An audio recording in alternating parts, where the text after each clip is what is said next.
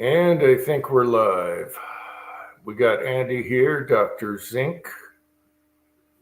And let's see, in the side, we have Tactical Fud, who's always here early. Thank you, Tactical Fud. And that is it. And we're live. Yeah. So I want to apologize to people. I did a crappy video just now, and it was a quick edit, trying to get it done before the live chat. So 10-minute edit, bad ending, it just shuts off. Whatever. You guys will understand. Tactical FUD. Hello. So good to see you, Tactical Fud. You're always on time. You should come on here, you know. Anyone come on here. Here's a linky. And Michael Hartnack. Hooray. There he is. well, Andre D'Angelo is here, and Michael Hurtnick is here. Thanks for the reminder. My neck has been awesome. So, knock on wood. Good to see you guys. Anyway, yeah, we had thunderstorms, and they should be gone now. Tactical Rabbit is here. I think he's voting on the rabbit's name tomorrow, Sunday. So post your name. Name the rabbit on Tactical Rabbit's channel. Old One Guy is here. I should start quoting you guys, shouldn't I? Okay, so I got Chow Yun Fat trying to come on here. Chow Yun Fat. I think I know who that is. So he just wants to say hello. So should we say hello, Andy? Why not? All right. Hi. How Hi. you doing? Coming for the cameo. How's it going today? Good. Rullis is here. Hey, Rullis. Hey, Uncle Jim. Yes. Do you know what is entourage? Entourage is when you have a lot of people around you, but I don't know what it is online. A TV show. Oh, a TV. I don't watch much TV anymore. Wait, what is The Bold and the Beautiful? The Bold and the Beautiful. The Bold and the... I don't know. I'm sorry. It's The Bold and the Beautiful. Yes. Yeah, what is it? I don't know. I don't watch much TV anymore. Wait, you don't watch it? Oh my goodness. No, I don't watch much TV. I'm sorry. No, you're alright. So how are you doing? It was good. Do you remember last week that you were saying that Dr. Saint saying, "Welcome Home"? That's the movie, Welcome Home. And you said, "I don't think I've ever seen." I do watch a lot of movies on YouTube and stuff. There's a couple good ones I watched lately. Don't ask me what they're called. I don't know.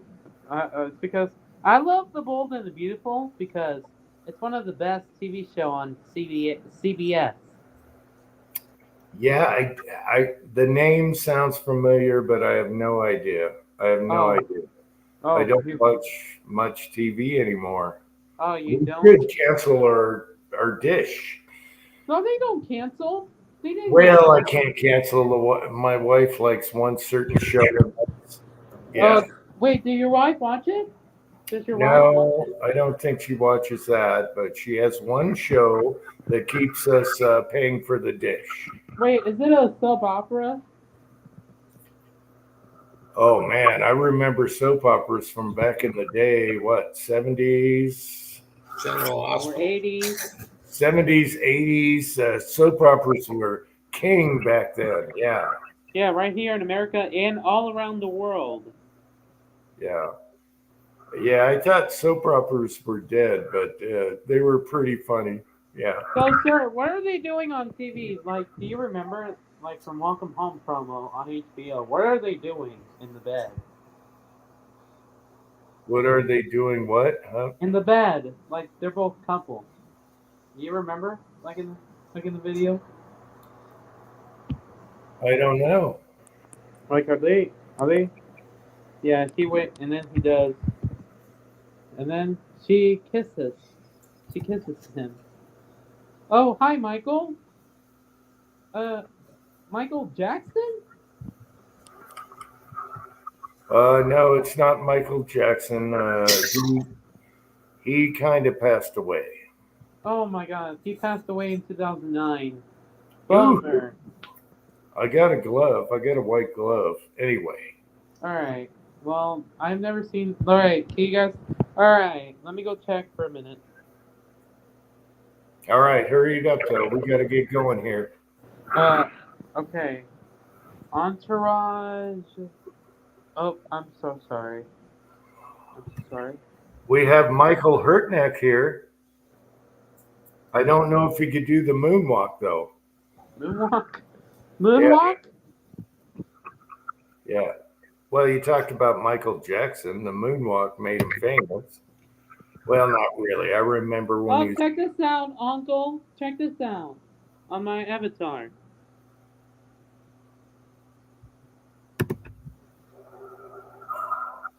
It's Entourage, not... What? It's what? Entourage, not Entourage. Okay. But I've seen it on HBO. Okay, I haven't seen it. So you like that, huh? Yes, I love the so many seasons. My favorite seasons of all times is the 6th and the 7th. Okay. All right. Well, thanks for popping by. We got to get this rolling here. All right. Thank you. And I'll see you next week, okay? All right. We'll see you in the next cameo. All right. See you then. All right. Take care. Bye. Bye. Okay. So let's see. Did Tactical Rabbit already name it? Yes. It's already been picked.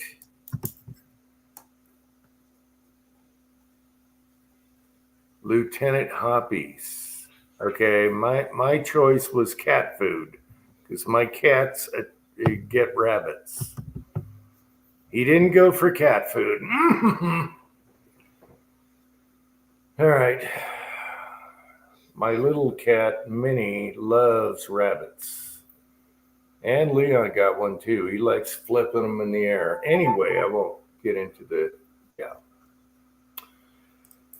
All right, so Andy, we were talking before this started. Andy has brown spots on his lawn, and let's continue. You saw surveillance footage of your landscaper, and what was the mystery solved? Well, what happened?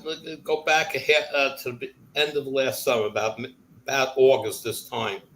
He had got all new equipment. And the mowers he used are monsters compared to what he had before. They weigh a ton more weight.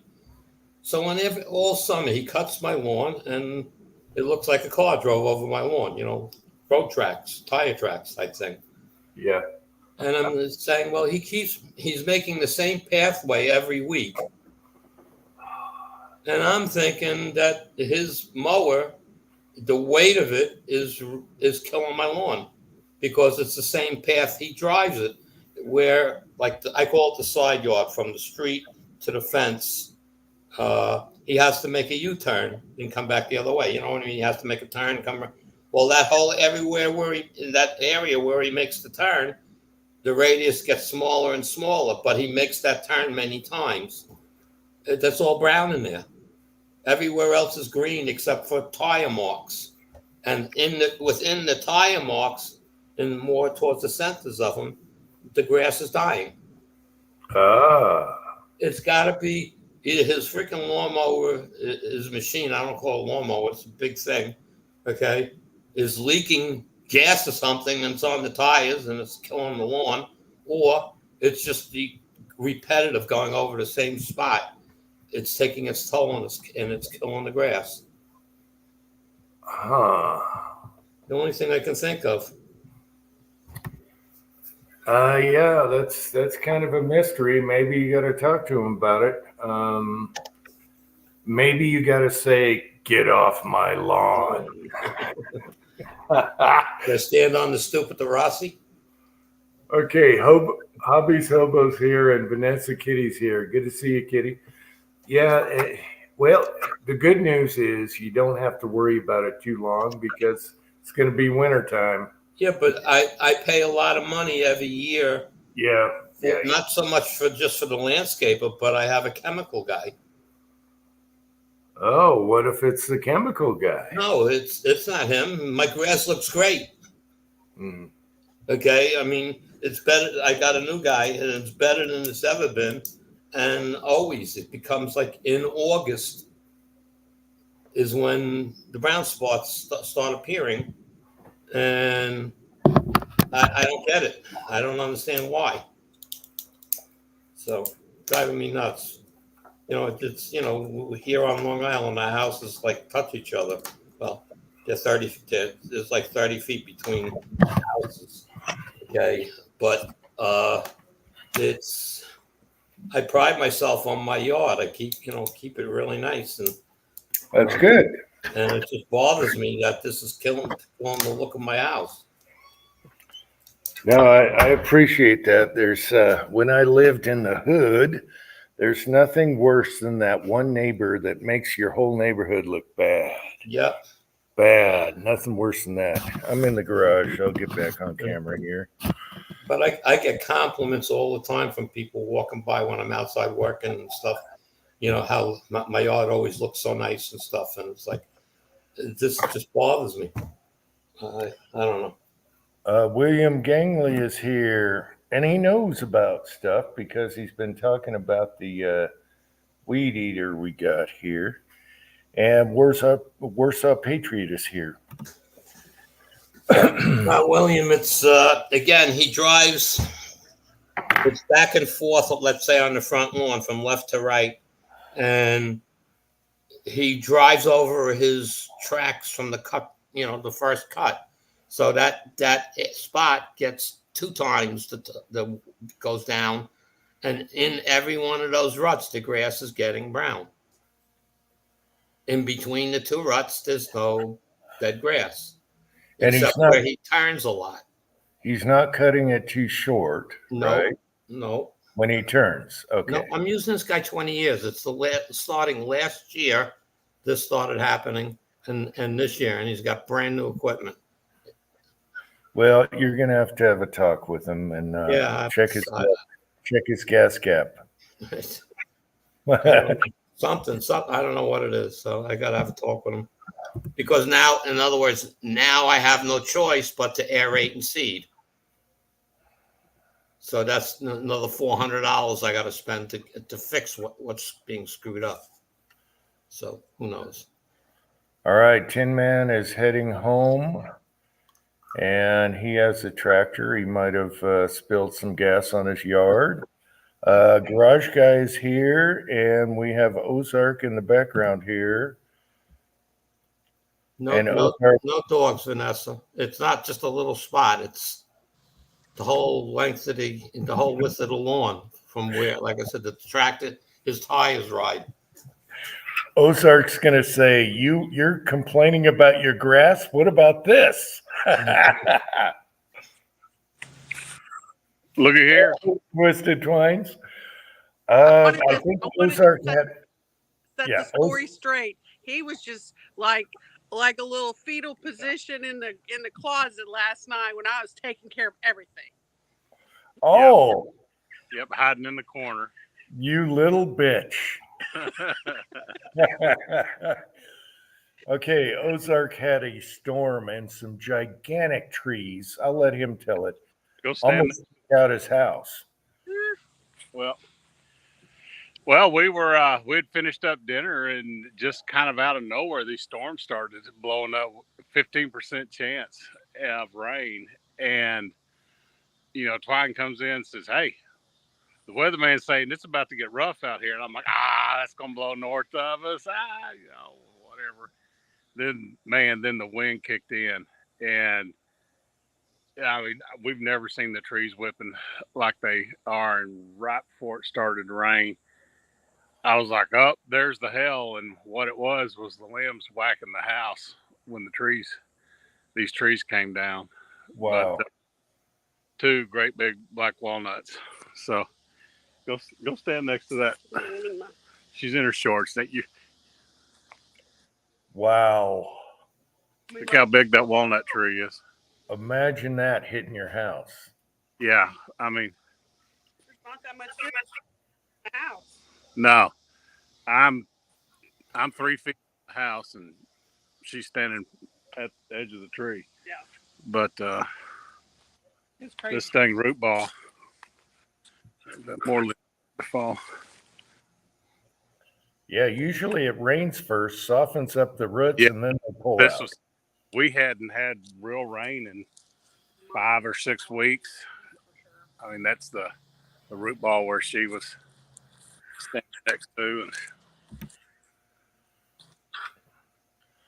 All I got to say is that's really good lumber. I would turn that into boards and make furniture for the house. the salvageable logs we'll definitely do. I mean, that's probably 28, 30-inch base right here going into a big crotch. There's some tables right there.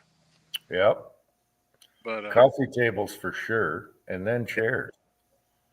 some of these limbs are hanging so high. I'm much sawing as I've done. I'm not comfortable with them cutting and not hitting the house. So we got a tree service coming Monday. Wow. I definitely make lumber out of some of that good stuff. That'd be beautiful furniture. We're definitely gonna make lumber out of everything we possibly can. Broke Loader is here. Hey, Broke Loader. Yeah, so that is scary. Do you have any more tall trees around your house? You might want to lop them. Nothing's close to the house anymore. There's a big poplar over there. The top of it broke out, and we're right there. It's hard to do backwards. Right there, big poplar. And then these walnut trees fell into the neighbor's maple tree, blew half of it out. Then back big peach tree. Wow. I'm glad our trees are stubby around here. We get a lot of wind and storms, but they're not big, huge trees. Yeah, but there's a tree right there. Blown out. Wow. But I got on my phone because my PC in the reloading room will not boot up. Okay. So you got in a fetal position like a bitch and made Twisted Twines do everything. That's right. There's the house. So no big trees in the front yard anymore. It's really going to change the character of the house. Yeah, but you don't have to worry about it. You guys get storms, so you got to worry about it. I'm always more worried about ice bringing trees down than I was the wind. Yeah. Well, I'm going to sneak off to the reloading room. It is, you got mosquito on your forehead. It is muggy as the coast right now. So. Whew. Andy, do you got any big trees in your yard right by the house? 2 of them. Uh-oh. One's got I don't know the terms, but it's a stump with 2 legs coming, 2 shoots coming out of it. And I can't put my arms around them, even halfway around them. And one guy told me I should get them. What's the term? Tied together, but there's a term for it. Huh. So they don't. So the wind don't do the flopping, and it splits in the middle. Yeah, Down at the root. So. I got to move crap Okay. around so I can set my phone up. Let's see. West Covina Dodge is here, and he says, "Holy shite!" And Patriot Paul is here. Hey guys.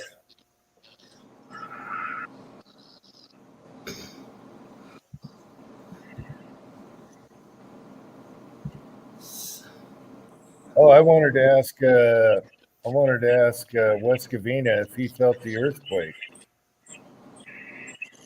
Oh, that California had. Yeah, they had a little earthquake down there.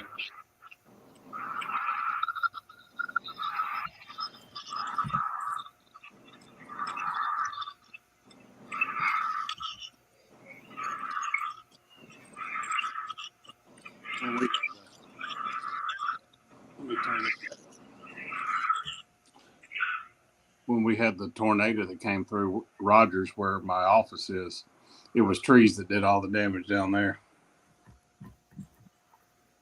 Yeah, Ozark showed 2 houses that got struck by lightning. Took out the. Oh, that was one house. That was the front and the back. That was one house. Okay. Yeah, a big 6,000 square foot house struck by lightning, and caught on fire and burned out the main portion of the house. And all that's left is the pool house / mother-in-law quarters, probably 1,500 square feet. But 3 houses in that neighborhood were struck by lightning. This one caught fire. A lot of those builders, they'll put one ground rod down where where the meter comes in the house. They should have, that house had 3 wings. They should have had a rod on each wing of the house, and up in smoke it went. $1.5 million house, toast. Oh wait, my PC fired up.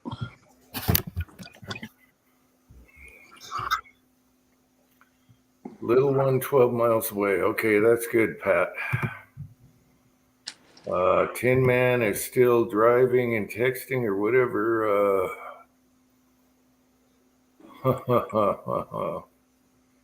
Yeah, I don't know if we even have a ground rod. We get lots of thunderstorms. I tried to shooting one today that was really coming down hard.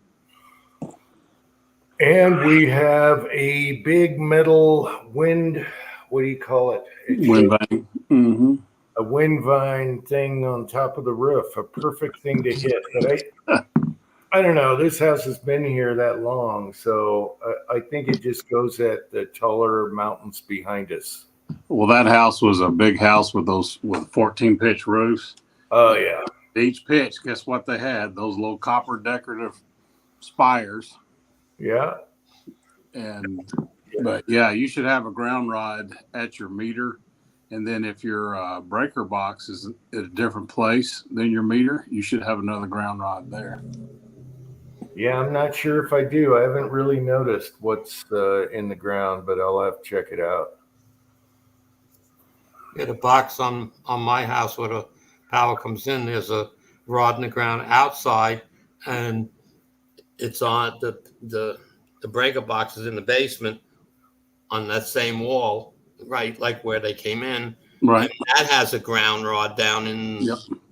That's how it's there, and then on the other side of the house, I have another ground rod. So. Yep. That's exactly how you want to do it. Okay, go look at my meter, and there should be a copper wire and rod in the ground. Mm-hmm. All right, I'll go out next smoke and take a look. Yeah, you should have one of those 1/4 inch ground wires going to a 3/4 inch copper rod. Actually, it's a zinc rod coated in copper. Yep. Yeah, because everything's silver out there, so I don't know, but it survived, and we get, like I said, we get thunderstorms every year, huge. I mean, you're out, dude. You betcha.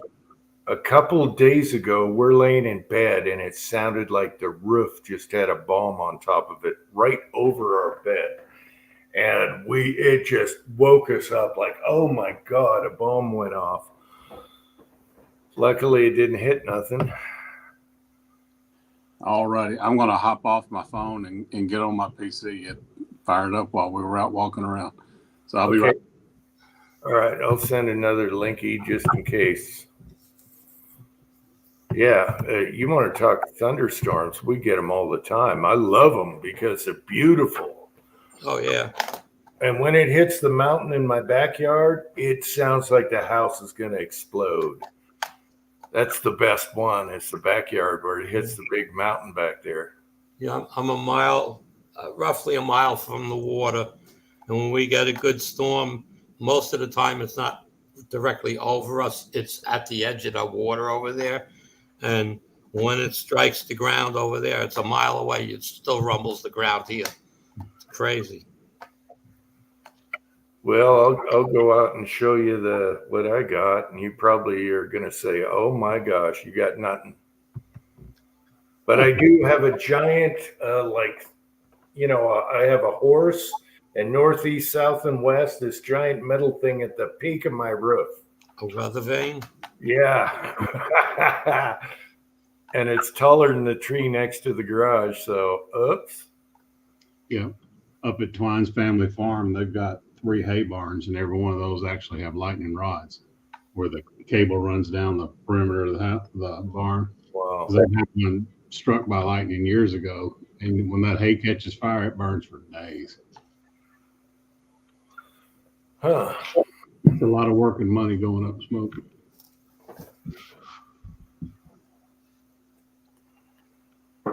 Oh, I left my gas checks in the house. So I'm going to run in there and grab them and gas check some 357s while we're talking.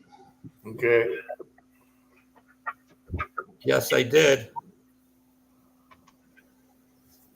Let's see. Did I miss anyone here? What do we got? 25 watching. I don't think I missed anyone. West Covina Dutch, Patriot Paul. Tin Man's trying to get home.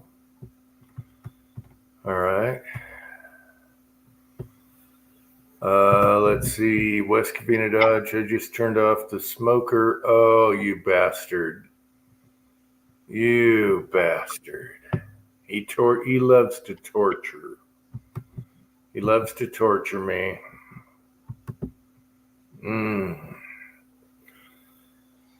At least it's getting cooler out. I can fire up the barbecue. Booze and Bullets is here. Okay. Wait. Booze and Bullets is here. West Covina Dodge, Booze and Bullets has been 3D printing shells for his trapdoor. Yeah. You tried that, West Covina? If not, check out his videos. He also did shotgun shells, but that is interesting. You got to go. You got to go a lot less on the powder and make that 3D printed shell a lot thicker. But yeah, there you go. I ordered these and they came in says 35 caliber. I'm like, oh crap! Ordered the wrong ones. They're the same.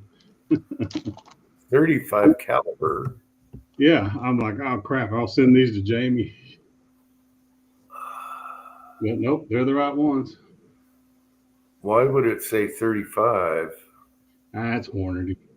Because you can, I guess, use them on both 35 Remington and 357. I went back online and checked. Okay, Pat, when I saw the 3D printed shells, I thought of you because of what you brought over. I love that trapdoor. Anyway, it instead of forming shotgun shells, as long as you're doing like light puff, but Pat doesn't like light puff. He likes, he doesn't puff too much. But I thought you'd find that interesting. You could print up some and try it out with some pistol powder. The shell's got a lot less volume, so you can do what you want.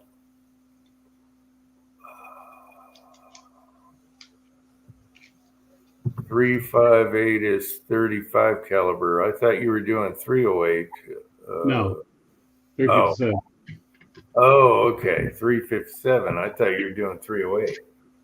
All right. So much extra work when you cast with lead. I hear you.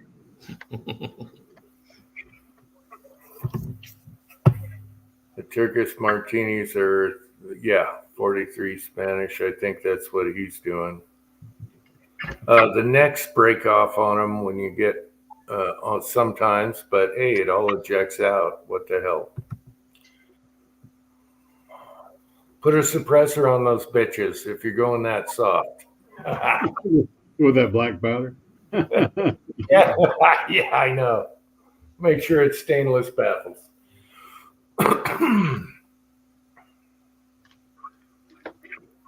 You didn't ask the question. What's the question? Yes. Oh, did you shoot this week? Yes. Well, I knew that from last night, so I didn't get a chance to do a video. Not much to show. It definitely didn't like my old wad cutters. They were all over the place. Okay, I thought the scope was screwing up or something. So I said, enough of that. Let me put one of these 195 grain zinc is in, 118 grain zinc, and fired them off and got a pretty. I'm only at 25 yards. Got a decent group, but not happy. And I'm not liking the scope. So at the range, I'm removing the scope and putting it back on in different places. And finally, the eye relief on that thing is wacky. And you're talking the Rossi? Yeah, on the Rossi, I have the scope on it. Okay. That AIM scout Yeah. scope. Okay. And it's like a 3 to 8 or something like that? It's a 3. No, it's a 3 to 12. 3. Wow. Okay. And it's only a 33 millimeter object lens and so it's I was constantly having to move my head to try to find the sights and the lines in the scope. It was driving me crazy. And so I said I just took the scope and moved it. I thought closer. I thought maybe it was not close enough, the eye relief distance. And I moved it closer. It got worse. I said, so I put it back where I had it and continued shooting. I had some good groups once I got going. It was a little aggravating, but I found the same load for pistol and rifle, which was nice. On I forgot what bull that was. Oh, that was the Type 3 wad cutters. Button those Type 3 wad cutters. Low load, I could load it as hot as I want because it's a lead. But 3.4 grains was the magic number with that Winchester powder, which is equivalent to green dot as far as the pressures and stuff. So that was good. I found that load, so I loaded up some more of those to finalize that. But I did play with the scope yesterday. I moved the rings and everything else further away. Yeah. Okay. And I'm more than 10 inches now. It's supposed to be 8 to 10 inches. Now I'm more than 10 inches. Okay. And I had to use it. I used a different set of scope mounts that was raised at a hair. And I put on the Chica riser I had a pad to go inside of it to raise it higher. So I did that. It seems to lay right. But it's different. I shoot from a bench at the range, and here I'm holding it. So I'm trying to duplicate shooting from the bench. It's hard to get the right heights and stuff to duplicate that. But it comes the eyepiece is much sharper now, much easier if I find it right away now. So hopefully, I don't know what the weather's going to be this week. If I can, I might go Wednesday again, and mainly to test that. But Okay. it looks good. I know. I just temporarily put my cheapo 2.5 power that I use on contenders. I put it on the 44 mag Rossi, and it might stay there. It might stay there. Everything is perfect, and it shoots so good. It might stay there, even though I don't like scopes on lever actions. It might stay. Cranky is here. As your eyes get older. Cranky is here, and then Patriot Paul said, "What's a good mold for a 40 cal?" I don't have 40 cal. I do 10 millimeters, so they're 180 grain.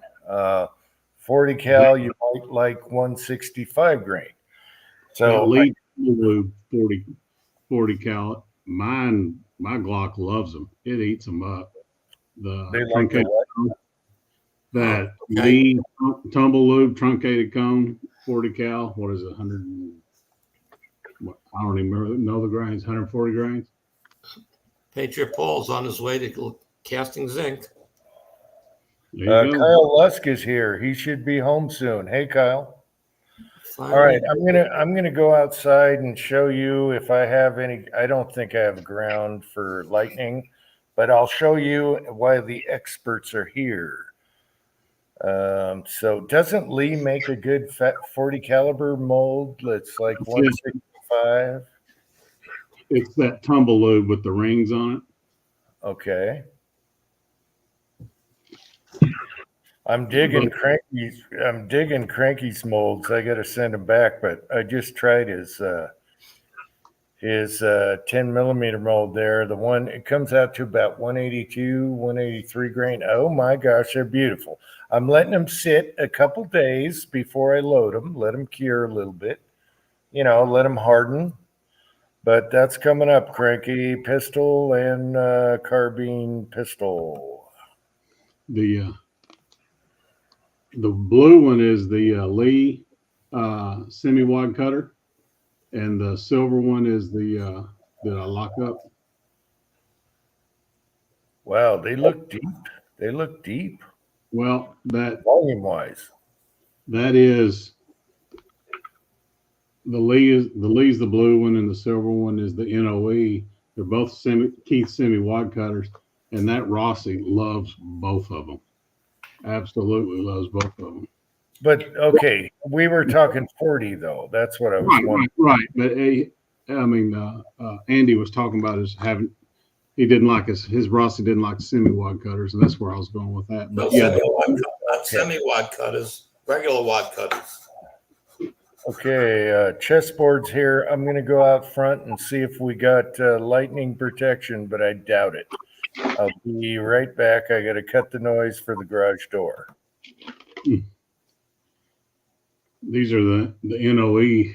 That's their 40 right there. So that's their 40.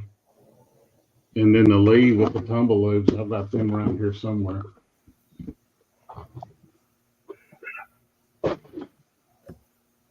Of course, I think you could put a rock and a Glock could shoot it for 25 yards. What is in the bottom of my teeth? I don't want to know. Andy, what's that Rossi like to shoot the most? Well, I don't know enough yet, but let's start off with it doesn't like wad cutters. Semi-wad cutters are fine. Talking a full wad cutter, in 38s, it won't. It just blocks it. You got to go in there with a little screwdriver and yank them out. Yeah, semi-wad cutters, no problem whatsoever. 195 grain lead bullet, round nose, no problem. But I'm shooting that in zinc. But the Type 3 wad cutter that I have is a button nose, so it's All right. all right. So it's short. It's shorter than a semi-wad cutter, and it chambers right in 38. 357. It's a little finicky. I didn't try many different bullets. I only had like one real load set up for 357, and that was at 195. And it had trouble getting that chamber because the length. I mean, I'm at the max length, and it wasn't. I mean, I can go get at the chamber. I have to wiggle wiggle a little bit, and it would go in. But it's not happy with that one. And that's all right. I'm not gonna. That's a big bullet. I don't need to shoot that at the range. Okay, but the 170 grain semi-wad cutter comes in at 113 grains or so, something like that. 100. I forget exact. And that sucker chambers no problem in 38. And 357, it's got to be seated deeper because of the length of the nose. So you have to jiggle it a little to get in. I might have to seat it a tad deeper to get a tighter roll crimp on. Then it'll probably go in. Mm-hmm. These are 158 grains. Okay. Yeah, well, I have 158 grain Lee mold lead truncated cone. It fed them no problems. So I'm not having an issue with it. I mean, it's a little bit of a learning curve. My main issue is it's top eject, so that makes it hard to deal with a scope. You're fighting that. I got it. The bullets are coming out. Okay, I mean the brass is pouncing out, so it's really not every piece comes out. So I got to turn it sideways and shake it. But I got the scope in a different place now. We'll see how it works. There you go. What you got there, Jim?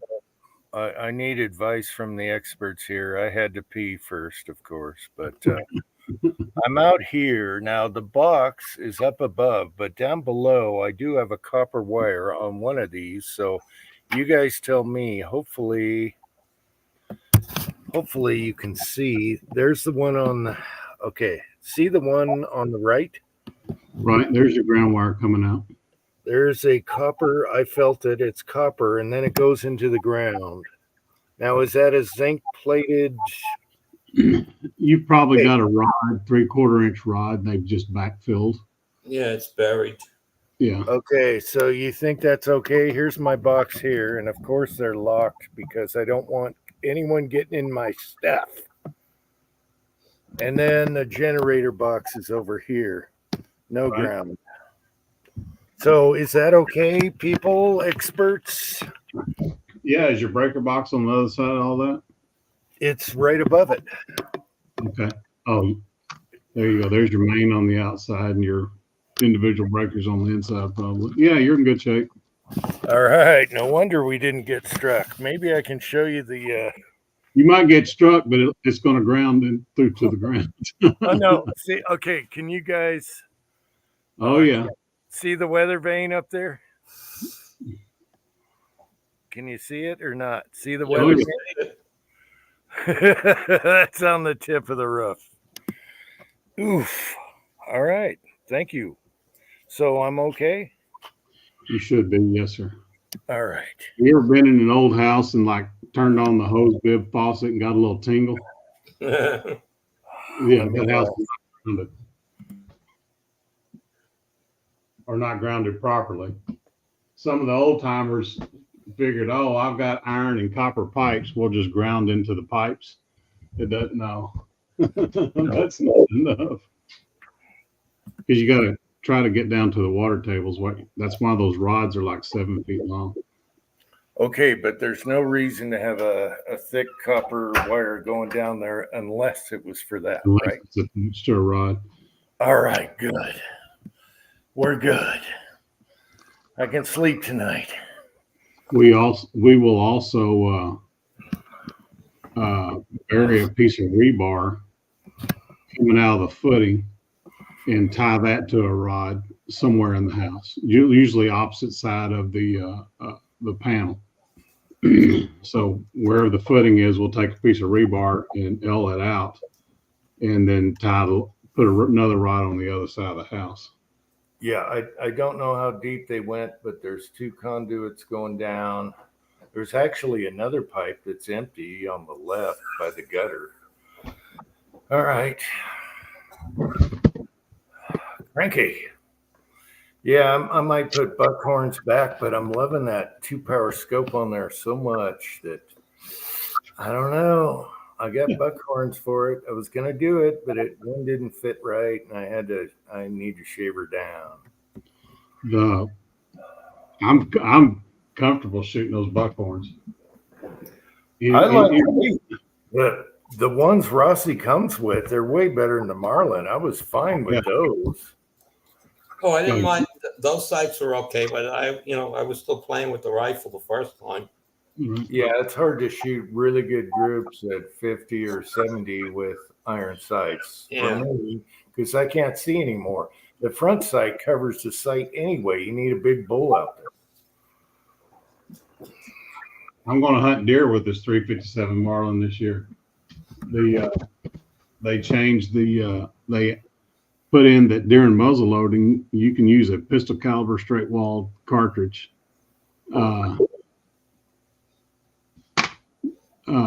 out of a rifle, as long as it's not a semi-automatic. So lever guns, here we go, baby. Unless I get a 44 before then. Yeah, my 44 Rossi with the scope on it, 2-power, 2.5. I can hit. Oh my gosh, offhand. There's no problem with deer. I hit 4-inch swingers at 70 with it offhand. So, yeah, that's 4 inches is good enough for a shoulder shot. Well, with these semi-wide cutters, I'm shooting a 2-inch group open sights at 100 yards. I'm happy with that. I got my load in here. Hold on. Let's see. Managed to do it 44 GB 17.5 grams H110. Yeah, Cranky Georgia boy has youth eyes. Even though I think he wears glasses, he's still got youth eyes. I can't do it anymore. I need a big bull. He can hit that still target at 40 yards with that 380 offhand. Yeah, I just can't do it. Well, to me, I'm target shooting with it mostly. I'm not going out in the field with it. I'm trying to get that accuracy, not tight groups and stuff like that. I mean, I'm happy with at 25 yards, and I was having trouble looking through the sight. I was getting about a 1-inch group, which sucks at 25 yards. Well, I couldn't find the sight picture. I have to sight all the time, so right.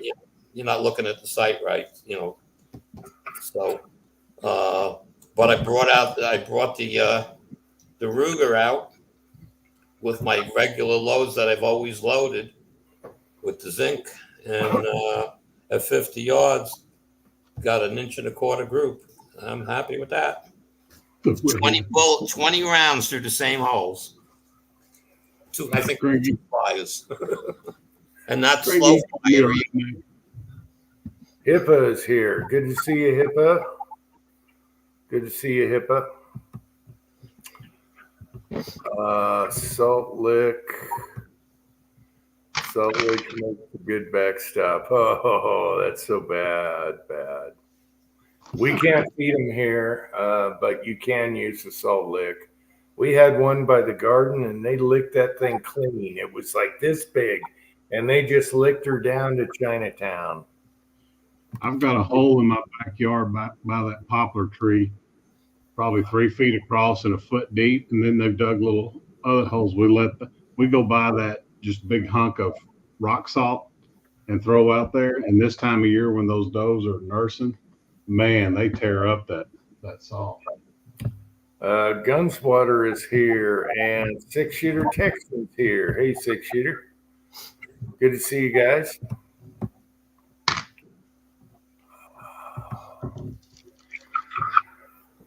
Yeah, so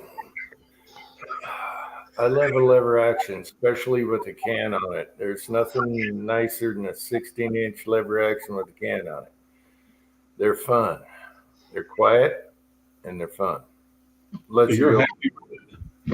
You're happy with that Rossi 44? Oh yeah. Other than taking it apart when you have to clean it, the action is smoother than a stock Marlin, and out of the box and everything. But it's the cleaning, getting the bolt out to clean the barrel. That's my only complaint. But that's the design back then. 1894, 92. Mm-hmm. Yeah. So, but yeah, absolutely love that thing. Except for my lever is too big. It's got the loop. Right. And if you want the slowest lever in the world, put a loop on it because you're way out here and you can't rack the gun fast. So we're either going to keep the loop smaller or I'll put a smaller loop on it. The big loops are great for movies and all that, but they're not good for fast shooting at all. It slows me down so much because you got all that gap. You're like way out here. It's like, what the hell? So I don't get big loops whatsoever. Other than John Wayne movies, I don't get it at all. Well, with gloved hands and all that, blah blah blah. That's why so many people put paracord in them. My newer Marlin 357 has a medium, and even with gloved hands, I had to put a leather wrap to, Yeah, I want to do a video on that because I have a 22 that has a different type of loop, and then loops and all that. I want to do a video just on loops. I've been meaning to. I haven't gotten to it. And Warsaw, we'll get there. All right. Is he in the background? Yeah. Oh, okay. But yeah, I've been meaning to do a loop video. I think Henry and the newer Marlins got it right. Where when you have the square loop, it really dings up your finger right here, your pinky. The Winchester tear me a hand up, yeah. But on my old 22 Marlin from 1959 or whatever, that thing kind of rounds out at the bottom, and it actually comes out this way, and that's smooth. So we're definitely going to be chopping my big loop and making it smaller. Maybe that's a video. We're going to TIG weld it so it doesn't get hot and put aluminum on the guts up top so it doesn't ruin the integrity of the metal. And then I'm wrap it to hide the sins. Okay, let's see, Warsaw. There you go. Don't buy a big loop. Don't buy a big loop lever because it's cool. It slows you down so much. I can't shoot that fast. It's like clang, clang, clang. Yeah, get a medium. Rossi actually makes a medium. It's like the Henry, and that's perfect when you wrap it. And even if you have a glove, it's perfect. And that's what I have. Well, I thought yours was a smaller one. Mine's small. I know, but the squared end gets my pinky all the time. I don't think mine's squared. Yeah, yours is like this. And I'm talking about the Henry and the Marlin are more rounded, and they're like a medium. They're like a medium loop. I wish I could show you, but I can only show you the loop. Right. I mean, Uncle Jim, if you have a bigger loop, I call BS on that because if it's bigger, doesn't it make it go faster? No, it makes you slower. Okay, then how is it? You ever seen The Rifleman?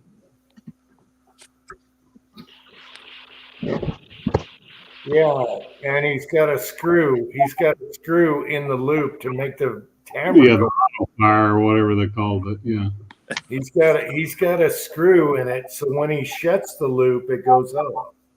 We're not talking about that. You could 3D print a thing for that. And watch his hand do it flat. He wedges his hand in there and does like that. It's old movie stuff. It's Yeah. John Wayne. It's John Wayne and the Rifleman. The lever. If you watch, I think 6-shooter Texan's still here. If you watch cowboy shooters, they're not going to use a huge loop. It slows you down so much. Your arm is all the way out when it finally racks it back. It takes forever, and I'm chopping that loop. I mean, what's the whole purpose of a big loop? Like what, a mare's leg, so you can just flip it and spin it? It's so you can flip it and look cool. It's like tactical stuff that doesn't matter. Yeah, But you gotta be tall and have gorilla arms to twirl it. It's bad. It's so What a bad. carbine if you're gonna go spinning it. Well, I got my barrel's 20 inches, so forget that. It's so bad. Let's see. West Covina Dodge says the parrots love pork ribs, you bastard. Cam's the trigger. Yeah, the Rifleman had a screw. Actually, there's one episode where he talks about it, and they made that for Hollywood or whatever. But he actually talks about it, and he's teaching a guy how to shoot his lever on the Rifleman show. And he said, they showed the screw, and he said, this is custom made, so when you close it, it goes off. So that's how they did that. Now you can 3D print a part to do the same thing, but who wants to do that? You're still busting your knuckle against this gigantic loop. You're doing this. You're going way out here just to get the action. Yeah, Chuck Connors always wore gloves when he did that. Yeah, but the gloves aren't thick enough. I put a pad this thick on that loop and wrapped it with tape just to see. And it was a ton better. And that would look ugly. So we're chopping the loop. Now, Uncle Jim, you probably know this longer and more informed than I am. When was the origin of the mare's leg when that come thing? Well, that got popular with Steve McQueen. Steve Right. McQueen. And it's not a short barreled rifle. Yeah, he was carrying it like a pistol with all his rounds on his belt. And So, talk about a goofy, you would rather have a pistol. I mean, what? You could just cut off the stock and then short down the barrel and magazine? Yeah. Yeah. They shoot from the hip anyway in the movies. Yeah. Stupid.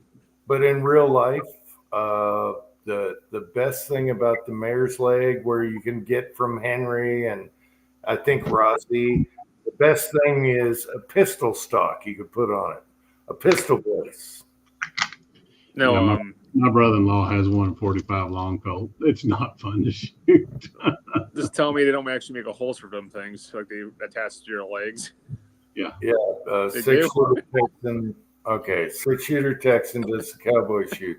He knows what I'm talking about. A big loop just beats you up, and you're way out there before you could rack it. It makes no sense at all. Yeah, I like medium loops, medium small. Henry's pretty good.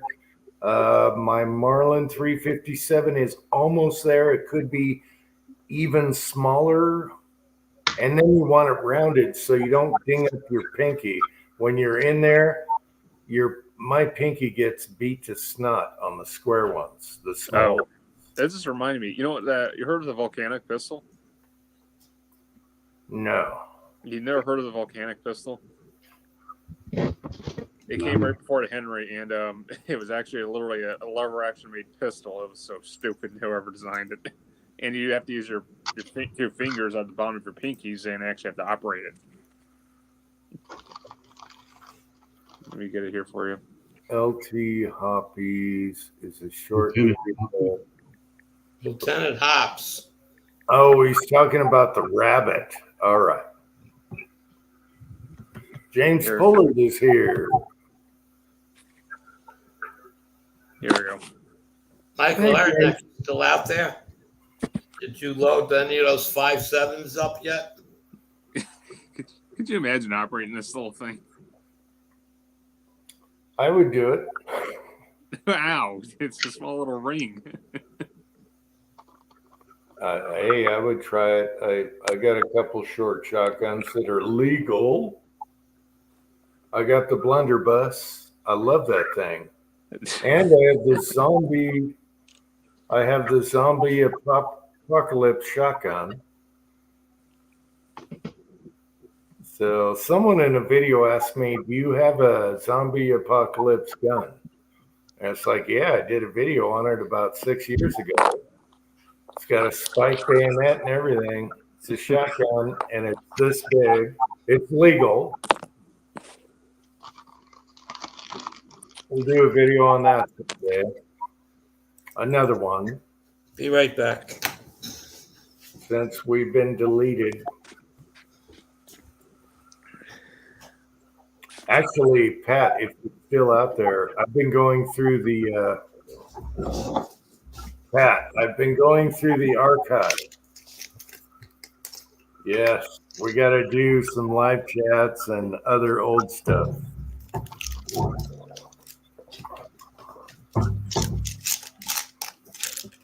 What I was trying to do is find old stick drives. I got to find the, if you guys remember, before YouTube was changing their rules, everyone scrambled and saved their old videos, and then they deleted everyone. I have a zip drive somewhere of my old videos, and I can't find it. I went through 3 zip drives so far, and also Wes Covina's Dodge his disc here, or his what do you call it, hard drive. I can't find certain things, and one of them is Uncle Jim One-on-One. I have Mike Treen. Thank you, Pat, for saving that. But I don't have Preacher, Cranky, and MCK. So I got to find those on the zip drive or something. When I did interviews one-on-one with people. So I'm trying, I spent an hour trying to find them all, but I do have Mike Treen, and he was number 2. Cranky was the first. Mike Treen, MCK, and then Preacher. And once I did Preacher, no one wants to follow that, so I quit. You know, once I did the Preacher one-on-one. Talking about wrestling the deer he shot in the air on the army base that he wasn't supposed to be on it. Yeah. Put a deer in a headlock, all that stuff. It was like, who am I going to have follow Preacher on Uncle Jim one-on-one interviews? And it's really funny because it was on Google Hangouts or something. So whenever you talk, the other guy showed up on the screen. It was really cool. I still have the logo stock. I can go grab that. Jake 1 is here. Let me grab the stock for the logo.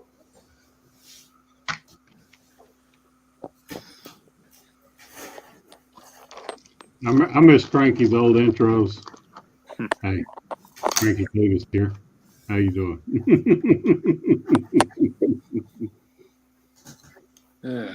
Doing his tumble coated bullets.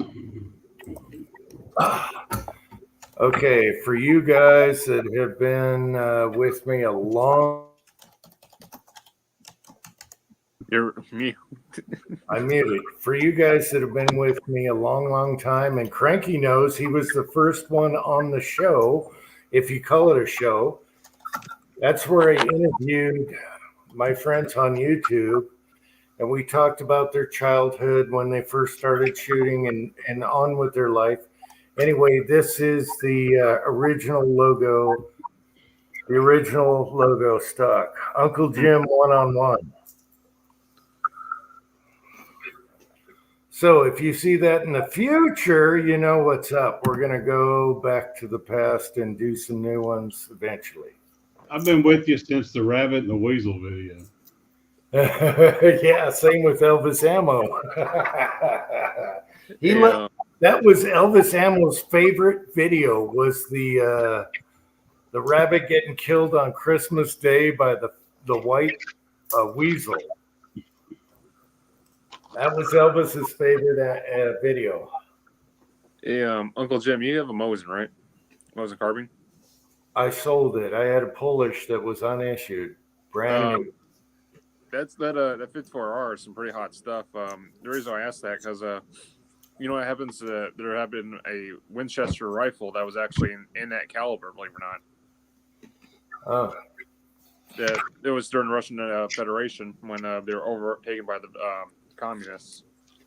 and Zastava was doing that round in an AK. Yep. Wait, AK? You thinking SVD? AK. I have the 308 version. They came out with that round before the 308 version during the war in Bosnia or whatever.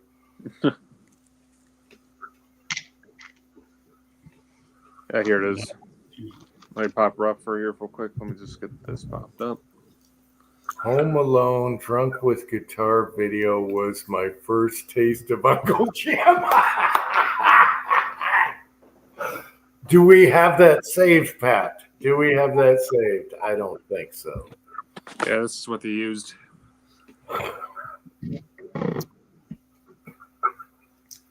Oh, wow. That's cool. Beautiful rifle, though. Yeah. It's a let's see where it's made from. 1895. That's what it is. Winchester model 1895 54R.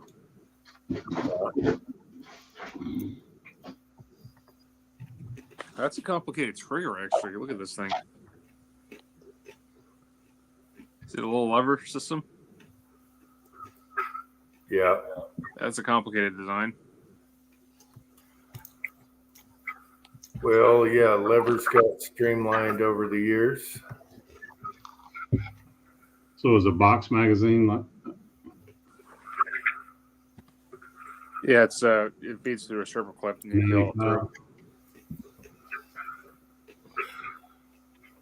Oh, Home Alone Drunk. I can't remember that video, Pat. And I deleted it. you're drunk. Was that one of your morning after videos? I don't know, but my fingers can't play guitar strings anymore. They hurt.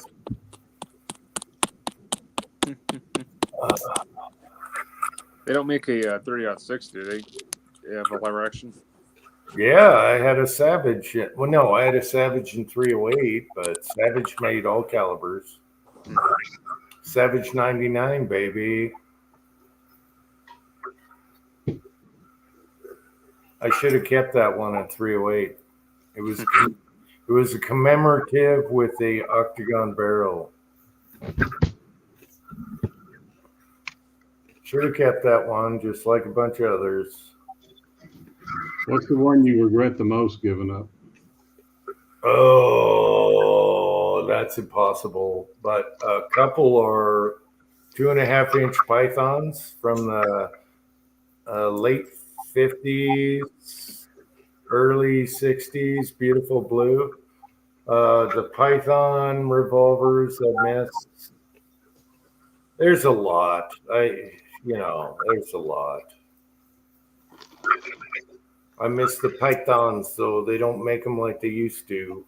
I don't care what they say. The guts are different. Everything's different. Yeah. I miss the pythons. I had 2 4-inchers and 2 2.5-inchers. They're perfect size. I didn't know they made them in a short barrel. Yeah, they're the most expensive ones to buy now. The collectible ones are 2.5-inch.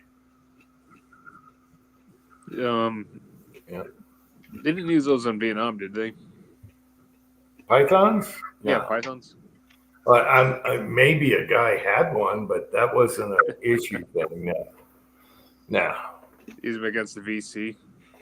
No, they're more for looking at. No, they're more for looking at. They're just beautiful. The Colt back in the late 50s had the best bluing of anyone.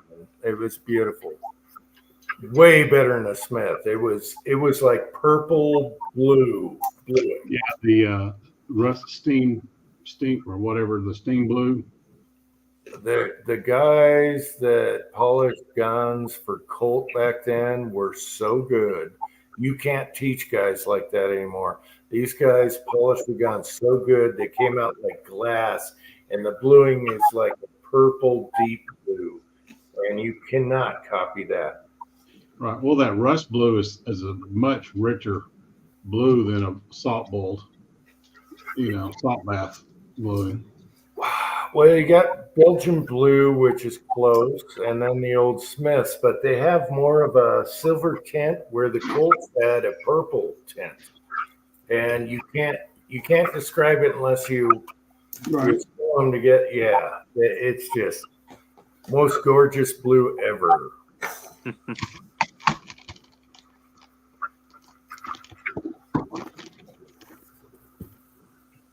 I miss.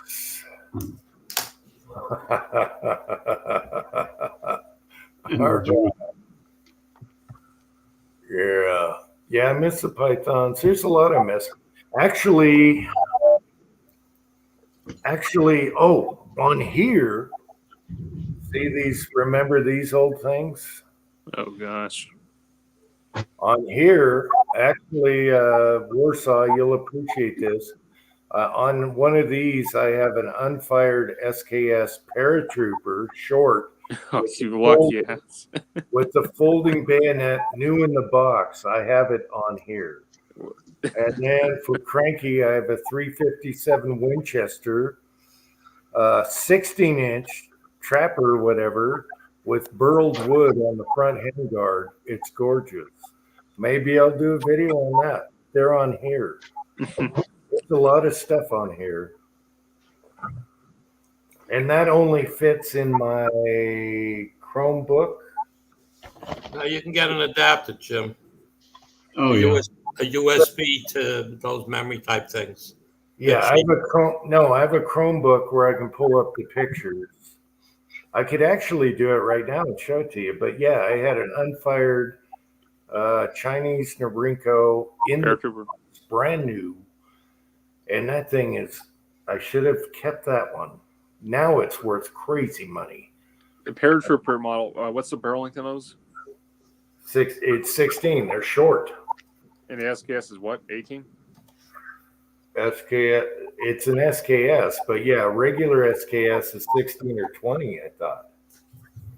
I had a Russian SKS, a Chinese SKS, but I kept the paratrooper because it was new in the box with everything. They give you a cardboard box with styrofoam, but whatever. The crazy thing too, Uncle Jim, they actually will already cut off the barrel off a standard SKS and make the same length as the paratrooper model. It's just sacrilege in my eyes. The what? Some people would literally, off the internet, would buy an SKS. They would literally hack off the barrel, make it exactly the same length as the paratrooper. Well, as long as you crown the barrel and everything, I love the size of it. It was perfect. Yeah, you can't fix stupid, though. You're telling me.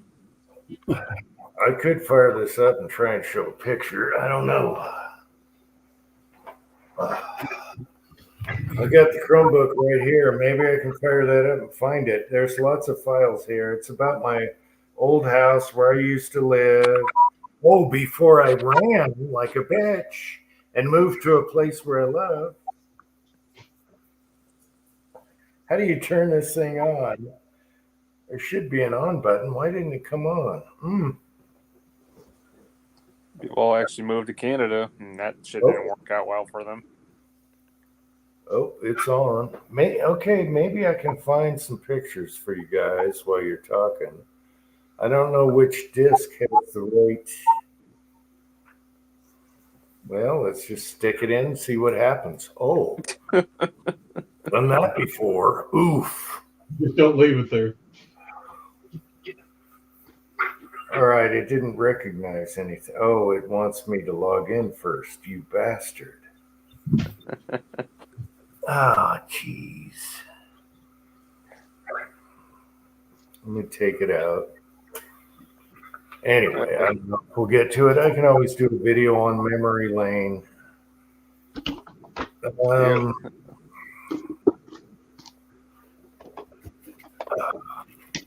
See your little donkey got up there, Ozark. Pardon? You got a little donkey. I want to go up there and see on the back wall. A donkey? Yeah, I see him like hanging up there, right next to the boar. Oh, it's actually a Beanie Baby, a deer. Oh, it's a deer. I was like, is that a donkey or what is that? I'm like, a donkey? What are you doing? That big one in the middle, that's Twine's deer right there. 28 and a quarter inch spread. I was talking about that little Beanie Baby, wherever that is over there. Yeah. Cannot remember who gave me that. little fawn. I have so many damn passwords. I can't even get into this. What's my password? Try to remember a password for like 10 years ago. I remember one of those days. Yeah, I think I got it. Let's see. So you had a paratrooper model. I'm gonna look it up. Yep. And I sold it right before the move, and I would have loved it here. Thread it. I'll put a cam on it. All right, let's see if this password works.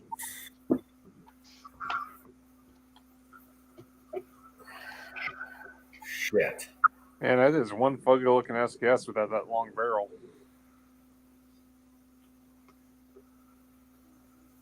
I like shorties. Same with levers. I like 16-inch. This is the one you're talking about, Jim? Paratroopers underneath. Is that a 16? It looks even shorter. Yep. The standard is the one up top.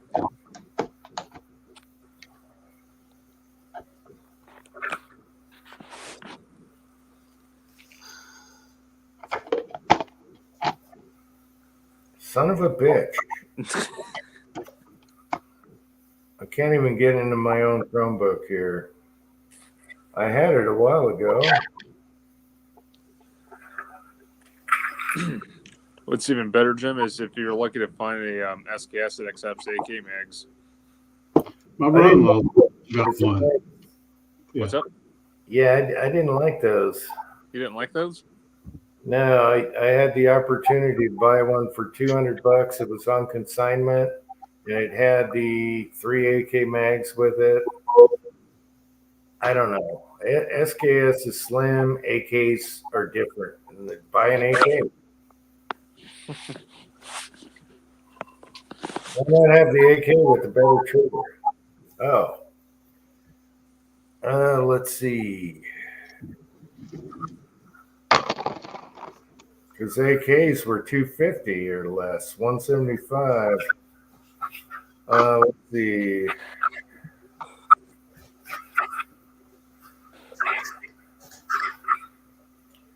I might have to do a separate do a video on this because I can't get in. How come I can't get into the freaking Chromebook? How long has that Chromebook not been used? It's been forever. Send it to Jamie. He's the Chromebook expert. No, I can get in it. Let me try Uncle Jim instead. Sign in. Son of a bitch. Don't put passwords on your stuff, people. Well, if you do, you got to have a safe place to hide them. You know, write them down and put them somewhere. Put them in your gun safe. Just got to remember the combo to that first, though.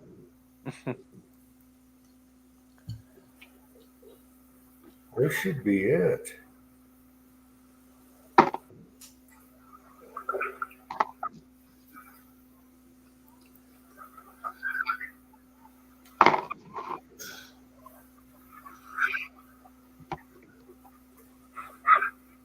Uh-oh. What, locked you out? We're in. We're in. Oh, we're in. Oh. Yeah, so maybe we can find this bitch. It's a modern one, just so you know. It's not like a beat up one like you showed. This is brand new, yellow stock. Even had a butt pad. So like brand new from China? Huh? Brand new from China? Yeah, it was unfired in a box. Yeah. Okay, now I got to stick one of these in there and hope it's the right one. Otherwise, I got a bunch of memories from where I used to live. Most likely it was from Noriko, right? It is a Norinco. They were the best. They're better than the Russians. Sorry. I had a Russian. The Norinco shot way better than the Russian SKS. I had a Russian I bought for $300 because it was a Russian. I think it was 1950 something. What was the markings on it? Was it a Tula or an Isvac? I can't remember. It had a star on it. Oh, if it's a star, it's a Tula. Okay. How come I can't click my SD card now? What the frick is going on? Such a cluster when you're trying to do this. Okay. You just gotta love technology, right? Oh, play files. Pictures. I don't know. It's kind of touchy with the SD card here. All right, let me try the other one. Anyway, I just want, you guys can believe me or not. I got the proof in the pudding right here. I just got to find the right card. Open file apps.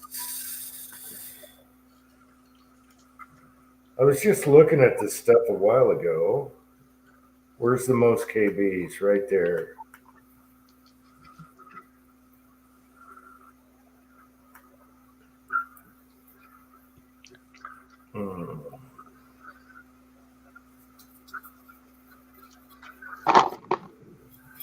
I don't know. You guys keep talking. I'm going to try and find Patriot Paul loves his password manager, whatever that is. It's where you put every password in a little. Save all your passwords and then you password protect them. Yeah, but doesn't that defeat the purpose? Pretty much. Gosh darn it. Why am I not, for the love of Mike, why isn't this card coming in? I think these cards were from like an old, before the cell phones. This card was from an old video recorder. We still use those SD cards in our game cameras. Oh, I want to bail, guys. Andy, you be good. I'll be in the side chat for a few more minutes. Okay, Andy, thanks for coming on, bud. You got it. Everyone have a great night. Thanks, Andy. Take care, man.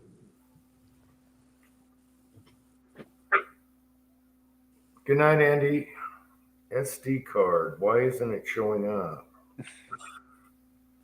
Okay, play files, movies, pictures, whatever. Oh my gosh. I just did this a couple days ago. Now it's acting up. Can't trust nothing. Oh. No. Shit. That's instruction.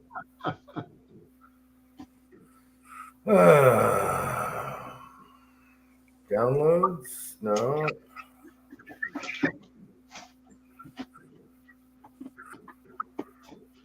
I gotta clean this damn room.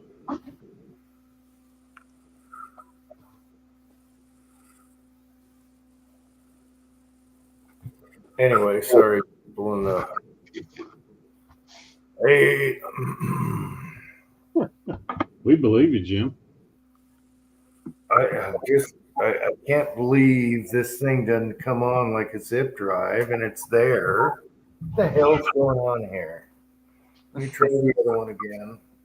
I remember one I had to click on it 3 times and it finally worked.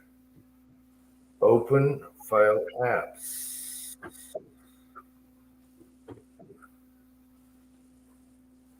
Let me just go to the files.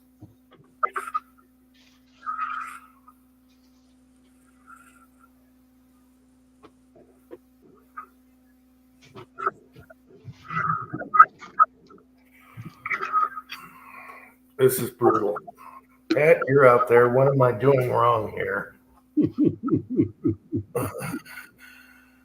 I know, Uncle Jim. If you had to pick, what would you pick? An SKS or an M1 Grand? M1 Grand. All day long. All day long and Sundays.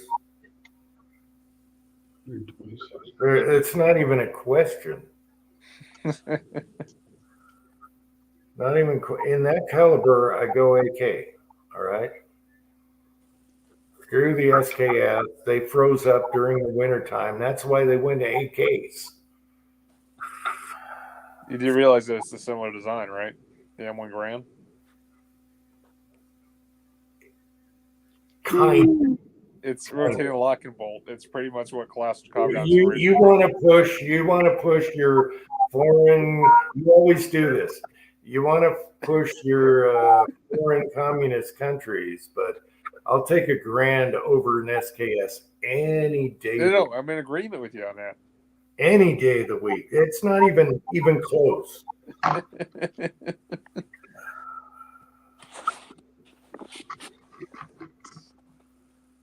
just saying Kalashnikov had a lot of inspiration from other designs he was looking at. And the Grand caught his eye. Well, he copied the Germans. Okay, so there you go there. And you looked at General Patton's rifle, which was the Grand. Yeah, well, we needed a semi-auto, and it kicked ass. It kicked the Germans' asses, too. It kicked Bold Action's ass, that's for sure. Mm-hmm. Because you could lay down some fire. What on earth? Why am I not? I mean, the only semi-auto rifle during that time was the Russian SVT-40. Oh, the Germans had one that wasn't worth a damn. I think the Gior 98 or whatever it was. Yeah. Yeah, that was a last-ditch rifle. That was garbage. Quality on those things weren't really that great. Let's see. Gunswatter says M1 1911 forever. Yeah, I love them both. Love them both. But if I was going to war right now, 1911 didn't hold enough and it's heavy. So he's not going to like this, but it would be a Glock. Oh. Because you can find magazines anywhere. It'd be a Glock 10 millimeter long slide. I've never shot a 10 mil. I gotta get one of these days. Try out 10 mil. Glock 10 millimeter long slide would be my. I don't know. Everyone's using 9, so you're I don't know. I mean, how powerful is 10 mil from a 45? Penetration. A little bit better. Oh, much better. A lot faster. Hell yeah, lots of penetration. I gotta invest myself in a 10 mil then one of these days. I'm knocking my camera around. All right. I mean, still trying to get that photo going. It's the SD card coming up. I'm in.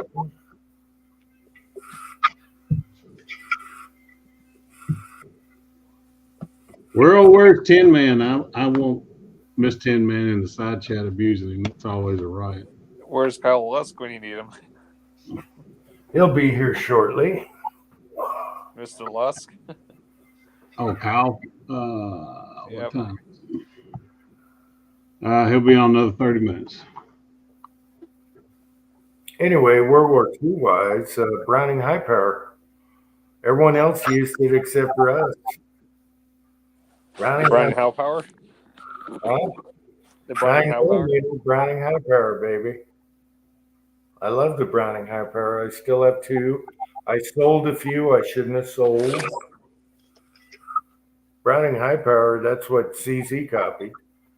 In a way, they made it double single action, but they stole the feel kind of and all that. You can't beat a Browning high power for a feel. The way it fits your hand and everything. You can't. Even a CC can't do it. I've shot a Browning high power and it was janky as hell, dude. It was a surplus one. Well, it was probably shot to crap. It was from Israel, believe it or not. An old Israeli piece. Well, what brand was it? Was it a Belgium? I don't know, but it was from it was used in Israel. Oh my gosh, I just found the Trace Amigo bullet. I don't know why I can't get this to work. Maybe I'll get my son. I'll leave this on. Missouri, What thing? Missouri bullet high tech. 137 grain. Who's handwriting? Let me see. Is that the Trace Amigos? Yeah. Are those the Black Betties? Raise it up. Yeah, Black Betties, stack drivers. Yeah. I have some loaded right now for the Contender. I shot 8 of them in the Contender before I set it in. No, but back to the high power. The most ugliest looking high power, I'll tell you, Uncle Jim, I came across. Guess what country it's from? FEG. Iraq. They put the freaking Iraqi crest that has the falcon on top of it. So imagine having the slide on top of it. There's a falcon they literally engraved on the thing. A high power? A Browning high power 9mm. I can literally pull it up for you. Okay, well, here's the deal. FEG is a crappy company, right? Anyway, they sold a ton of high powers to Gaddafi and Yes. the army, and they had them marked Belgium and everything, and they were fake. They were FEGs, and they chumped Gaddafi with all these FEGs. And I actually bought one at a gun show. It's S marked instead of a T series high power. And I was like, what's with the S series high power? Oh, That's literally what they did. That's just so fucking wrong. no, that's awesome, actually. I don't want that on there. Actually, I had a counterfeit fake Belgium Browning high power marked S. And then I found out they sold them to Gaddafi and all that as their FEGs, but they had them marked as Belgium made. And if you see a high power with an S instead of a T series, that is a copy. It's a fake. And I could tell it wasn't like a T series because I've owned lots of T series. This wasn't right. Found 10 man's tracers. Tracers. Hang on. Yeah. 308 pulls, tracers, orange tips. Put those in your 300 blackout. They're a lot of fun. I'm missing the side chat here. A lot of people giving me crap. I don't know. Pat, I had the pictures up. I was watching them the other day, and I was doing the toaster thing here, and I was trying to get stuff together, and both were working excellent. So I don't know. Oh, Uncle Jim, guess who used the Browning high power since 1944 and still uses it as a service pistol? Well, the Israelis used them forever. All the other countries, except for us, used the high power. We used the 1911. Canada? Fucking Canada still used it for like over decades, man. Well, those are the Inglis high powers. They're a little different. Ingles, Inglis. They're a little different though. They have a different cutout and everything. I never had a Canadian one. But it's just like the fouls. You had inch and metric fouls, Canadian, Belgian. everyone but the U.S. we use the M14. Everyone but the U.S. used a foul rifle. Okay, the Canadians had their own pattern, metric versus inch.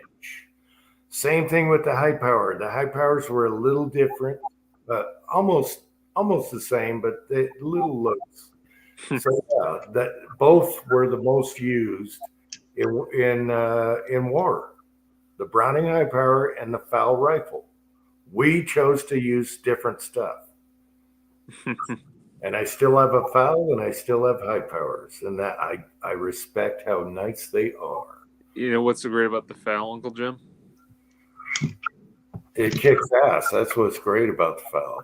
Not just that, but during the Vietnam War, the Australian military even used it against the Viet Cong rather than using M16. And they all preferred the foul over their M16 because every time they shot in mud or rancid, swamp, forest, jungle, water, or wherever, it kept going like the AKs they were fighting. Well, okay, the Israelis had to put sand grooves in the foul because that's cut grooves in the side of the bolt. When sand got in it from the desert.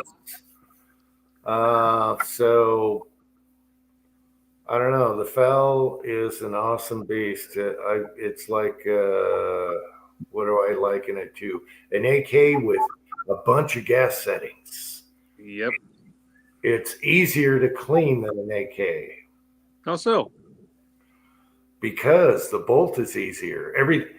All you do is crack it open. You don't have to take a cover off. You crack it open, bolt comes out, front of the piston comes out the front. No kidding. No shit. Can you get one in 5.56 if you're lucky? No, it's Israel made that one. 308. Yeah. I swear, they made a 5.56 variant. What was Yeah, it? The yeah. movie Heat, they had one in there. On a foul? Yeah, they had a 5.56 variant in the movie. Yeah, Heat. they got a name for it. The Israelis do. I think you're talking about the Korean copy thing. No, hold up a sec. Let me pull it up here. A 5.56 foul.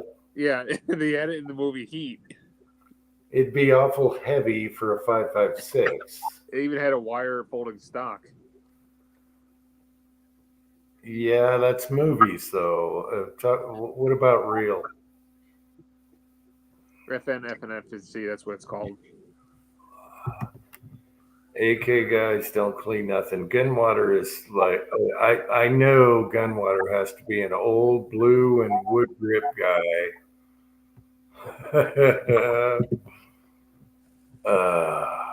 Yeah, it's an FNFNC. That's what they were using in the movie Heat.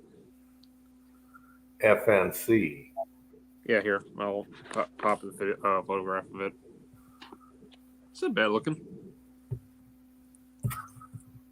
Yeah, it looks like a foul paratrooper, which mine is at length.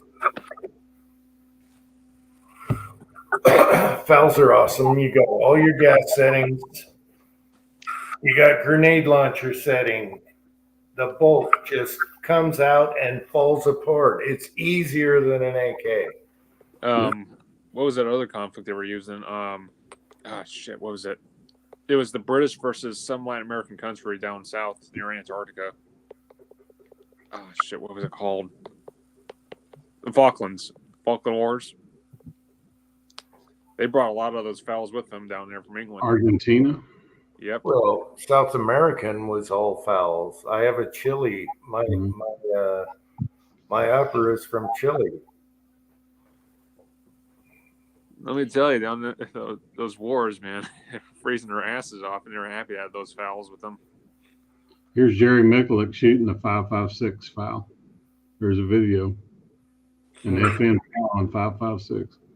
So when did they start making them in 5.56? I don't get it. It's heavy. If you compare it to an AR, it's an AR. An AR-10 got, sized down to 5.56. Wait, you don't like the idea and the concept of a small intermediate cartridge for a foul?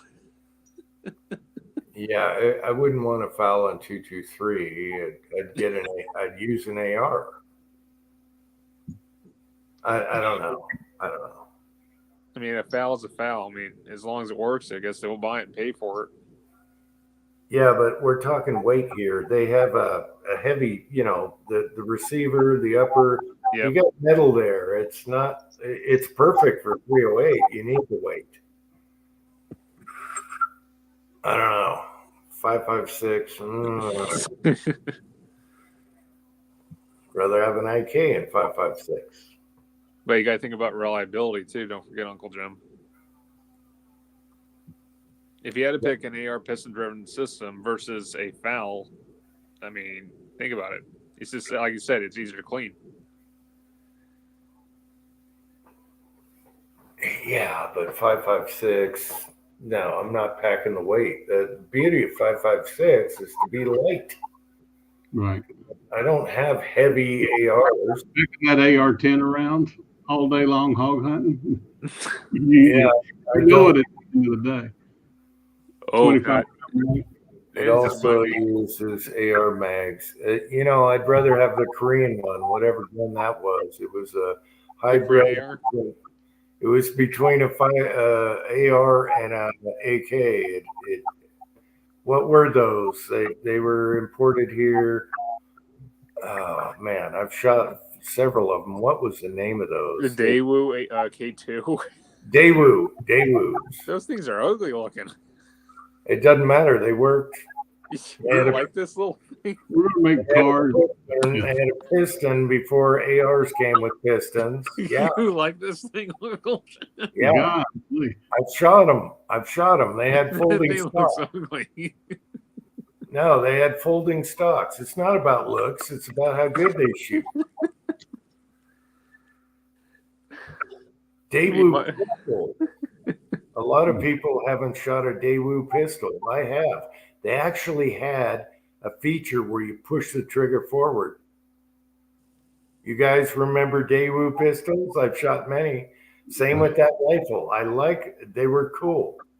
Seen Daewoo trucks. Look up a Daewoo pistol and the features. Oh my goodness. Different features of decocking it, and then you could push the trigger forward. That was another feature on there. Decock it or something. Fuzzy is here. Hey, Fuzz. Did I say Wallace was here? I'm sure he did. You're talking about this thing? There's one, yeah. The Daewoo pistol. It's not bad looking. That's a pretty sexy pistol. Looks don't matter. Screw looks. God, looks have nothing to do with it. Okay. Oh, I've had so many pretty pistols and revolvers, but it's not about looks. Gosh, people. Come on, sometimes it does. All right. So anyway, the Daewoo had a special feature that was unlike any other. You could decock it, and then you could push the trigger forward. It was different. Scotsman is here. Hey, Scotsman. Actually, get Scotsman on here. But the Daewoo 5.56 was pretty badass when it came out. And there wasn't many, so people gobbled them up. I like the one with the folder on it. It looks like almost like a BAR receiver. This was converted to take AR mags. And did I say Fuzzy was here? What was that other rifle that they were competing against with the FAL? The German G3, was that what it was? Or the Set Me from Spain? Set Me. Yep. The Set Me, which turned into the HK. Yeah, they were squabbling over some kind of new bullet. I remember watching a video from Gun Jesus on that one. Yeah, I had a Set Me. The problem with the Set Me's were, and the Set Me's had wood stocks and everything. The problem with the Set Me's were the sights were welded on there, and that's what you got. Windage, whatever. Whatever they welded them, there's your windage. Have to file your stuff for dust. Yeah.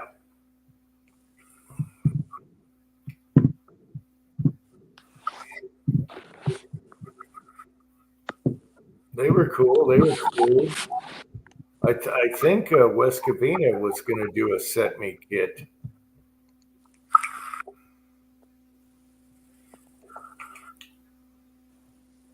Oh well, time for a ciggy.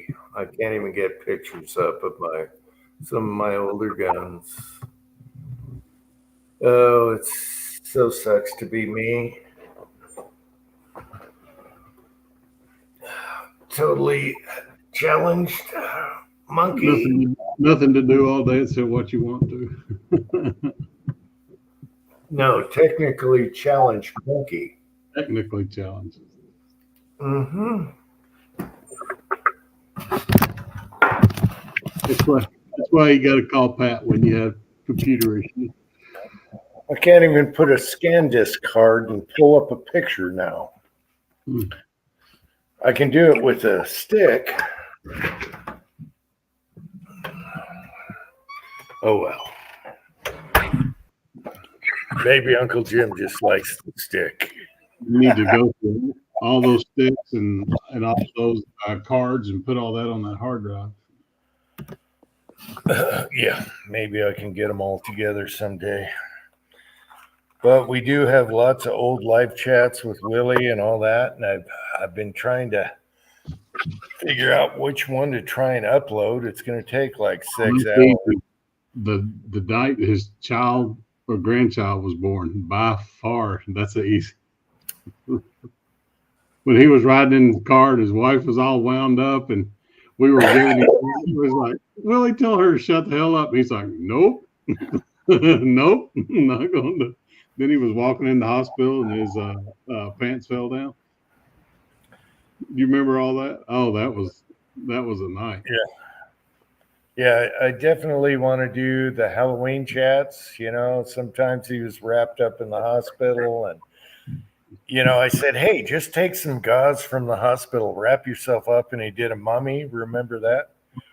Yeah, the nurses helped him with his costume. Yeah. I said, you got a costume right there. Everything that's in your hospital room, you got a costume. I have that, and we will do that. Before Halloween, I'll do a bunch of Halloween chats, you know, start the month off with Halloween chats. And there's lots of Willie in there. I think there's 2 when he's in the hospital. One might be Christmas. The Kyle Lusk one where he put the lampshade on his head and then later hit his head on his reloading bench, which is a 1-inch thick plate still. Oh, they didn't make a foul in Germany, did they, Uncle Jim? A foul in Germany? I don't think so. The Aussies used them. The English used them. The Canadians used them. South America used fouls. And then Africa, everyone but us, we went with the M14. We should have made our own foul. We didn't like the pistol grip. And a couple other things. We didn't like the politics, though. We went with the. Yeah, they made a bunch of excuses, but everyone else used them. We could have used the foul in Vietnam. They wouldn't let us build them here either. Yeah. Yeah, Pat says the German foul is called the G1.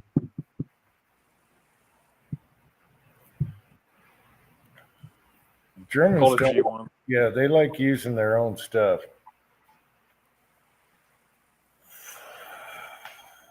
Oh yeah, G1 foul. Yeah, Germany did make one. Oh, Brazil made one too. Well, the Germans probably did it after they took over Belgium. All they did was put slave labor on the line. The foul came on everything. Jim. Yeah, the Germans took over Belgium and they put the labor on there. And that's, you know, of course they're going to keep the production up. Oh, we have a 10-man sighting. Pat, come on. You've eaten, Pat. Come on here. I cannot imagine being in Belgium, though, speaking French. Yeah, I say that 223 is sacrilege. It's too heavy of a gun for 223. You want lightweight. 223, you want a light gun, like a pistol with a brace. At least a 14-inch barrel. 10-inch barrel sucks. 7-inch barrel, forget it. I'm getting rid of that thing. That's a flamethrower. It's a little loud. 14-inch barrel on a pistol brace. If you get lightweight, yes. Oh, now, all right, Uncle Jim. Think of this. All right, what about a 300 blackout FNFAL? What about that? Okay, all right, you got me. With a can on it, hell yeah, I do that. You got If they can 9 make cents, one. yeah, whatever. Yeah, you can put it on grenade and just rag it like a bolt gun. Yeah, I still need it. My foul is threaded the wrong way. I want a right hand twist. Threaded it left hand twist, made it paratrooper, and now I have to make it right hand twist because I got the wrong can mount. But yeah, the foul, you can make it a bolt action. Just put it on 0 and rack it and shoot it, and it's super quiet, or turn it on low, whatever ammo you got. That's what I love about the damn thing. They don't get dirty. You can run those damn things. I see what you're talking about. It's like an AK. You The can carrier is run it. exactly similar. You can run the bastards dirty. I hardly clean my piston ever. Mhm.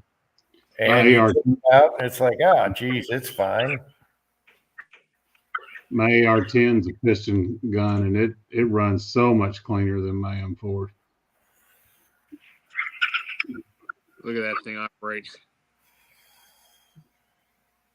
Yeah, you can see the piston pushing the bolt. I have that bipod on mine. And the funny thing about the bipod, point of impact's different. Look at that thing taking it. Oh, because it pushes on the barrel. It's very simple, genius design. And you got a carry handle. There you go. Mine looks just like that, but it's 17 3/4 inch.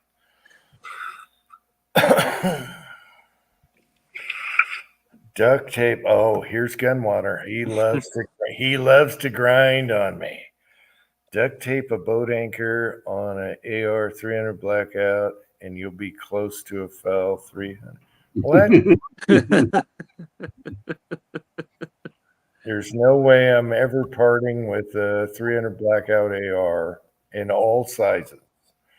But if they made a 300 blackout at FNFAO, would you be all right with that? If they made it lighter. If Same principle of the 223. if they made it lighter, yeah. So like a carbine configuration? You'd have to skeletonize or Sort you'd of have handguard? you'd have to make it lighter, the lower and upper. You just got to make it lighter because it's made for 308. It's heavier. Fuzzy hits it right there. It doesn't matter what the caliber, what it's being able to hit with it. Well, that's a fact, Jack. Mm-hmm.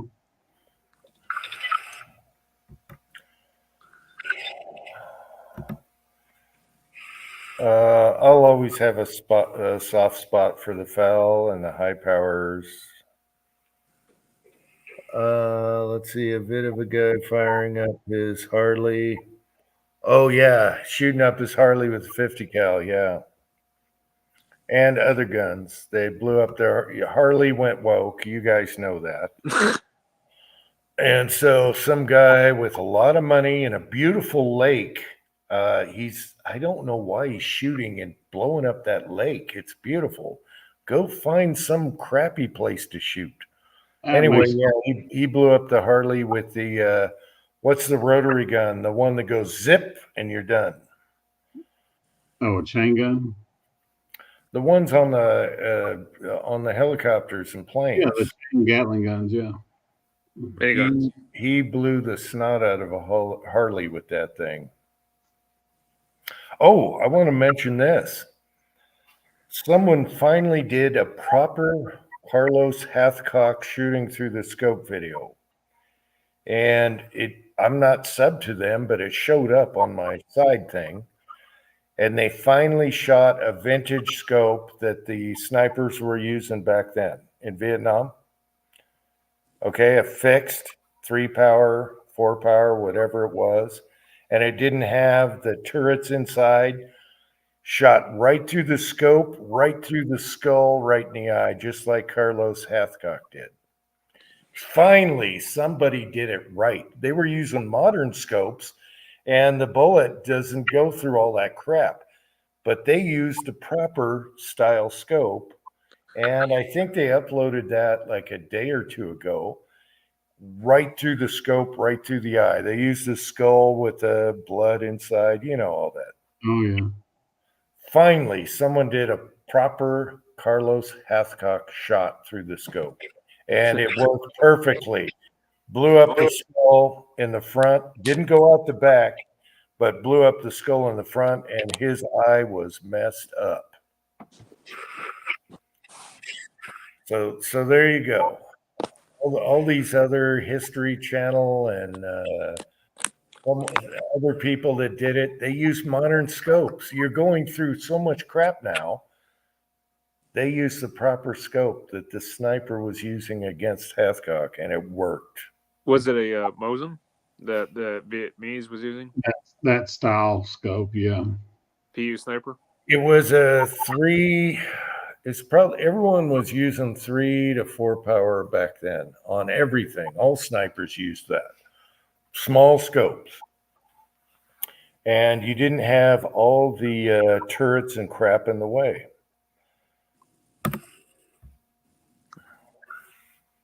There he is. Wait. I better keep the button on him just in case. Here comes the penis. All right. He good. Hey, Uncle Jim, I'll never forget when Tin Man showed the side of his head, and like, dude, I think you're thinning a bit.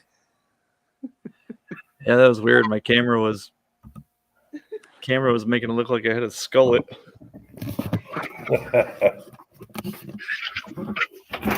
Oh. How you doing, Tin Man? Exhausted. How about you? I'm fine. I didn't get hit by lightning trying to do a stupid video that sucked. Yeah, Anyway. it's okay. I know the feeling. I'm probably not as exhausted as Marvin, though. I slept for 3 hours this afternoon. Yeah. I sat down to watch a Vice Grip garage video, and I was out. And I woke up at 6 o'clock. I was like, "Holy crap!" Son of a bitch! I'm gonna be up till 2. No, I doubt it. Just all the adrenaline and all that other mess. And then I had to go check on job sites, and then we got the call on that fire, and yeah, it was just a busy day. Yeah, man. I hear you. I worked today, and then after work, I ran out to the in-laws and met up with the wife and kids, and didn't get home until 8 o'clock. And yeah,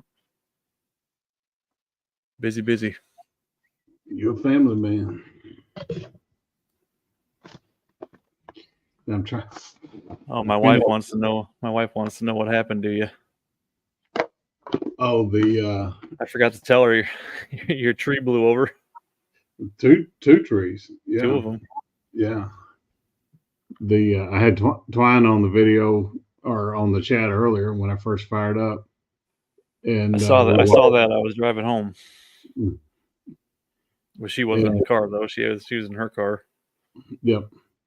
So Twine's 5'8", so that'll give you some perspective on how big those trees were.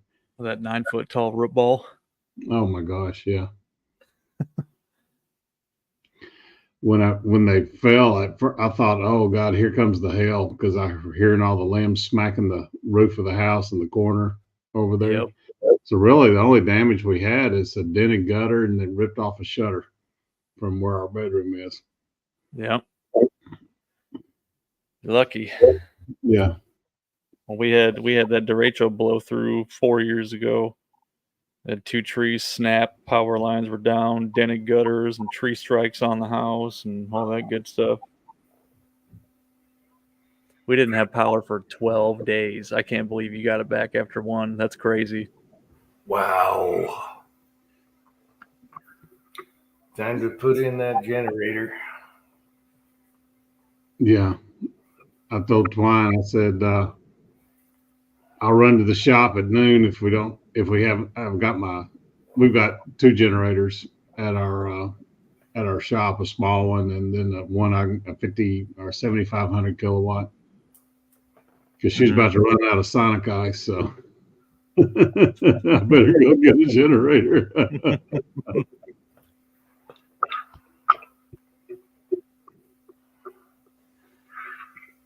The generator was a godsend when we had no power, even though it took me like 4 or 5 days to get one. They were all out all over town. So finally I found one. Farm Fleet got a shipment in, and I grabbed the last one. It's only a 1,500 watt, but it's enough to run chargers and fans and lamps. Yeah, the refrigerator. Yeah. Well, I didn't get a chance. The stuff in the freezer was gone by the time I got that generator. I lost 10 pounds of bacon from the Mennonites. I was pissed. Pat. Tin Man. Is that a fresh haircut? Yeah. All right. And trim the beard off. We'll see you, Ross. Good night. Hi, Ross. Are you still sunburned? Good night, Rollis. Yep, that's what the little woman said on Wednesday. She said, "Go get your fucking haircut. You look like a fucking bum." No, dude, that's the second time you've seen him like red as a tomato, dude. Get out of the sun for a bit, man. Oh no, that's this weird ass camera thing. I mean, I don't get it. I look red as hell in this thing, and then, that's it's a camera showing off like that.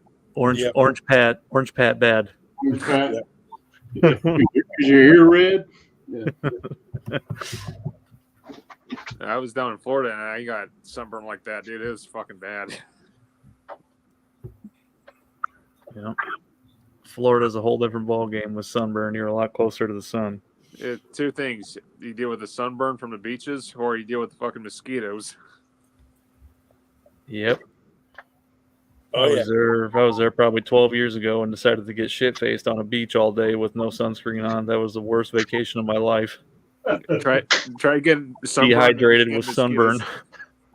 I don't know. You get sunburn, then you get mosquito bites over you. That's another worse thing to have. I don't remember the mosquito bites. Oh, I did. Yeah, it sucked.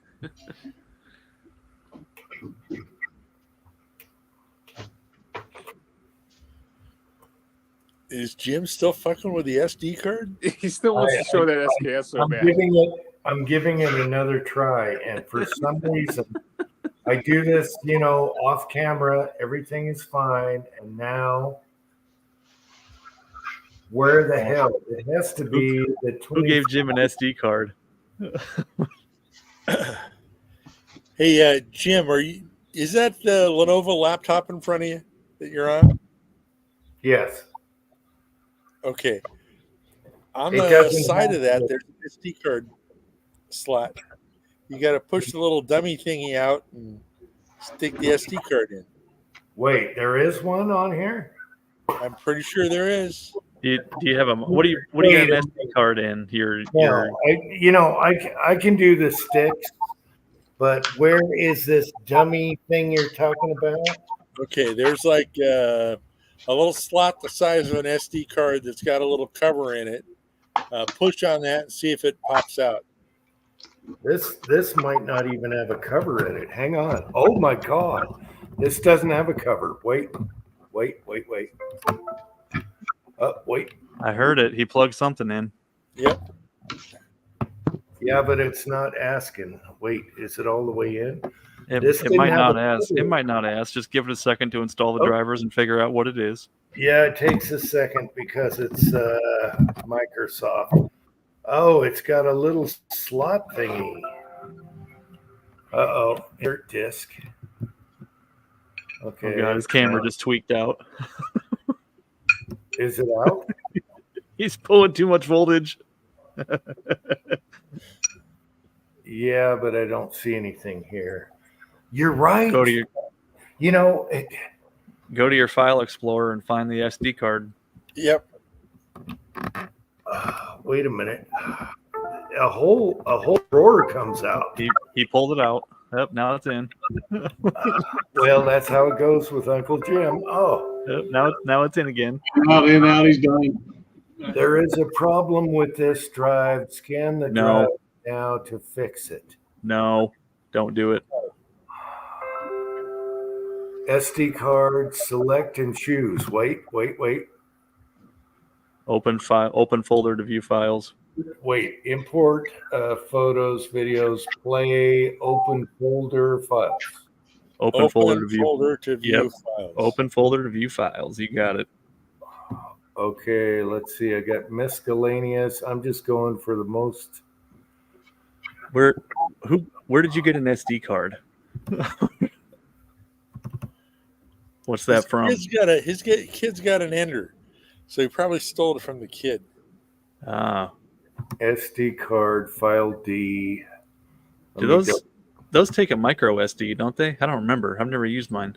Okay, the new ones, I got the version 3. It takes a full size. Huh. I'll have to go look at mine. Hang on.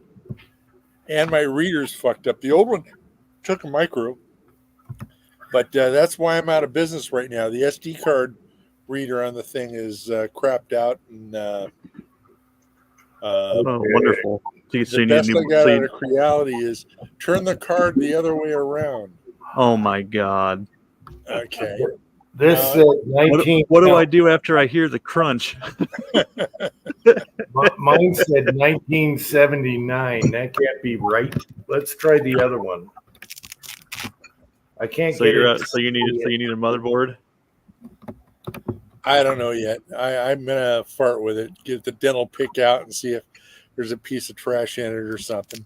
No, or one of the contacts came loose and just needs resoldered. Yep. Damn Chinese 3D printers. I can't believe you don't have a Raspberry Pi hooked up to that thing.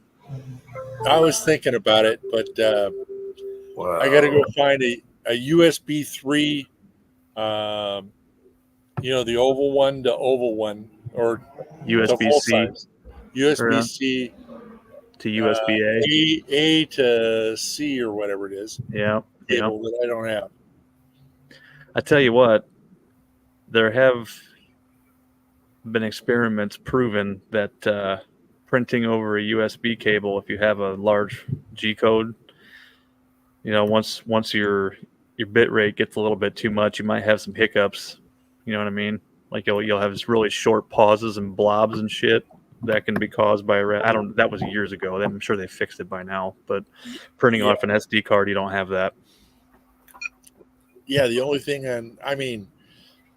I've got stuff ready to print. I just put a brand new spool of Rainbow. I was going to do a Rainbow Glock 17L, and SD card crapped out. Sons of bitches. Yeah, so I got to fix that. Rainbow Glock 17L. Hell yeah. That's got to be on the approved list in California. The woke block. Yeah.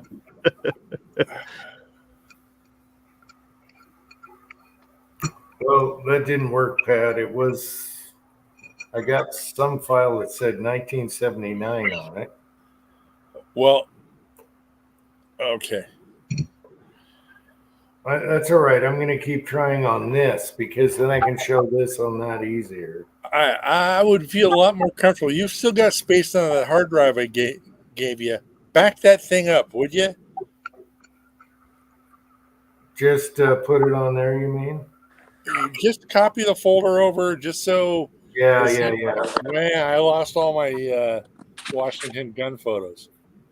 Oh man. You're giving me PTSD right now. Son of a bitch. Oh, that's okay. I'm not gonna feel bad I sent you a link to the PC for your sister. She didn't buy it. I know that for sure. Oh, I know. And But she's So- got 3 backups right now of her hard drive at least. I Okay. talked her into that, so at least she has her shit. By the way, Pat, I want to congratulate you on California on your win. You got a what? I wanted to congratulate you on your win in California. I saw they got rid of your, was it the 30 days for one gun a month or something? I haven't bought a gun from a gun store in so long because here in California, they'll put you on a list and they'll Fuck with you. find an excuse to bust your door down. So no. He just goes to Nevada for that. Yeah, no buying guns in California. Now Sylvia went and did it on our last couple, and the bullshit $25 safety course, which was 3 minutes. That you How not to kill yourself. on and off and put the bullet in the correct way, pointing forward. Is about it. But they got a special kit for it and stuff, and they give you a little card, so you only have to take the test every 3 years. You only have to pay the $25 every 3 years. Nah, they're not getting a nickel out of my ass. No. That's Hilarious. fun. That's just California. There's some conservative spots I'm seeing. Yeah, so I don't know how it's going to go though. They'll just fuck with us some other way. I mean, that's all. It takes 6-7 years to get one of these things overturned. So next thing it'll be, I've got to be like Jim and get the fuck out of here. But yeah. As soon as they do something like that, they'll just repropose the law and say sue us again. Well, yeah, New York, Bruin struck down 15 days later. They passed the law. That's exactly right. Ozark, you see what they did in New York, actually? The New York State Police literally just gave up and said, all right, you know what, fuck this. We're done with fucking Hochul. We're done with the fucking state government telling us what we should do. They literally just gave up the permits to every citizen out there that's applying for them. There you go. That Bruins literally ripped the fabric of every gun control matter you could think of, and I can see it happening left and right in every state now. Oh, that and getting rid of Chevron deference. We've had some wins this year. Major wins. Yeah, the Chevron was huge. Yep. Well, even the Ninth Circuit is that. And Rahimi. Damn. And we also had Rahimi. Okay, it's still California. I mean, all of you guys are in nice states, nice red states. This is great. It doesn't matter, dude. Kentucky and Tennessee's now turning blue now, I'm saying. Okay, but here, I don't buy that. It's not about controlling guns. It's about getting rid of people like me, getting me to move. It's like YouTube and the rules on YouTube. That's not to like control what you show. It's to get you the fuck off of YouTube. Yeah. Well, you got to be a thorn in the side against them. Yeah, comes a point though. If there's an alternative, then Elon Musk being one of them, and I love Elon Musk. Yeah, it's going to be good when he's got a search engine and you can share videos. So we'll see how it goes. Yeah, I wish he would have bought YouTube instead of X, but that costs a lot more. Wow. Did you guys hear that Susan? I don't know, man. Susan passed away. Here's to Susan. Susan Wojcicki? Yep. Wow. She wasn't very old. She was like 40. No, but she was triple vaxxed. Here. Yep, she got a weird ass cancer. Wow. Let's made it home. As much as I really didn't care for it, it's still sad to hear somebody die. Well, there's only a couple of people I've ever said, yeah, good about, and she's one of them. Most people, I agree with you. Well, who was that congresswoman we lost to? Sheila Jackson Lee. Yeah, oh my God, man. Sheila Jackson Lee, Dianne Feinstein. Yeah. I mean, I don't wish the death on anybody, but at the same time, I'm like, you know what? You're less of a pain in our asses now. I'm gonna kind of miss her because there was a clip of her talking to somebody. She must have been driving in her car and she was just like talking to one of her interns or something. That was one of the funniest clips I've ever heard in my life. She was just ripping on this poor dude. Oh, it was great. Apparently she was horrible to work for, but it was pretty damn funny listening to what she said to these people.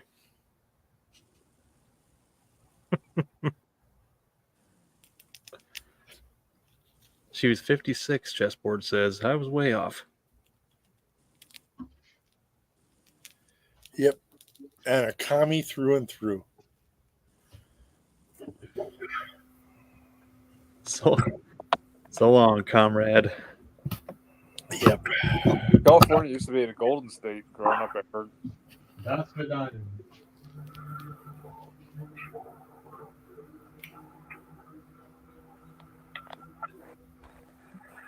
Tactical Swears. Rabbit says he moves to South Dakota if he moves again. So, I hear North Dakota's nice if you don't mind the cold. Kyle, what up, brother? Dakota, isn't that too close to Minnesota? It's to the left of Minnesota. To the left. Minnesota. You can't get much to Minnesota unless you go all the way to the West Coast. Well, it's to the west of Minnesota. Every time I hear that name, North Dakota's damn near Canada. No, Minnesota's more Canada. If you don't get a name like that, it sounds Canadian. Minnesota. How you doing, guys? We went up to Boundary Waters and they were like, it's not Minnesota, it's Minnesota. What's up, Kyle? Minnesota. I guess we're all eating cookies tonight, huh? Oh, fun. I don't have cookies. I ain't got no cookies. Chinese cookies? You fucking holding out on us? This little pop-up thing come up and the chat went away and Clear your cookies. Accept them.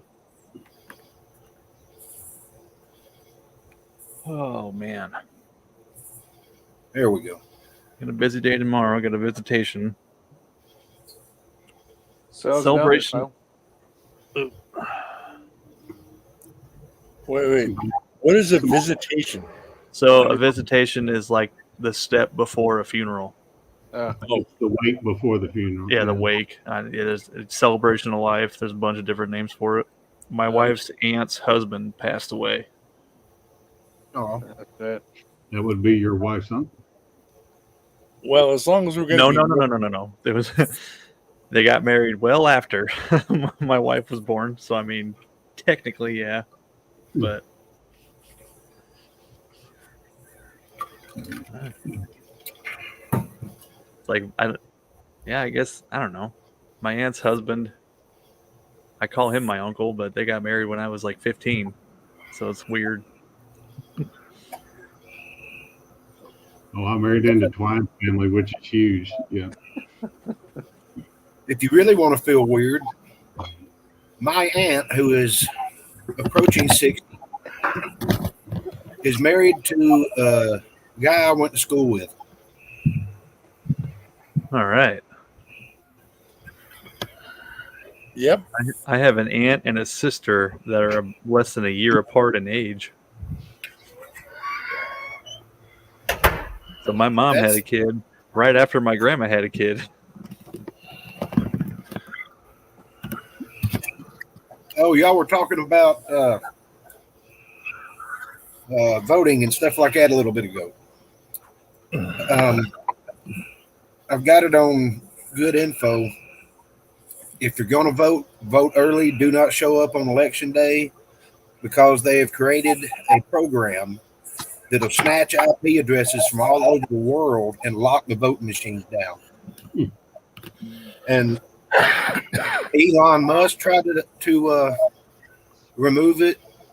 Some other big top-known smart computer guy tried to crack it, and they spent each of them spent 40 days trying to do it. The government cracked it in 40 minutes, 40 seconds. My county's all paper, so I'm good. I do paper too, but we still scan them. Oh yeah. There's a Put them into there's that machine. Hey, Kyle, I was going to mention, since we're talking about that, you know what's going to happen next week? And I'm not looking forward to seeing what's going to happen on the news. Oh, the DNC. Yeah, and it's in Chicago, of all fucking places. Oh, I'm really looking forward to that. So am I. Get this, they're already put up riot barriers every corner, and fucking pro-Palestinians. And Well, here's the thing: they're having it at two different venues that are 2.5 miles apart in downtown Chicago, so they're going to have the whole town shut down. Yeah. Yep. Well, they shut down Milwaukee for 9 blocks every direction around that convention center. It was like a half-mile perimeter or something like that. Mm-hmm. No, but you got Antifa and you got these pro-Palestinians literally wanting to wreak havoc to that fucking city. It's not going to be good, man. Let them weed each other out. It'll be fine. It's just like 1968.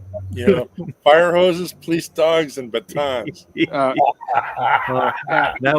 we have better, police less are understaffed, dude. That's how now we bad have it is. better, less lethal weaponry.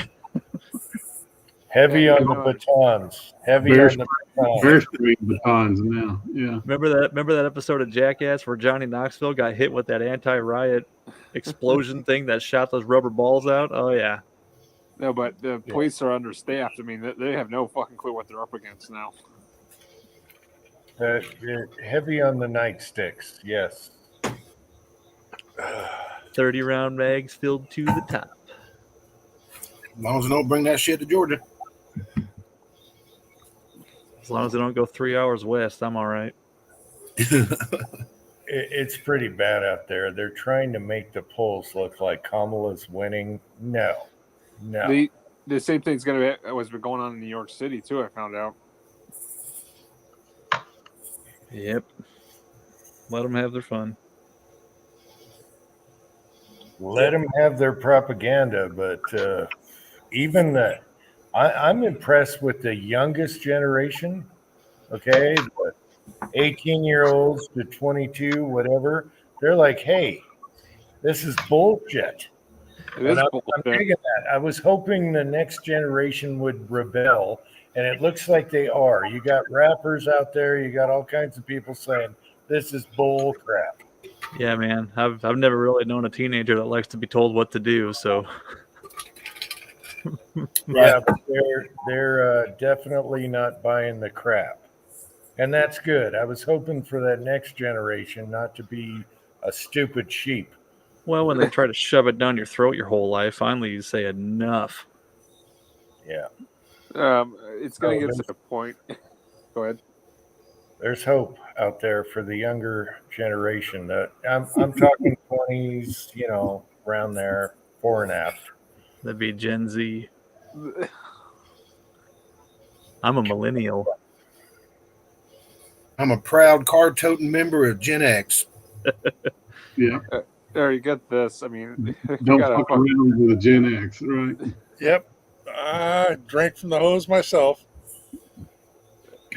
All right, get this. In a fucked up society, as much as it is, I mean, my friend asked me this. All right, if society collapsed and there's only one man and one woman, would you, he literally put it in this terms, would you repopulate with your own cousin? And I'm like, the fuck you talking about, man? If it got to the point where there's nobody in society and it's just you and some relative of yours that's a woman, would you repopulate? I'm like, I ain't gonna be laying in my bed with my fucking mother. That's what you're talking about. Hey, you can be your own grandpa. That's disgusting. Think about it. I don't know if I could ever do that. Fuck that. Patriot Paul, you brought up something interesting. Okay, global warming over millions of years always changes. Global warming? Well, it's always, global warming has been here before we had gas and all that. However, that if you guys watched the interview with Trump and Musk, and Musk, he did bring up, okay, we got plenty of years to figure it out, but Musk was talking about the percentage of carbons in the atmosphere and all that stuff. And they're trying to get along because one is drill, baby, drill, and the other one is clean energy sooner or later. Well, the other one knows that you can simply go on the internet and look at carbon amounts in the atmosphere in 1970, and you can go to today, and there's less today than there was in 1970. Trump's probably going to have that piece of paper in color. Oh, and Kyle. Yeah. What two countries make the most pollution out of the whole fucking world right now? China and India. Yeah, thank you. Oh, we have PC Bullet Empire is here. PC. Huh? I mean, let's put it this way. What do you think is happening in India right now? They're fleeing the fucking country. Timothy is here. It's good to see you, Timothy. As far as the ozone and all the levels and all that, again, it's going to be technology that can take care of that in the future. Okay, we're not there yet. We're not there yet for any of this. But there will come a time where we can do a clean energy. We're not ready yet. It sucks right now. Go nuclear, I guess. Nuclear. I hated nuclear when I was a teen. I hated nuclear, but it's cheap energy. It's the cleanest too. Yes, It's good. It's good, and you can make a lot of money working in a nuke plant. However, you had Good job. 3 Mile. I remember 3 Mile Island. Then you recently had Japan. They blew up one. Chernobyl. You still got to figure that out. Chernobyl in Ukraine. Yes, all that stuff. I had a Three disasters out of all the nuclear plants. I hate to say it, but I had a Mustang, and in the back window was, "You're 18, you can be drafted, but you can't drink beer." And then on the other side was "No nukes." That was my protest when I was 18. Oh, Well, yeah, I agree. Nuclear weapons are bad, but nuclear energy is good. Not when it blows up.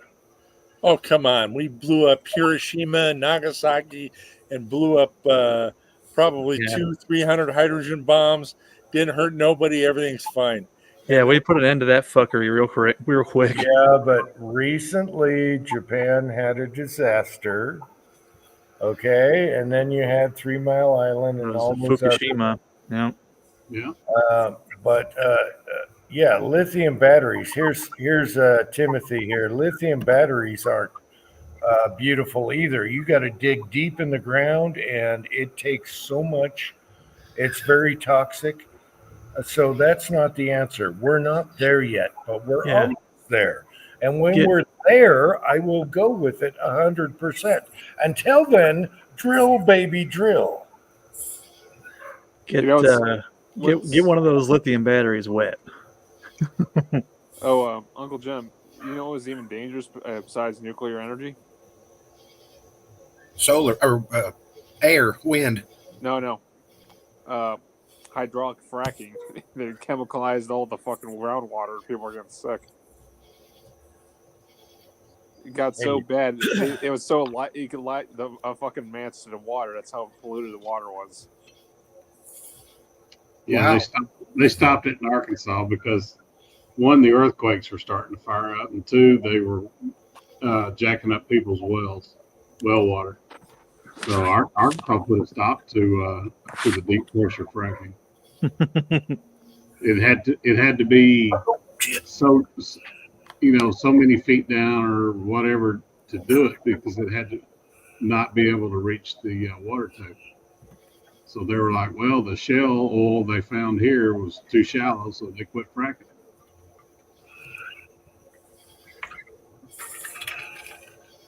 I mean, when I saw the videos of the water just being able to light up with a match, I mean, I was just like, holy shit,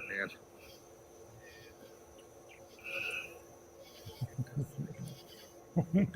There's a reactor like 15 miles away from me, maybe 20.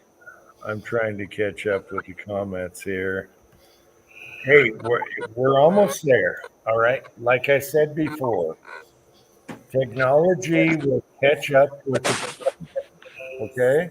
But we're not there yet with technology to catch up with problems.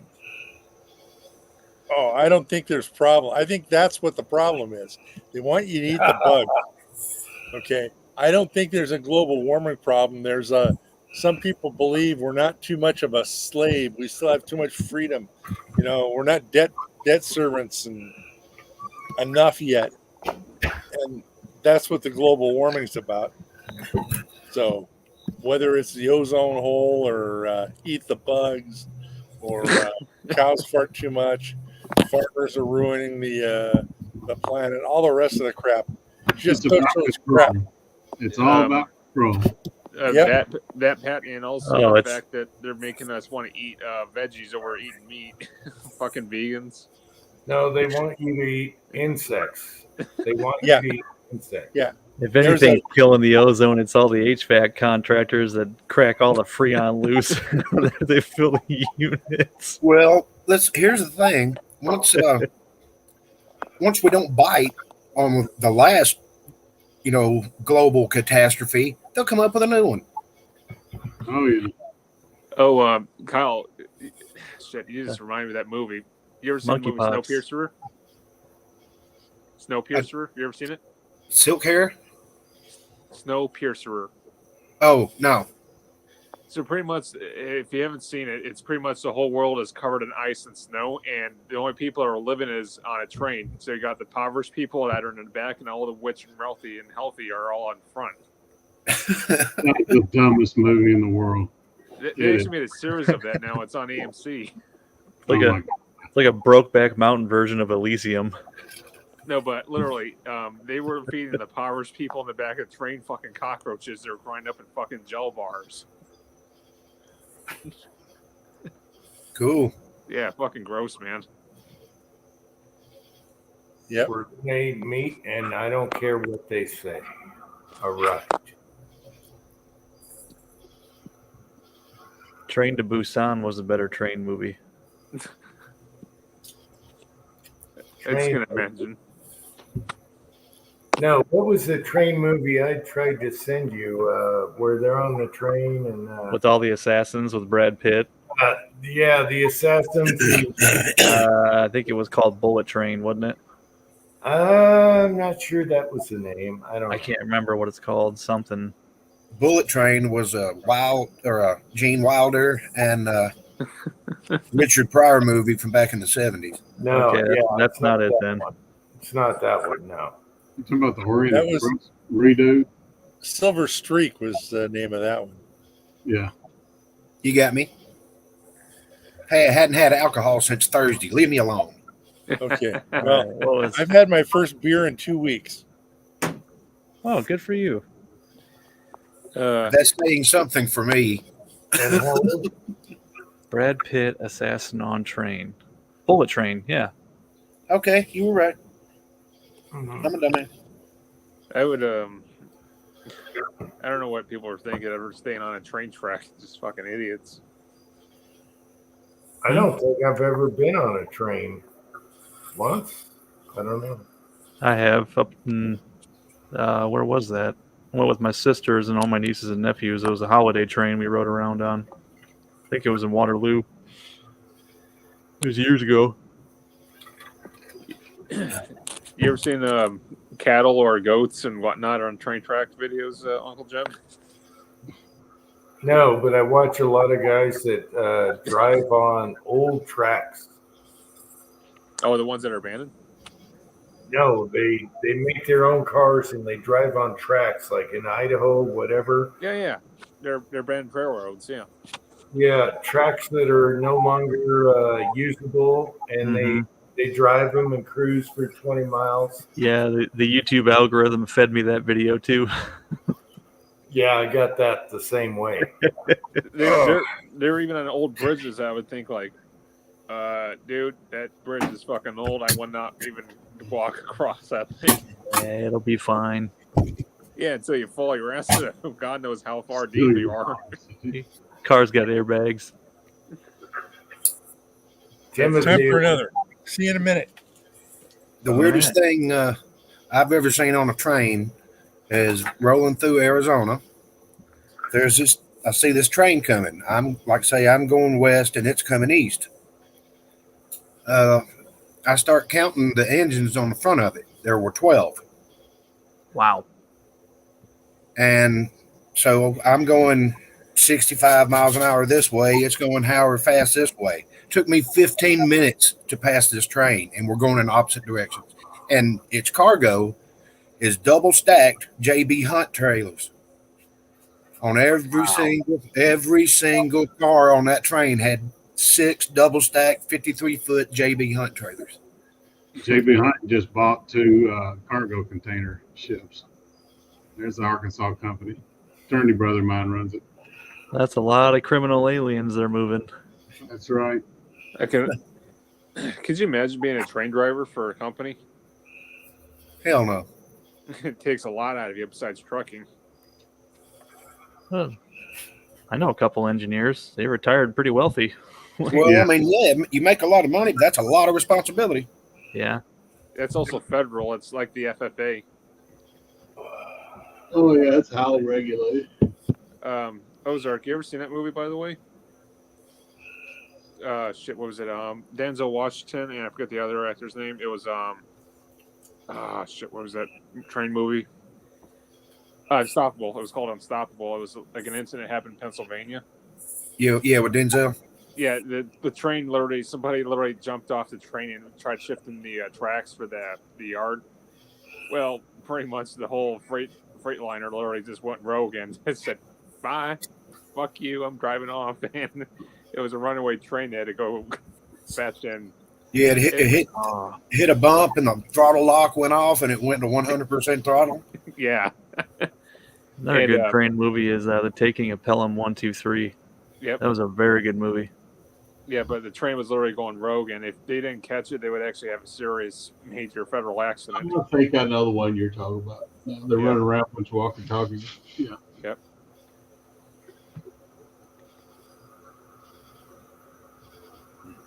But it was cheaper for JB Hunt to ship their stuff over there like that than it was to fuel the trucks for each individual trailer. Oh, So I carrying think empty to the West Coast, yeah. Another dangerous job is shipping, was it cargo across the oceans and lakes? Was it the Mississippi? Yeah, Mississippi River, I'm thinking. Oh, tugboats? Yeah, that's a dangerous fucking job right there, too. Yep. Barge operators. I passed many of them on the Arkansas River. You've done barges? No, I was in a private boat passing barges, or they were passing me. Getting thrown around by them wakes they throw off. They're actually not too bad unless there's a pretty heavy current. They're going upstream, they'll throw a big wave, but yeah, going downstream they're basically just steering the damn things. But holy cow, if you're going through a lock and dam and they get in front of you, you better just crack open the ice chest. It's going to be a while. I'm surprised you're still not talking about that incident of that bridge down Maryland. Remember that? Yeah, the world kind of forgot about that, didn't they? Yeah. Yeah, they got the traffic. They got it opened back up to sea traffic, and so it was Baltimore. Yeah. Shit, whole neighborhood right there is Baltimore, That's Maryland. It's gone to shit. That was a crazy video. Wow. We're all looking forward to news feeds from next week. Yep. From the DNC. I ain't looking forward to that. Democratic National Is that Thursday? Okay. DNC of Chicago. They're going to start all kinds of shit. There's going to be brawling and What day? What day does that start? Monday. Monday. Last time I Monday? checked, it was I thought it Monday. was shit. I thought it was later. Wow. Hey, Like Kyle, Uncle Jim says, they're going to eat themselves. Kyle, did you ever find a Mega Man movie where you could watch it? Not yet. Ah, jeez. I've checked. It's so prolific to today. You got your COVID, you got your Antifa, zombies. Everything in that movie is so true to today. You got to watch the Omega Man. Was that Sean Connery? Charlton Heston. Charlton Heston, that's right. And he carried that submachine gun everywhere he went. Yep. It was a Smith & Wesson, by the way, which is, boom, what the hell? Shooting all the cult members. They made a little compact. Smith & Wesson made that gun. Hey, Uncle Jim. Omega Man is true to today. If you look at the zombies, COVID, what's going on, survival, generator, yeah, there you go. You know what the scary thing is right now, Uncle Jim? I'm not scared. I'm too old to be scared. There's a lot of American communist groups now popping up. Yeah, but I haven't seen a bum or a Palestinian or anything around here. So I'm kind of in my comfy place. The Mormons don't tolerate that. Yeah. Well, Salt Lake City, it sucks. Salt Lake City is bad. But the rest of us, we don't even see a bum. Boy, we do. Bums tend not to accumulate where there's typically 36 inches of snow on the ground. You got bums or illegals. One of the two. They're one and the same at this point now. Okay, Timothy, I watched that movie also. But Omega Man copied that off of, what was the original, the book? I Am Legend. I Am Legend. Okay, that's the original book. Omega Man covered it way better than Vincent Price. Okay, he just nailed it. The car slamming zombies in the wall. I'm sorry. The lights on his thing. Oh my gosh. Yeah, that's what we're dealing with. What's that other movie? Shit. Denzel Those Washington. those were zombies? I thought they were cult members. With the white eyes or whatever. Well, All right. okay, the original book, they were more like vampires. Hey, the original book, they got the virus from bats. Just like COVID. Weird. Just like COVID. So it's prolific, okay? So, yeah, there you go. There you go. Joe, Jim, I will watch the movie. Don't read me the script, man. I will watch the movie. The Omega Man is a masterpiece. If you know that era, it's perfect. Cheesy science fiction to the modern folks. It is so prolific. And I'd love to go into any car dealer, pick out a car, put gas in it, and drive right through the window. Right, Pat? Yep. That's where he got his Mustang. Yeah, better than Vincent Price, okay? It just, okay. Uncle Jim, you know it's another good movie? What? Denzel Washington's Book of Eli. Yeah. I saw that one a long time ago. Yeah. That is a great movie. I haven't seen that one yet. He's not a libtard either. So No. that's good. Now, Jim, don't read him the script. Since he hadn't seen the movie, you're going to give it away. Jag1 is still here. Hey, Jag1. Yeah, they're giving Sylvester Stallone. I thought for sure Fuzzy would like Omega Man. I think he used a cast iron pan cooking sausages. I don't know if it was cast iron, but there you go, Fuzz. They're giving Sly shit about his series Tulsa because they're wanting to keep injecting a bunch of woke crap, and he won't let them. So Good for him. There was a big deal on that the other day. I tell you, this wokeism shit, it's just killing off our fucking generations everywhere we go. It's a cancer. Brokeloader, is that the name of the movie? The Road? Well, I'll have to The look Road, that. that's a good movie right there, actually. Okay, I'll have to the look stupid that up. the stupid people used to die off before we baby proofed everything. So this is just that coming to fruition. I It's take it.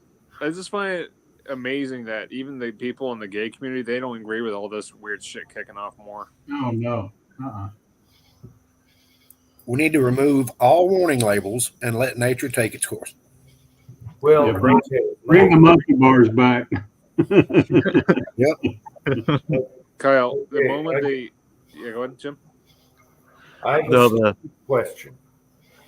Where did all these gay communities and trans come from? Because they're a small percentage, but they're all over the local media, like they're a huge percentage, and they're that small. Why are they? It's called perception. Perception. What about the Olympics? I Oh, hope no one watched the Olympics. I didn't Uncle watch Jim. a single second of it. Uncle Jim, here's the crazy thing. I don't know if your guys are religious or not, but they even fucking mocked the fucking Last Supper of Christ when that Olympics was going off. That was a big deal. I saw all that. With Then a they dude lost. Then everywhere lost power except for the church. I didn't watch the Olympics whatsoever, but I saw segments of the bullshit on YouTube. Yep. Okay, I gotta say the Marie Curie thing with the metal music, that was pretty cool. I'll give them that. Didn't watch any Olympics. I'll give them that. I refuse to even watch a fucking Super Bowl because of fucking Taylor Swift and all this other weird shit going on. Eh, In Speaking the of the Olympics, Super Bowl, you had a male boxer almost killing a woman. they What wanted the hell? They wanted it. They wanted it. Let them have it. That What was girl it, came Kyle? out the next day and said, "I hope she gets whatever she I hope she's happy, and I hope she gets what she deserves." So if she's gonna do that after getting her ass beat by a dude, whatever. What's up, I don't All feel bad. I don't feel bad for her. Throw her in the UFC, and I want to see her ass kicked. His ass kicked. You're gonna say something, Kyle? Yes. Put him in the UFC. Put him. We got great fights tonight, right now. Put him in the UFC. I want to see that. The actual female that got her ass kicked defended the man in that boxing match. I don't feel bad for her. Yeah. She's a quitter too. She didn't take her ass whooping like she should have. Exactly. Well, it only took 14 seconds to beat her ass. Is what I heard. Anyway, talking about football, Dude, Pittsburgh Steelers have hired Colin Kaepernick. yeah, he does. He's doing coaching for him, isn't he? Yeah.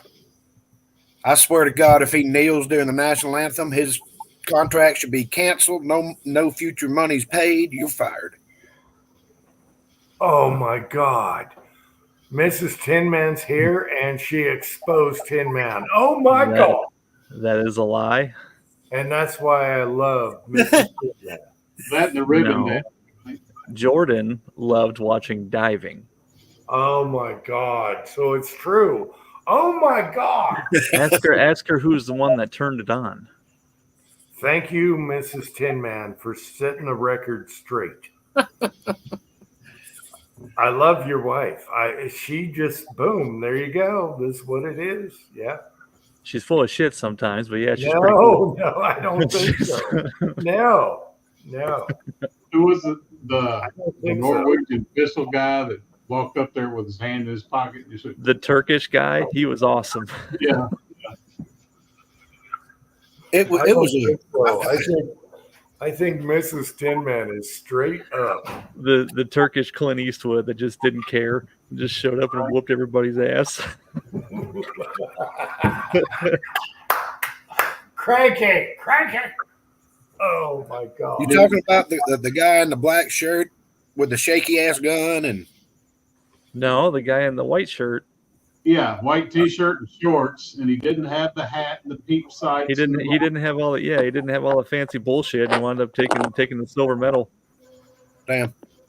I saw one, and I know it was a parody, but whatever country sent this guy to win the gold, and it looks like my 90-year-old grandfather with Tourette's holding this rifle. He's shaking it so bad. I mean, it is terrible. It's funnier than hell, but Yeah.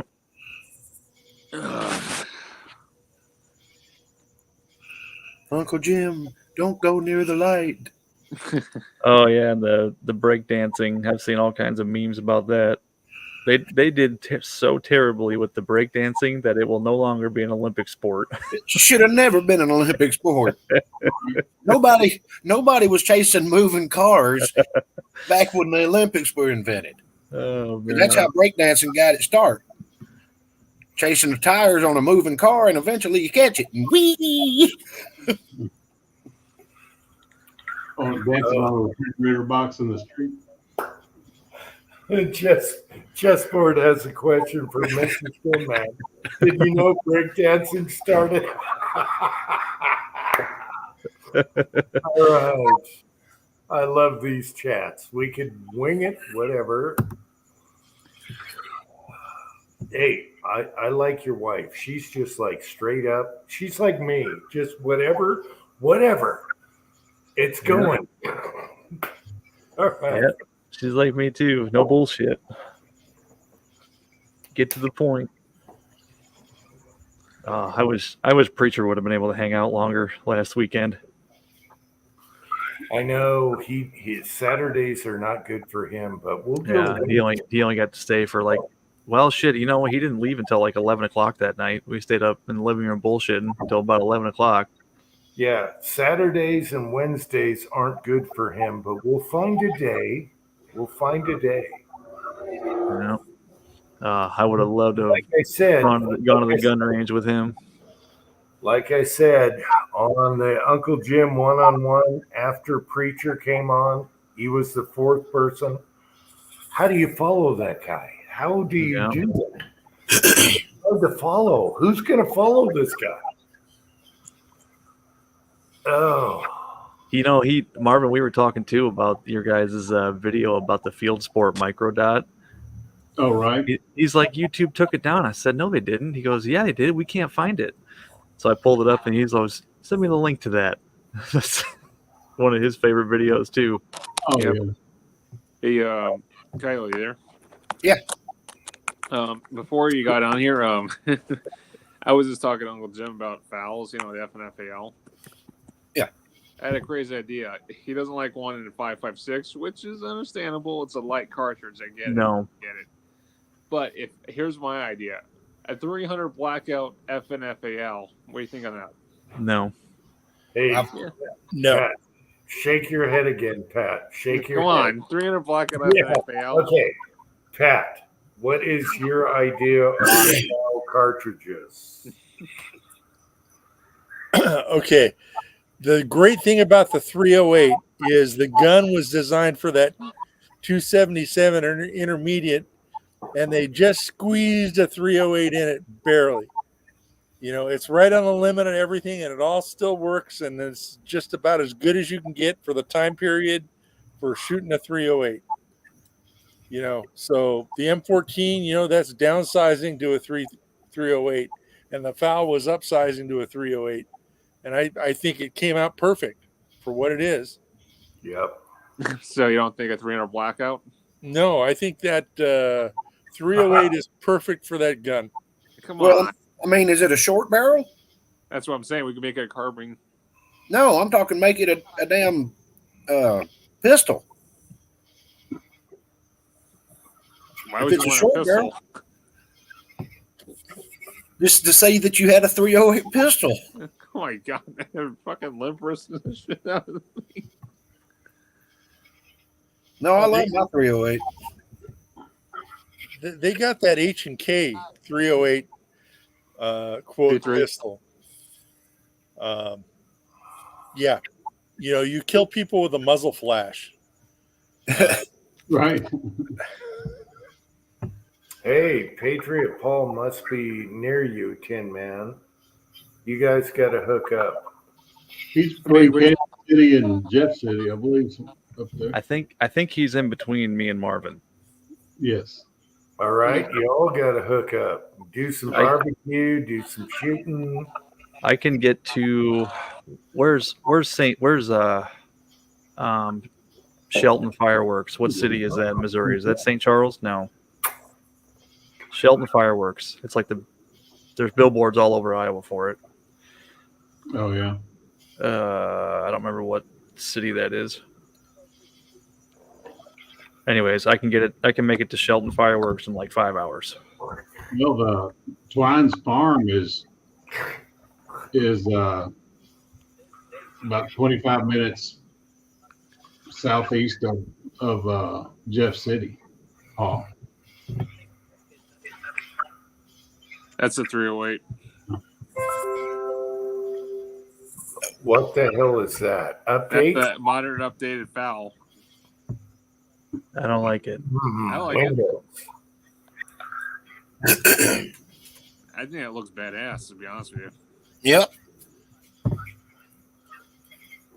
It just ain't right. You know, M14s look great in the chassis too, and it ain't right.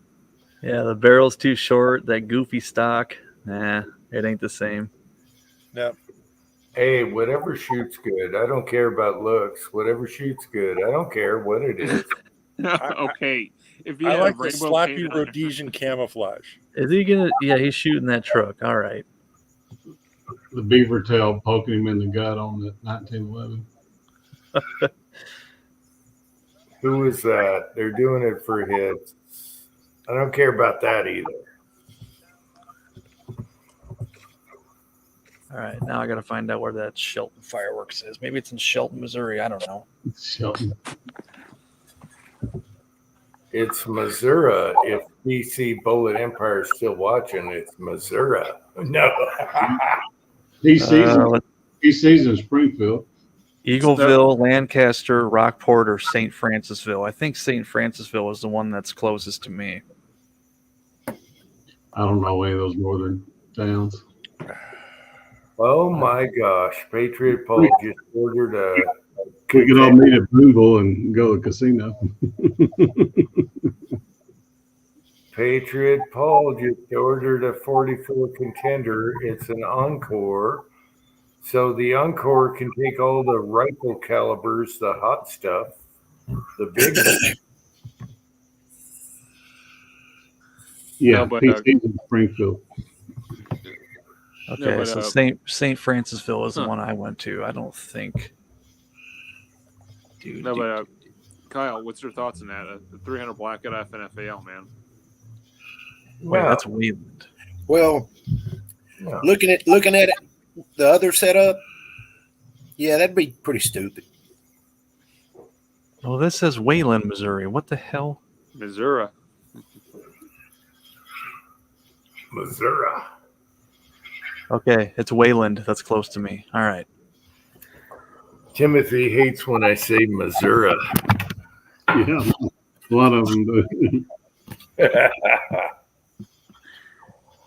I love it. I love Tim so much. Tim is my man.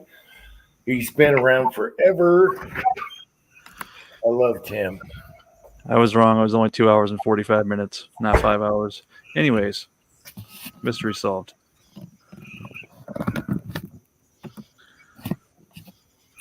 All right. What was the mystery? What's the TC Contender clone? Who makes that? Well, CTA or CTA. No, not CTA. What's the C? CW, whatever they are. CVS? CVA. CVA. Yep. The problem with Taco had one of those up at your place, that CVA Scout. the problem with CVA is you can't swap barrels. Right. They make muzzle loaders mainly, don't they? Yeah, No, they make both. They make both, but yes. yeah. Muzzle loaders are bread and butter. Yeah. And they came out with a 300 Blackout pistol before you and me got one, a barrel, right?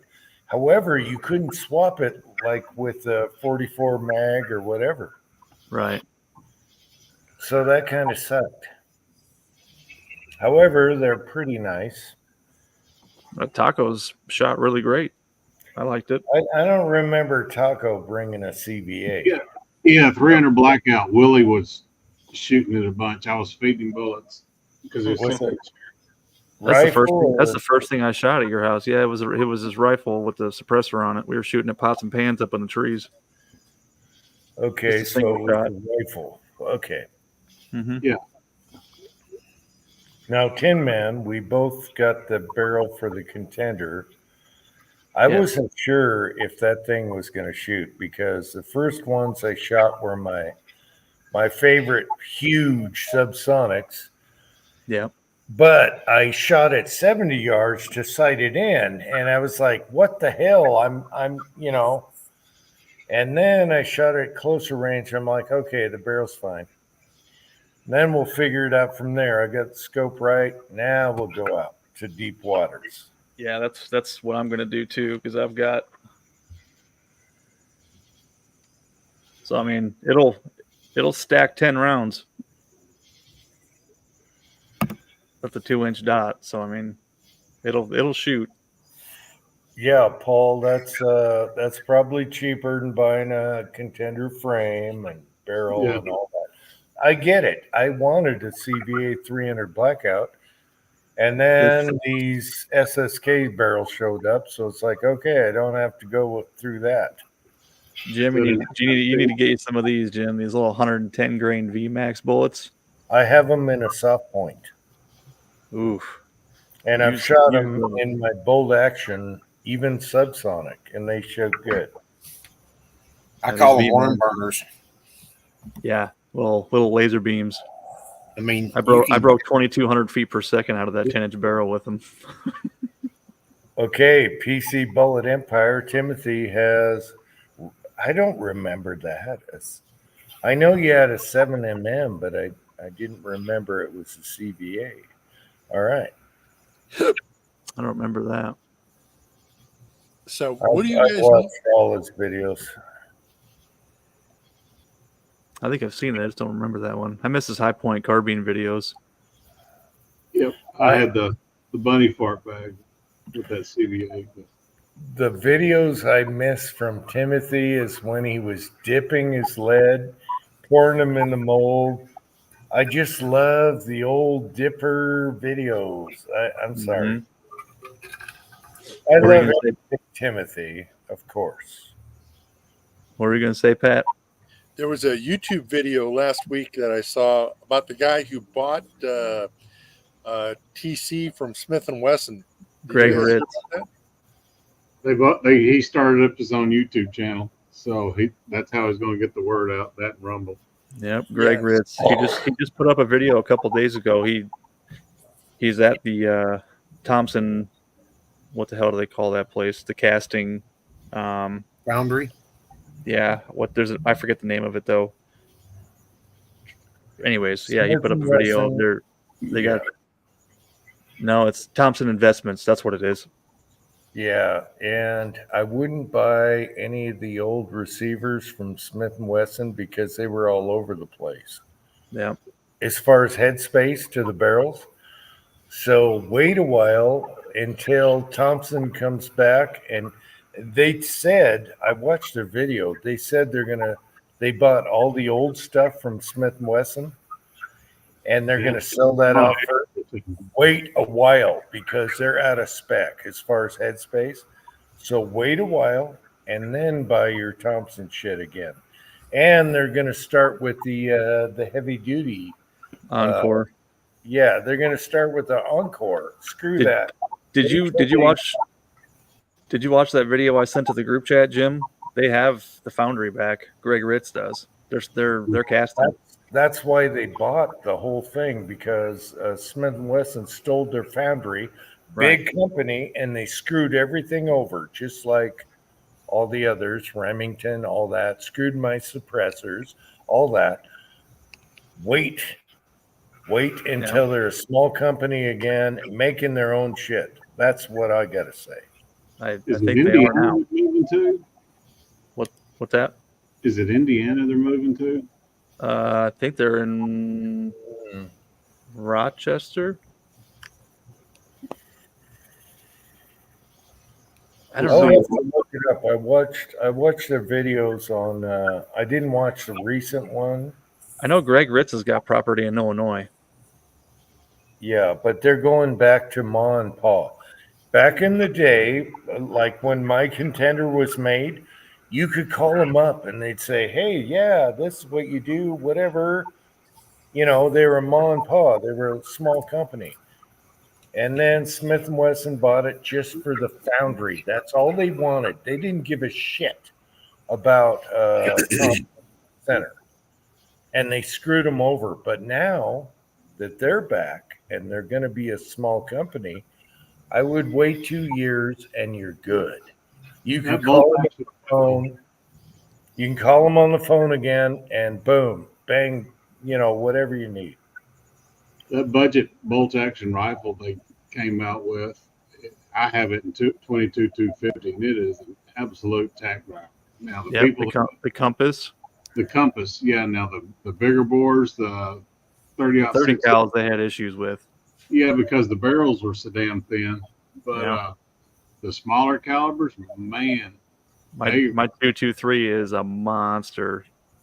Dude, I've shot 3/4 inch groups at 200 yards with that rifle, and I paid like $200 for it. I love that thing. You're right. One of my business partners has it 6.5 Creedmoor, and he absolutely loves that gun. Okay, good night. You can only get about 4 or 5 shots off before you got to let the barrel cool down a little bit, though. Good night, Warsaw. Yeah, one thing I got to do is fit the locking lug. You know how I pulled mine off and switched? Yeah.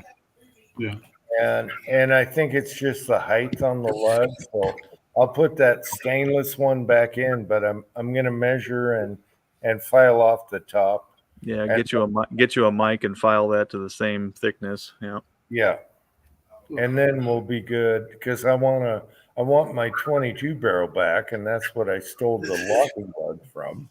Dude, a few passes over a stone might take care of that. It shouldn't take too much. It might take a file because it did not want to close. Okay. Well, just remember that's what makes your lock up. So once you go too much, you're sloppy. Do you remember Uncle Jim doing the flash hider that took forever? Yeah. Come on. The figure 8 for 4 hours, but he won't stand his powder coated bullets up on their bases because it takes too long. Gunsmithing, you go slow and you work on the cheapest part. Okay. No, he's been bitten by the bug. He's standing him up now. Lately, I don't know. I just used Cranky's mold, and I had like almost 400 bullets, and I'm like, do I want to stand these up or throw them in the basket? And I was so close to throwing them in the basket because it doesn't matter.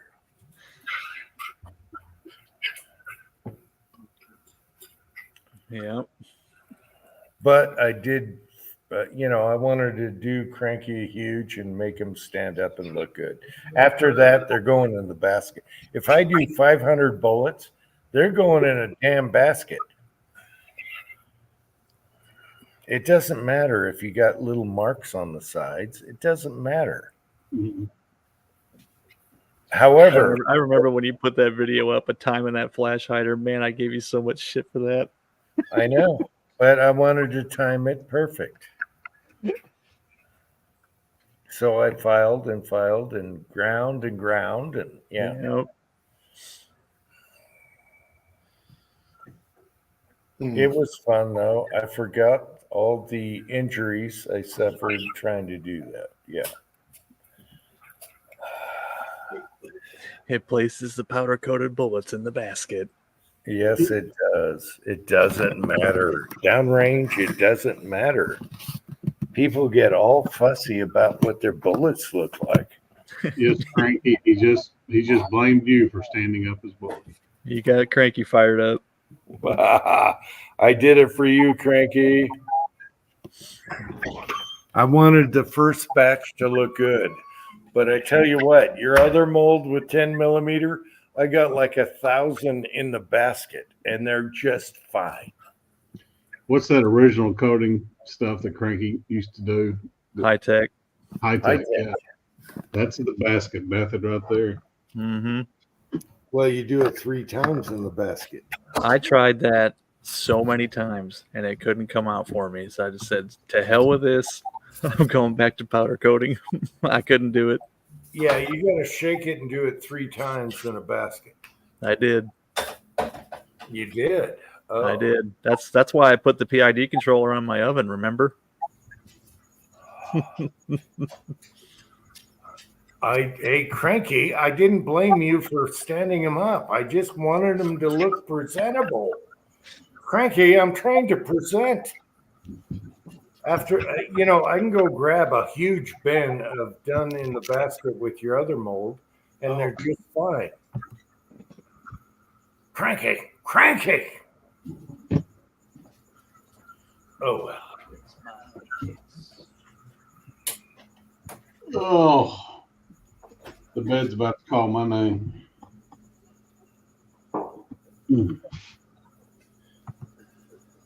Who is calling your name? The bed. Oh.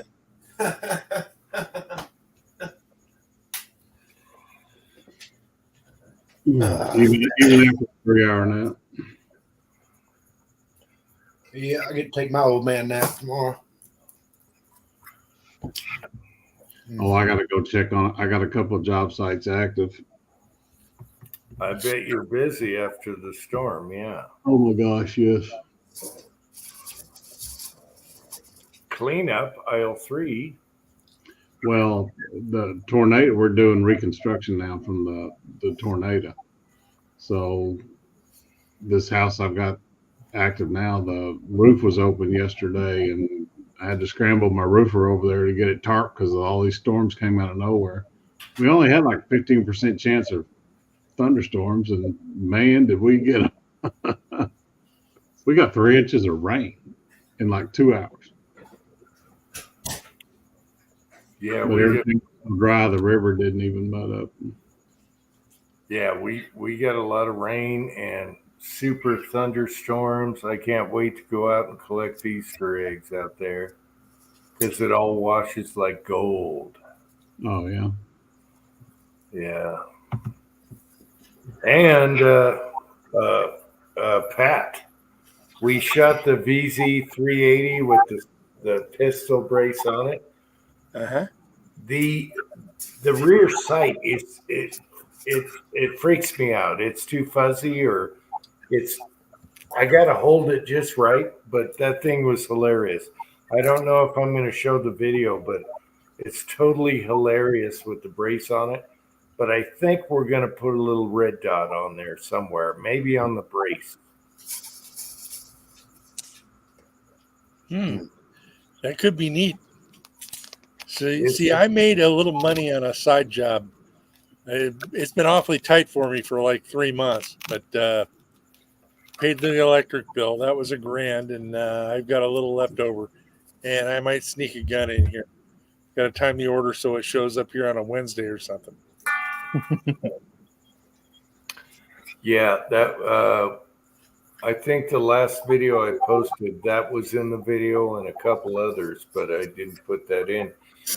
It was super fun to shoot, but I can't get the rear sight right and left right unless I hold it on my chest right with the brace.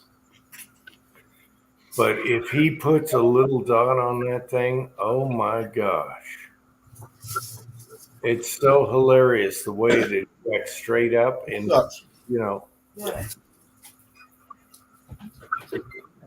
Yeah, that'd be neat with an arm braced with a pistol scope on it. It's a 380. That's well, cool. we're gonna do a little red dot and stick it on either on the end of the brace or the mount or something like that. He's gonna do that, and it'll be way better because I fuzz out on the rear sight because it's so short. But man, that was so fun to shoot. He was dinging it, but I kept going. I can't get center on the rear sight.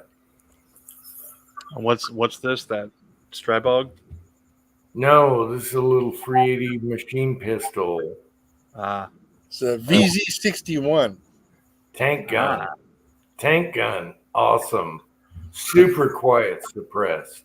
Well, it's like when you get a new car, you see them on the road for the first time. You've never noticed before. It's like, so I started looking at them. They're in like Bond movies and everything. They're all over the place. They are. Yeah. Yeah.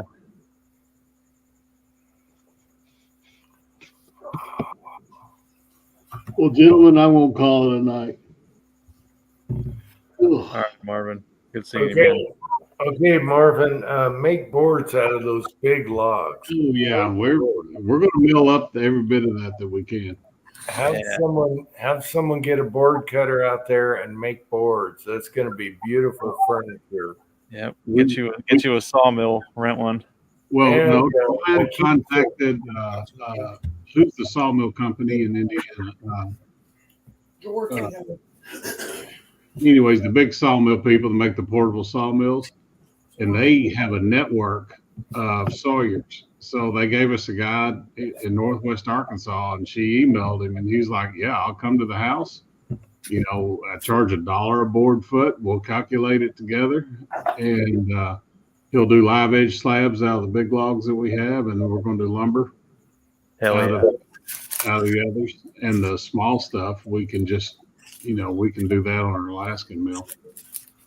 Hell yeah, that's what I would do because A live edge table.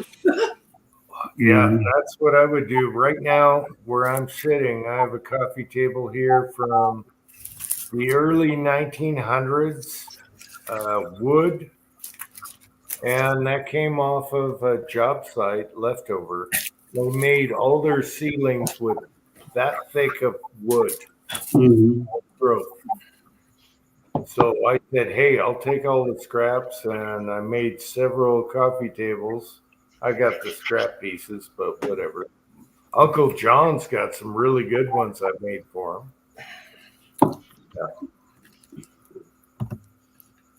Oh, well, yep. If anybody needs some gun skill, walnut, let me know. I'll have plenty. Actually, yeah. If you end up with a piece that's, I need a stock for a Snider rifle or a P-53 Enfield, either one. I got a Snider with the thing's broken half. Oh yeah. Yeah, and what's left of it, it had 100 years of termites and worms. So the stock weighs like half a pound. There's just like the outside of the wood is all that's left. Yep, Paul, black walnut, both of them. Well, and the first tree that fell was a double trunk black walnut and hackberry, and they were all grown together. And Ozark, don't you have a mill now for wood? 3D. Mill? CNC router. CNC, yeah, we moved it up into the loft. I gotta get on that. I would put that to work. You could make a lot of money on contender stocks on eBay. Wow. You almost need a fourth axis to do stocks. Yeah. You do them on one side and you got to turn them over. Mm-hmm. Most people that do them on the CNCs, they'll cut the channels and everything first, and get the fit right, and then they'll mill the rest of it. Yeah. That's what I would love to do is get a fourth axis router and just draw it up and spit them out. Does all the turning for you, all that cool shit. Mm-hmm. Right. Oh, a close friend of Twine's has one, and I don't know if you've seen him on Instagram. He's the titty hammer guy or the titty cutting board guy, where he cuts them out and puts boobs on them. But he's got a four axis deal, and the stuff that he makes is absolutely incredible. Yeah. He made an axe handle for high caliber, and carved his children's face in the axe handle on. There you go. Just beautiful work. Absolutely beautiful. It's incredible what you can do with them, man. It's nuts. I've watched all kinds of videos on them. Yep. I would just need the file. You can find 1911 scale files all over the place. You start looking for the others, and people are pretty stingy with them. They don't sell them. They work too hard to build it. Oh, the ankle busters on the black walnut. That part I'm not going to miss. Yeah, walnut's my favorite wood. I gotta go, guys. We'll see y'all next week. All right. Thanks for Night, Marvin. coming, Marvin. And I'm glad your house didn't get toast. Oh, he's gone. Me too. Yeah, my neighbor, he wants to sell his milling machine for wood. He's done all kinds of good at it. We don't have the room. Shipping container. No, he's right down there. I put it in the truck, but we No, don't. I'm talking about you use the shipping container for another shop. Yeah, no. Yeah, the wood shop container, and then you can have the quad container. We've been thinking about shipping containers for getting rid of our crap in the garage. Yeah. Yep.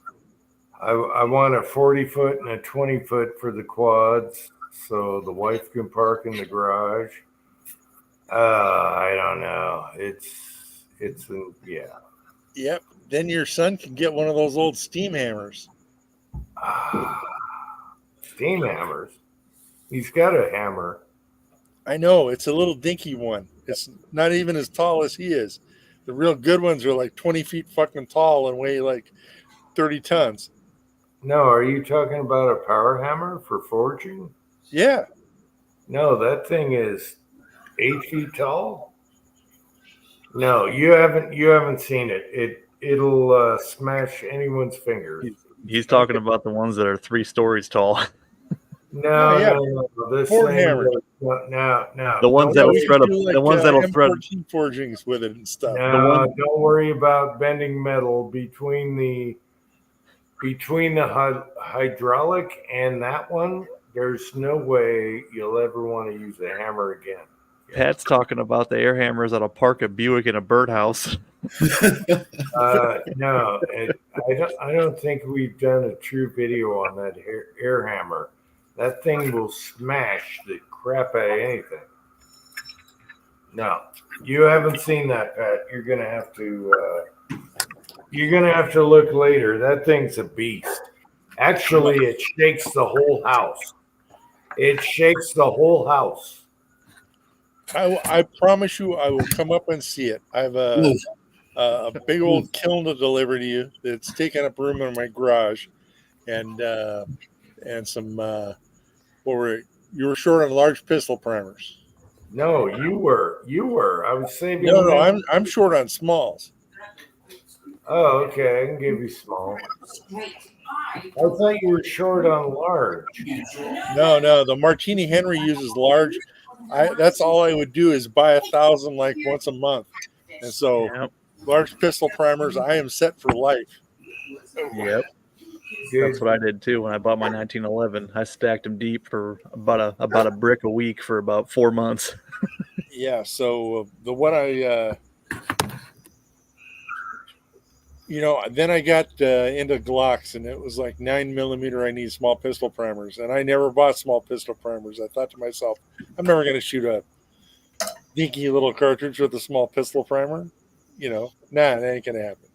Nope. No, it's not. I love them.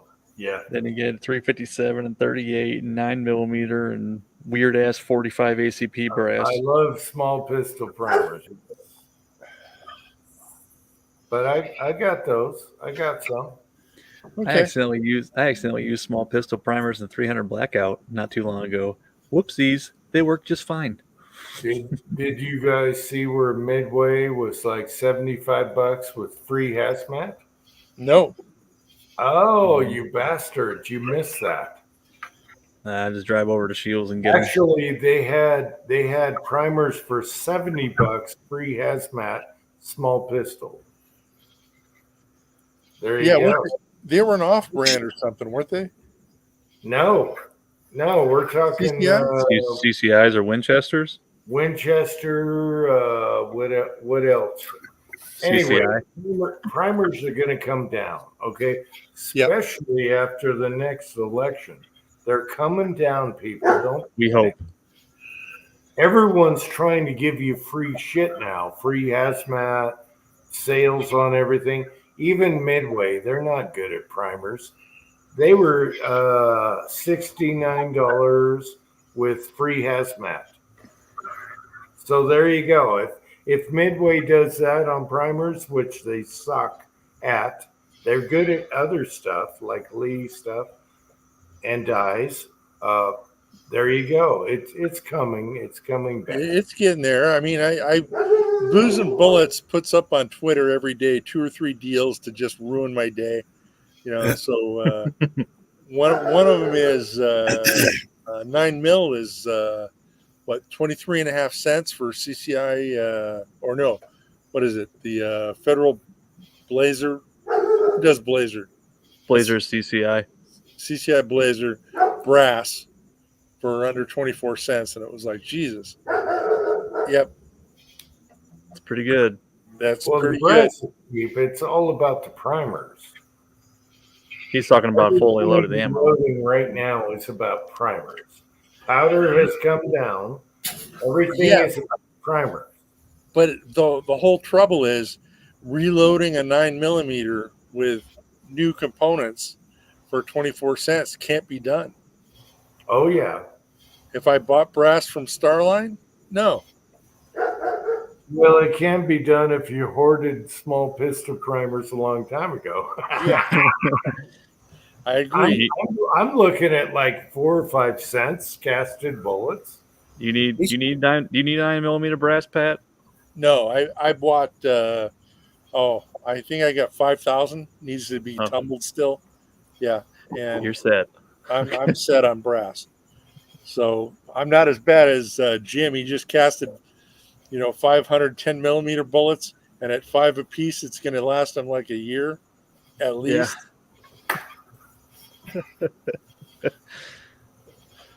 But no, I haven't been shooting lately. It's like you don't drive the car because you don't want to fill it up, and I don't go to the range because I don't want to spend the money, and I should. And it's been too damn hot. Yeah, there's a lot of cheap brass out there. It's all about primers right now. Even powder is coming down. I just had to buy not where we these. want it. These were like $28. Yikes. Yeah, see, I'd rather cast my little no. Tell you what though, dude, they shoot so good. Oh, they shoot so good. Yeah, but so do my little subsonics. Hey, wait, I want to get on your ass right now. Whoa, What'd I easy. do? I gotta let me wash it first. Where is Mrs. Tin Man? You got on my ass. Why aren't you doing a 300 blackout contender video, blah, blah, blah. And then I shoot a bunch of little subsonics that are super cheap to load. One was a Lee mold. The other one was a 30 carbine mold, which I had, and super cheap and no reply at all. I replied to him. No, you replied to one. And that's when I was like doing my first sight in with the scope. You didn't reply when I shot groups after that. Oh, I watched him. I must not have replied to him. I swear I did. But Mrs. Tin Man. Oh, come on, Tin Man. You didn't RSVP to the ball. Jeez, how shame I.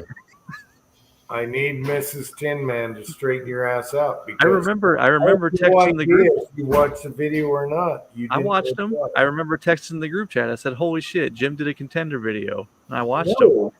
No, you did that on the sighted target. You didn't do it after I was sitting out there painstakingly shooting 5 different rounds. No, I got no reply. Where is Mrs. Tin Man right now? I'm looking right now. I don't believe you. Do you want my replies from that video? I can pull it up real quick because I have an iPad. You only put one video up. Contender 300 blackout test loads.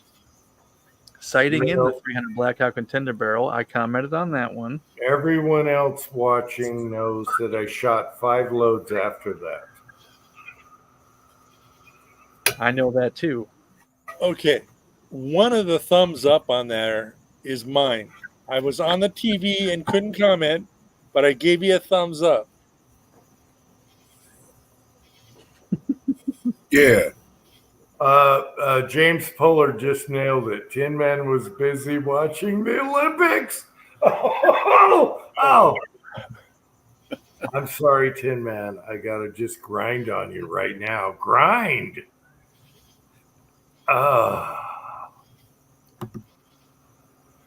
There's a video after that. All you guys' excuses is, oh, I watched it on the TV, so I can't reply to your video. Uh-huh. I watch on the TV. Well, I don't do that. I watch on the iPad. I can reply to anybody. And there you go. I shot like 4 different loads. I watched it. Just sighting in the scope. And I now watched we'll it. take her out to 70 after that. I haven't seen the 70-yard one. No, you didn't see the second video where I shot. Yes, 4 I did. different loads.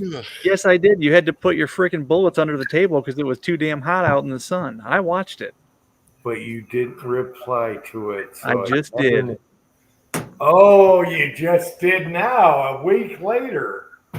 Oh. Right. So okay, for people that are out there, I have no idea if you watch my video unless you reply. And I don't want nothing.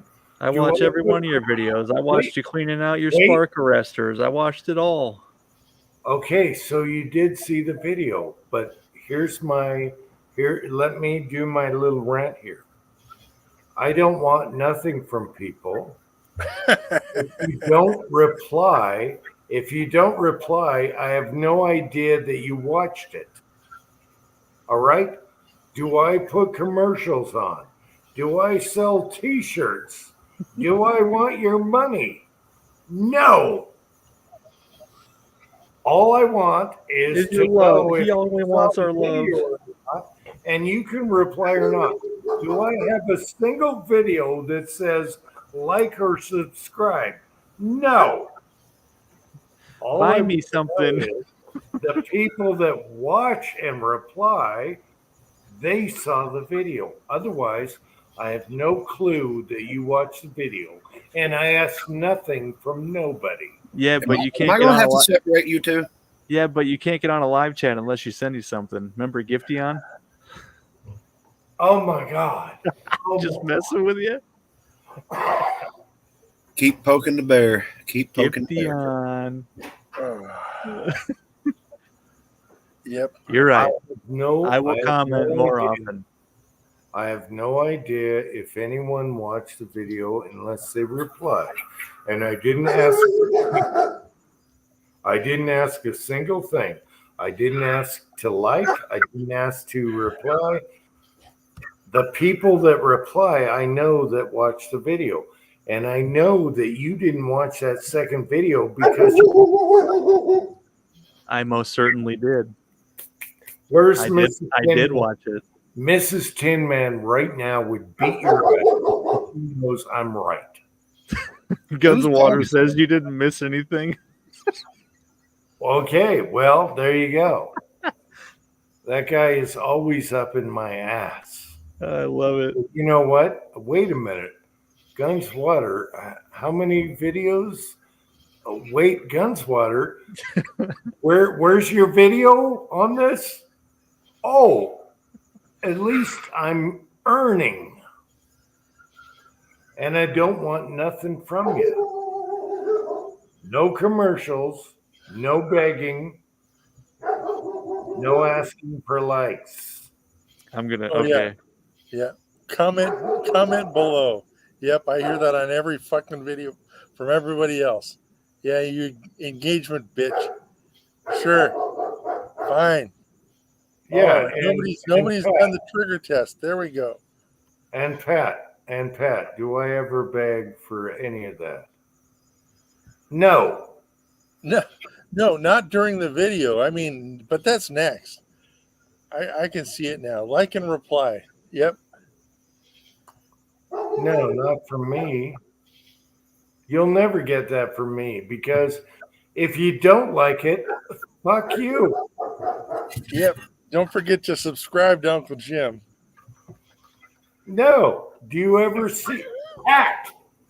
Do you ever see me asking for any of that? Ever? No. No. Okay, All there. right. All right. I'm all caught up on comments, Jim. I'm sorry. I'm caught up too. Yep. I'm caught up on comments. It's like All right. Kamala. It's like Kamala. It's like Kamala versus Trump. You figure it out, people. I'm sorry.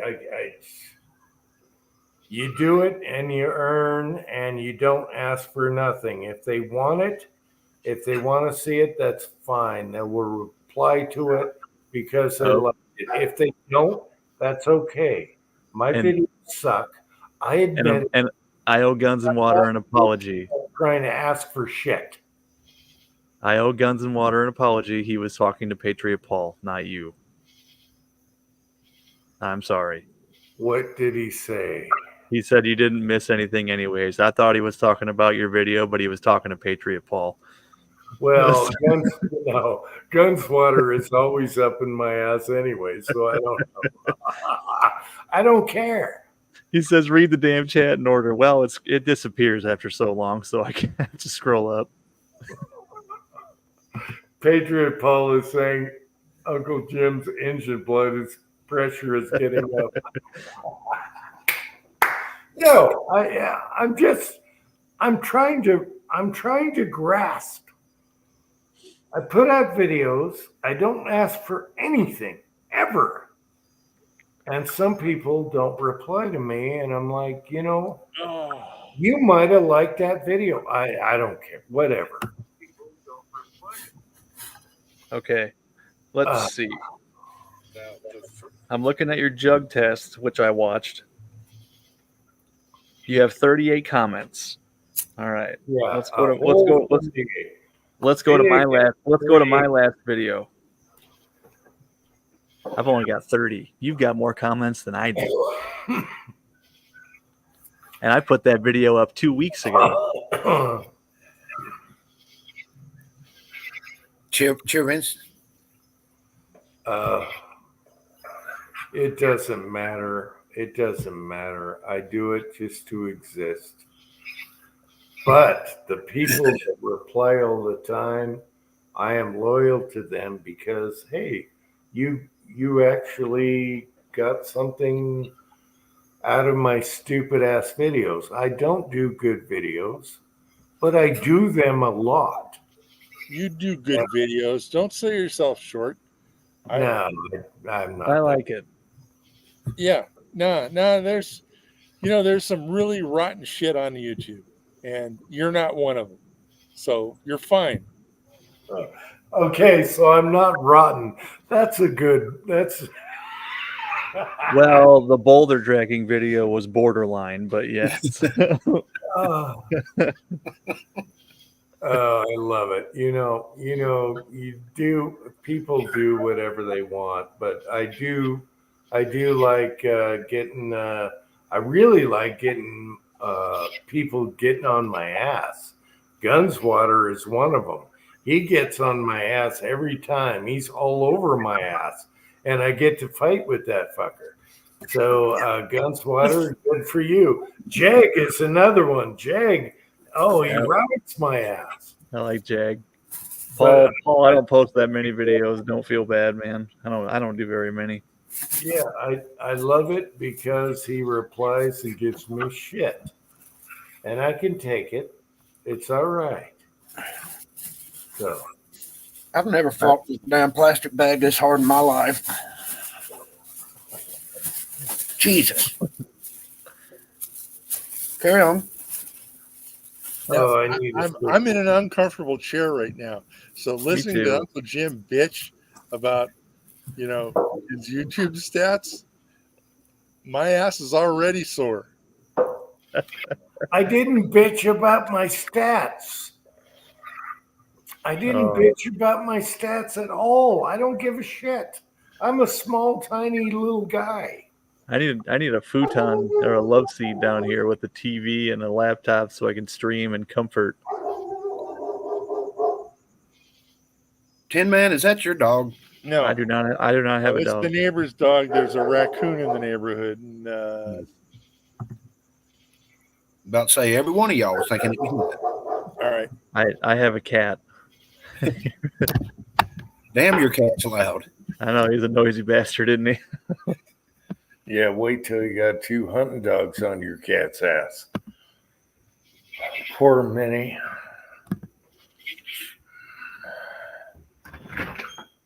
Oh, I need a cigarette.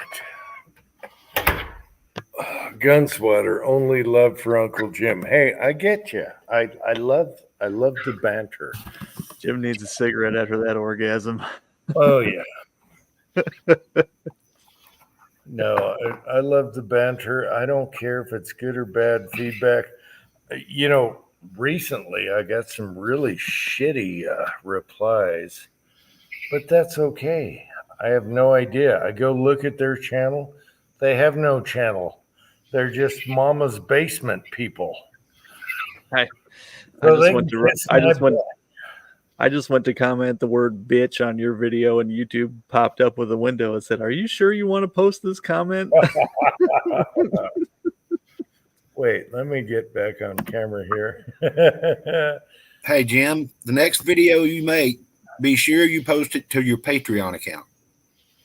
Yeah, there you go. And buy my t-shirts, okay? You got to buy my t-shirts and my hat and my swag, okay? How in the hell would I want to buy your damn t-shirts when your videos suck? I'm sorry, everybody. We What were the almost hell off is this going subject. on? I still pay $10 a year for gymline.com and Man Boob Tactical for your merch store whenever you decide to do it. Is there actually we need man boob patches. Is there actually a freaking store? You got to be joking. Is there a what now? There's not actually a store on that crap. Oh, he owns I the haven't put a domain. store up because most of your products are next to free. But if you want to market yourself, I mean, we're ready to go. I can get a storefront up tomorrow if you're ready. I just don't get it. Why do I want to buy your t-shirt if your videos suck? I don't get it. Cranky gets yelled at for his primer video. What primer video? Is that when he's hitting primers with a hammer? Man. We can name the store Uncle Jim's Misguided Jungle. It's got to be Man Boob Tactical. Nope, I only got patches. 2 for you. It's Gymline and Man Boob Tactical. Oh, I want a Man Boob patch so bad. Oh, no, not happening. Speaking of that, you guys remember when I found a TRN cup at the thrift store? Speaking of man boob, I saw the best pair of man boobs of my life today driving through LeClaire in Iowa. Oh my goodness. They were epic. Yeah. Yep.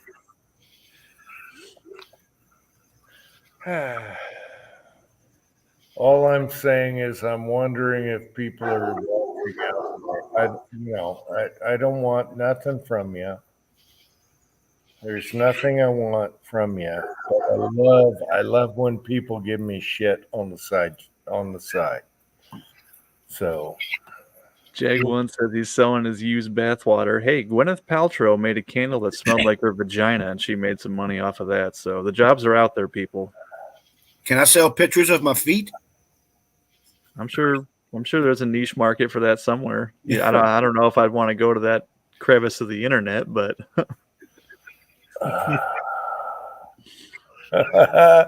gun sweater.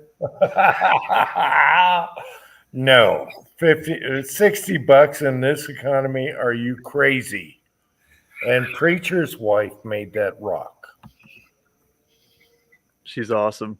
So I would have to give her. I would have to give her. What do you call it? Rights.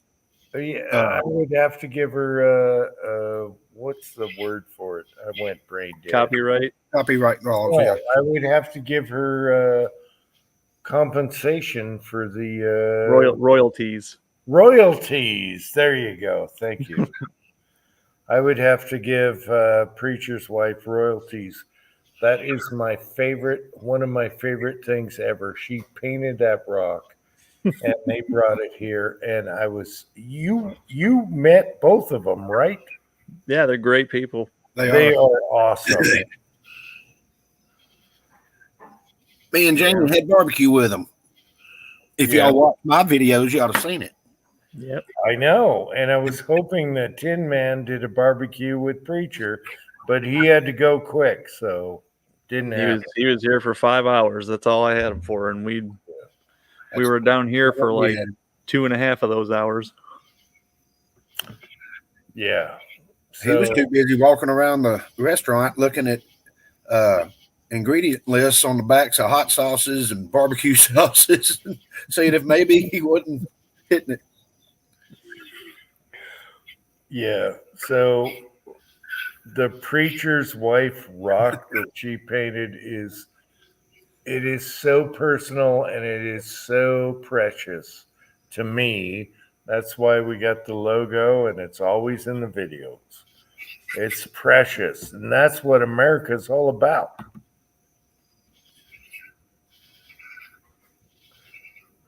I need to get down there and hang out with him this fall.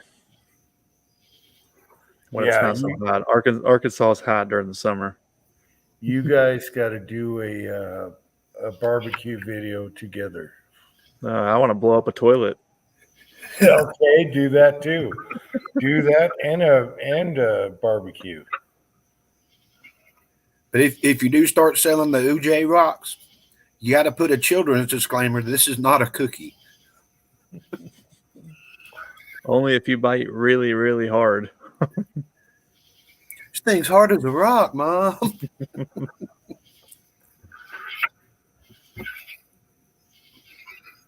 That's what it's all about. It's all about fun, you know. It's all about fun. If you want to make money, go do something. I guess people with 1 million subs, they can make money. They make I don't know. We got a neighbor's son that makes videos. He makes $45,000 a year on YouTube, and his videos suck. Not bad. But that's not what it's about. Cranky, what is your complex with Preacher's height? You guys are like the same height. Yeah, Cranky, he's got you beat on forearms. His forearms alone. His forearms are 3 times my size. Okay? So he's like 3 or 4 inches shorter than me. I'm not that much taller than he is. And Cranky's only 3 or 4 inches shorter than me. And I'm not that tall. I'm like 6 foot. You should go stand next to Pat.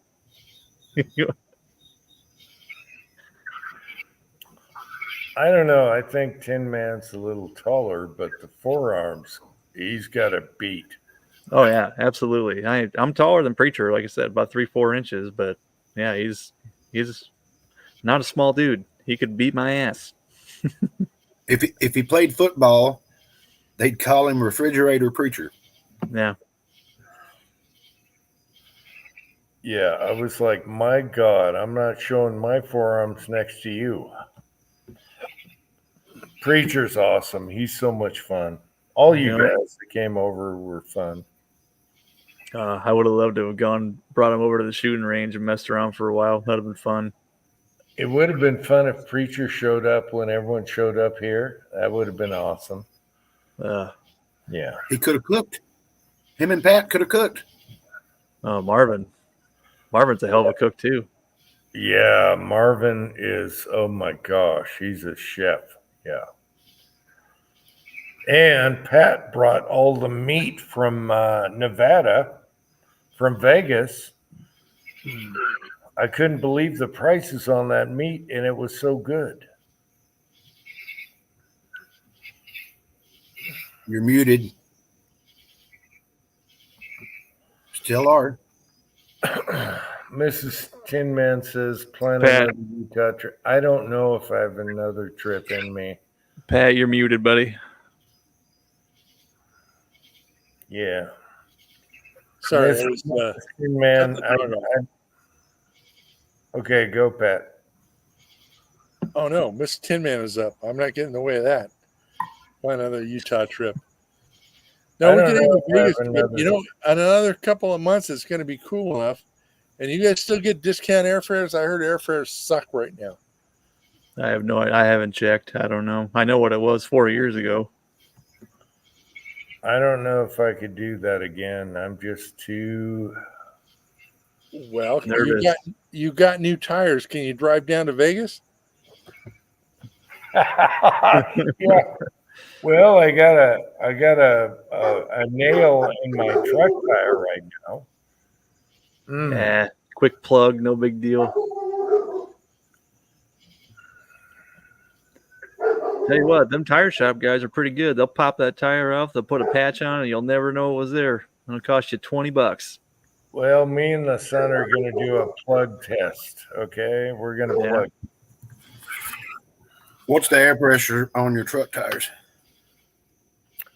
On those, it can go anywhere. That's a 250 tire, so they're very. They can go up to 80. I mean, what are you running it at? Probably. Well, it depends on summer or winter. What's the max? How about that? 80. Then a plug will not work. Why? The air pressure will blow it out. They'll shoot out. Well, I'll just pump it to 65 and put it on the rear. That's pushing it. Dude, just do a patch on the inside. Pay the $20, man. Then I got to drive it down there with the nail in the tire. That's 20 miles. 20 miles. But No, back it up, take it off, put the tire in put there. it in the back of your kid's car. Cranky says take an Uber. Mrs. Tinman says Vegas trip would be fun. Yes, it would. Kyle's right. Just take that tire off and throw it in the kid's car and shoot it over there. Well, Make sure that in the back of the van. I mean, there's not carpet back there, is it? Well, I even thought better, about it, send but- the kid. You just say, "Hey, son, or send the take this kid. tire Yeah, down there and you get go. it fixed." Make sure they balance it too. That patch will throw it off. Yes, Well, say, I thought about nail, it. hole, We have the air plug. loss. We have the plug skits in every car. And I thought, I don't drive the truck on the freeway over 50 miles, whatever. So the plug will be fine. Those plugs are meant to get you to a tire shop to get it patched. No, my dad drove one for 4 or 5 years. Oh, growing up, when I was 18, it was Llantas Usados, and I'd go through. They were $5 for the tire, and then you'd find out it needs a patch, and you get it patched, and you'd still get another set of tires for $20 in a couple of weeks because they were, they were soft as bubblegum bias plies. No, don't fucking do it. Don't put a plug in it. I never put a plug in it, and I was a cheap ass. No, don't put a plug in. Drive it with a nail. I'd do that before. It's got a plug in it right now. It's got a steel plug right now. Take the nail out and put epoxy on a screw and run the screw into the nail hole. I don't know. Leave it out. Leave it sticking out a little bit for some traction. I don't know. My dad drove a plug for like 4 years on his Toyota truck. So it'll be fine. Yeah, he only drives 5 miles a year, anyways. It'll be fine. Yeah, that's right. That's what I'm talking about. Take a plug kit and your air compressor with Meg is here. Hey, Meg. Meg, you are all cordially invited to Vegas. Yep. Oh, yeah.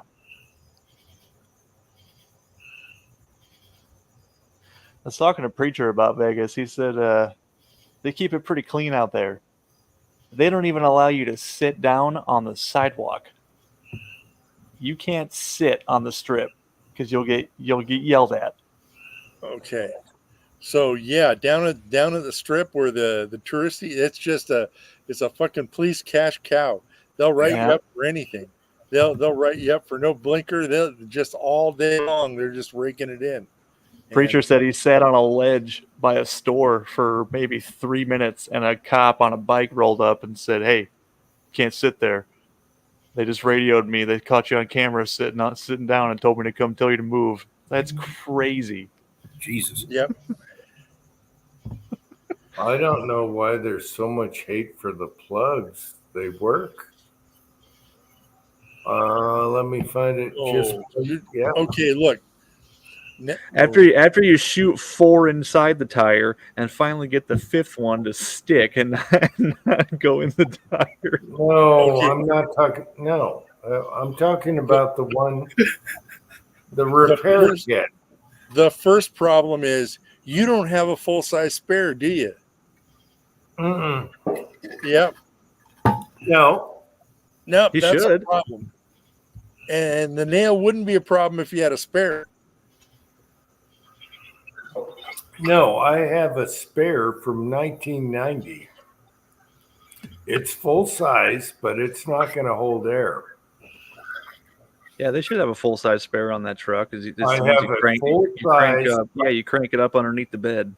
Well, while you're at the tire store, have them sell you a new tire for the spare. No, have them sell you a Yantas Usado. Just get yourself a used tire for that thing. Or get you a Prime Well or a Tiger Paw for $40.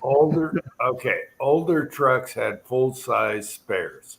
I have the original 1990 spare on there, and there's no way it's gonna, do anything. So why do you guys hate the plugs? The one with the glue and you put it in there. Plugs are great for bicycles, and they're great for lawnmowers, bugs, and lawnmower.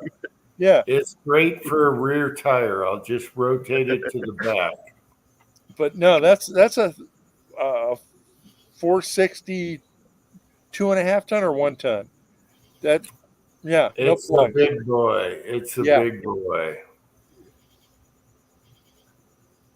But so you guys are saying go down and have it done proper. Oh, yeah, I would. Yep. I forgot how much Cranky. Oh, we haven't mentioned how much Cranky hates plugs. Remember that? Place an order for ham. No, what the hell? Oh, you're talking Mig's about on your side. Yeah, Mig's got your back. Mig's been on a plug for 3 years. There you go. Okay, Mig, those plugs work. Yeah, but that's probably on the car that he can't get the wheel hub out of, and it hasn't moved in 3 years. But if the nail lasted a year, why wouldn't the plug last a year? With glue and the plug and the thing, it's a repair kit. Why wouldn't it? Yeah, it's you got the one with a monkey in it, right? Monkey? No, not the monkey butt. No, the repair kits. What were they called? Monkey something or other. No, Wrench? It's actually a slime kit. We have them in all the cars where it has the rope and the glue. Oh, punch no, thing. you'll fuck everything up with one of those. All the slime will run down to the bottom after you've parked it for 6 months. And the thing is going to be out of balance like you wouldn't believe. It's barely any weight to cause balance problems. You're talking about the plugs that you put in the little T-handle thing, and you poke into the tire. So the problem with those is once you get enough pressure to actually get it to go down into the tire, you're putting too much, and once it gives, it goes poof, and then it goes all the way inside the tire, and you go, shit, I only got 3 more. And you keep putting plugs in. It's the slime kit with the rope and the glue. You screw it in, and you punch her in, and it sticks out the outside, and it's way better than a nail in your tire. I think didn't you make a video on one of those once? Well, I'm going to do one soon because we're going to put And my dad ran one for like 4 years, and it still ran until he sold it.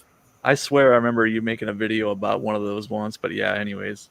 No, I didn't do a video on that. Damn, Jag. Just give it the old Hawk Tua.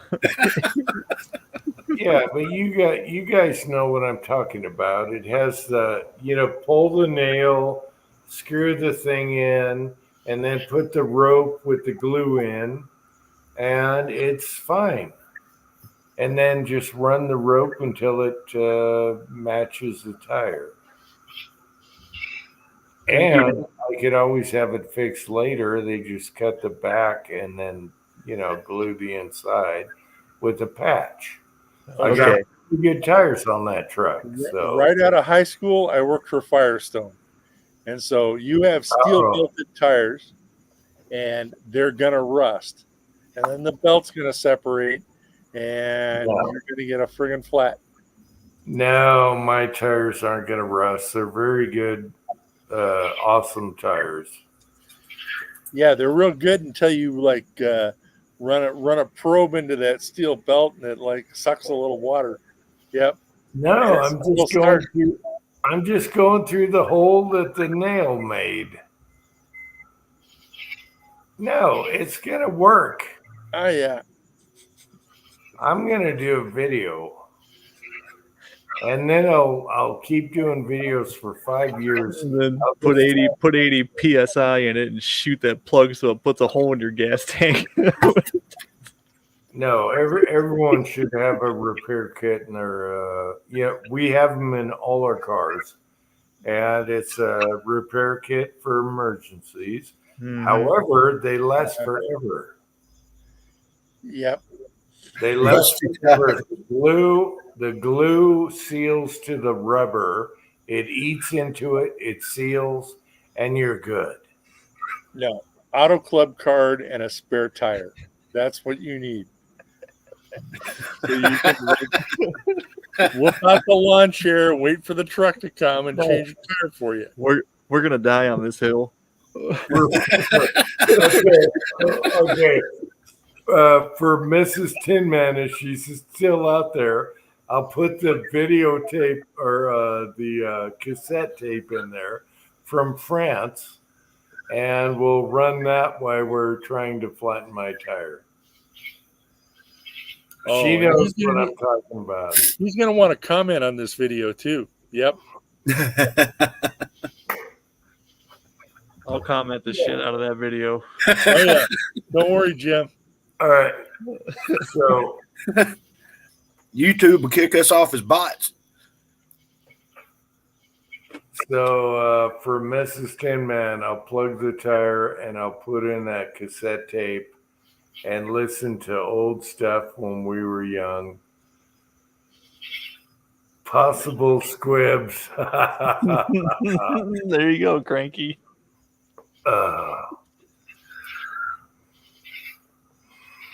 You do get one of those inertia hammers, right, Kurt? Oh, yeah. Okay. I'm about to say, I won't take you, no problem. So here is why I haven't used it. Hold on.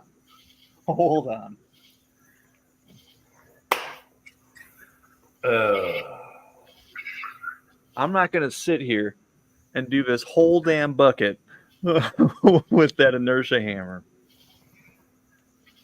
This is my whoopsies bucket over the past 7 years.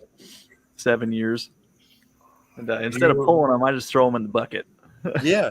You need a bigger bucket. You don't need a hammer or any of that. Look at what you're doing, though. You're throwing away primers and powder. Oh, here's a good one. See this one? See that? What the? Backwards. With a Phillips? Backwards primer. It's an upside down primer. Oh, that's an upside down primer. I thought that was a wad cutter with a Phillips head on it. I thought it was a flat nose with a smiley face. All right, you did that on the Dylan and didn't have it upright. Here's a 223 Ackley improved. Yep. There's some good shit in this bucket. Memories. I love the Hall of Shame buckets. My favorite. The Hall of Shame buckets are the best. And I have one. Yes. Why is this? Oh, it's a dummy round. Oh, what else do we got? Uh-oh. Tactical Rabbit. I work for a tire repair. Only good for so long. All right. I could take it to a place later, right? And Here's have another. Here's another one. Uh-huh. Uh-huh. Okay, but Tactical Rabbit, I could have it replaced later. I just grind off the little thing and patch it. It'll work. It'll be fine. I think half of these are just cases that wouldn't pass the chamber gauge. I should just send them anyways. No, you might want to take all the components down and reseat the brass. Now I'll just leave them at the range for somebody else to shoot.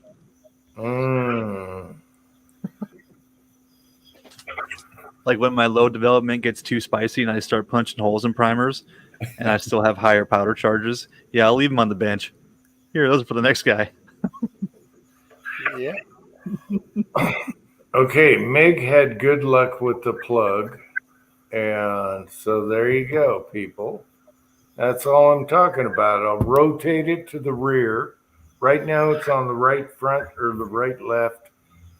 I'll just rotate it to the rear and we're good. Yeah, it'll be fine. It's on the right left. Hey, they work great. The nail worked. Why not a plug with glue? Then why are you trying to take the nail out if it worked? Wait. Are you not losing air in it right now? What? You're not losing air. You're losing air in it, right? No. Leave it in there. Just leave it in there. Don't worry about it. I have a framing nailer sideways in my front left or right tire, and it's not losing air. It's been on there for 6 months.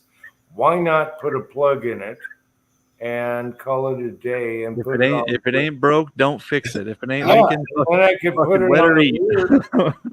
I could rotate it to the rear, and then I don't get squirrely if it goes bad.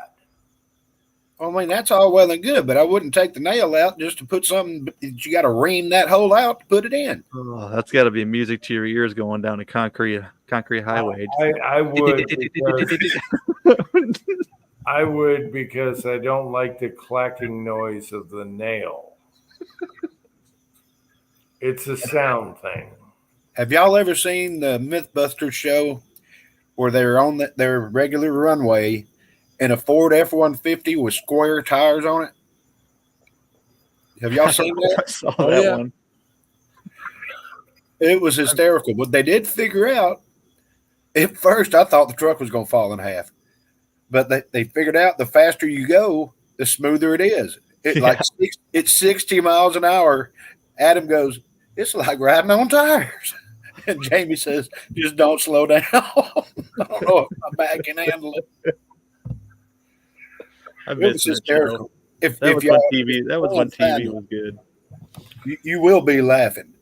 Okay, that was when TV was good. They had that show. They had oh shit, what other?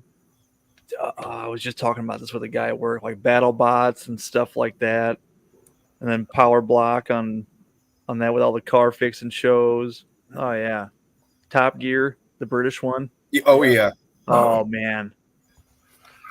Okay, Tin Man. Meg sent a video, pictures of his plug in his tire that has lasted forever, but I can't enlarge it. So can you? I haven't gotten it yet. Geez. Meg sent it to Tin Man. I can't enlarge the pictures, but it works. Enhance.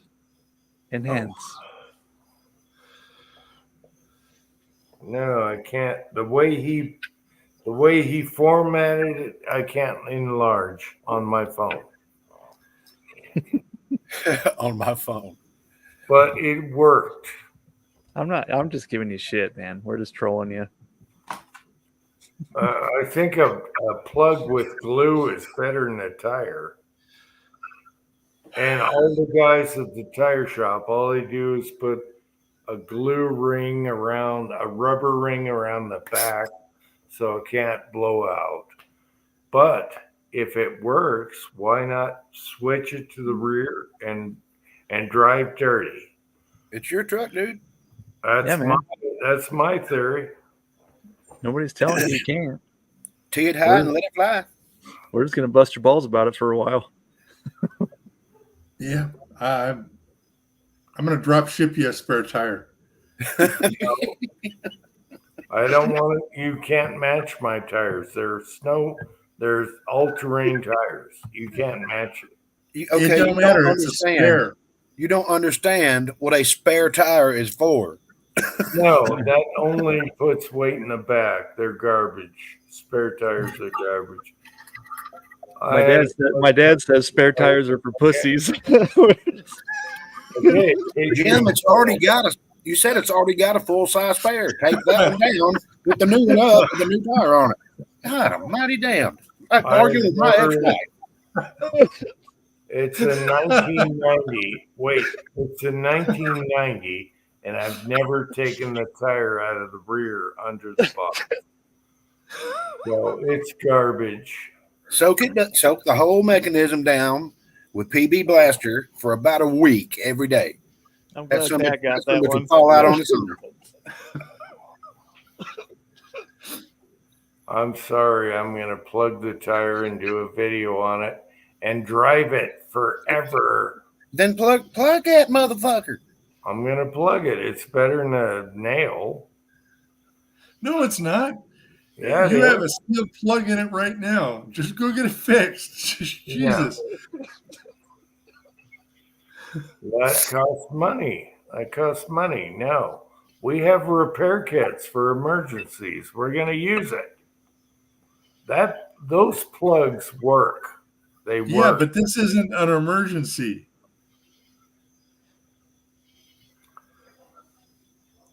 They work, okay? I've seen it. My dad ran 4 years on that. Then go out there right now, and plug the damn tire.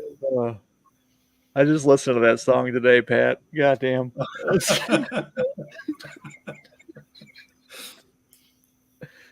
I'm telling you, those repair kits were good. The ones with glue and the rope and the turn thing.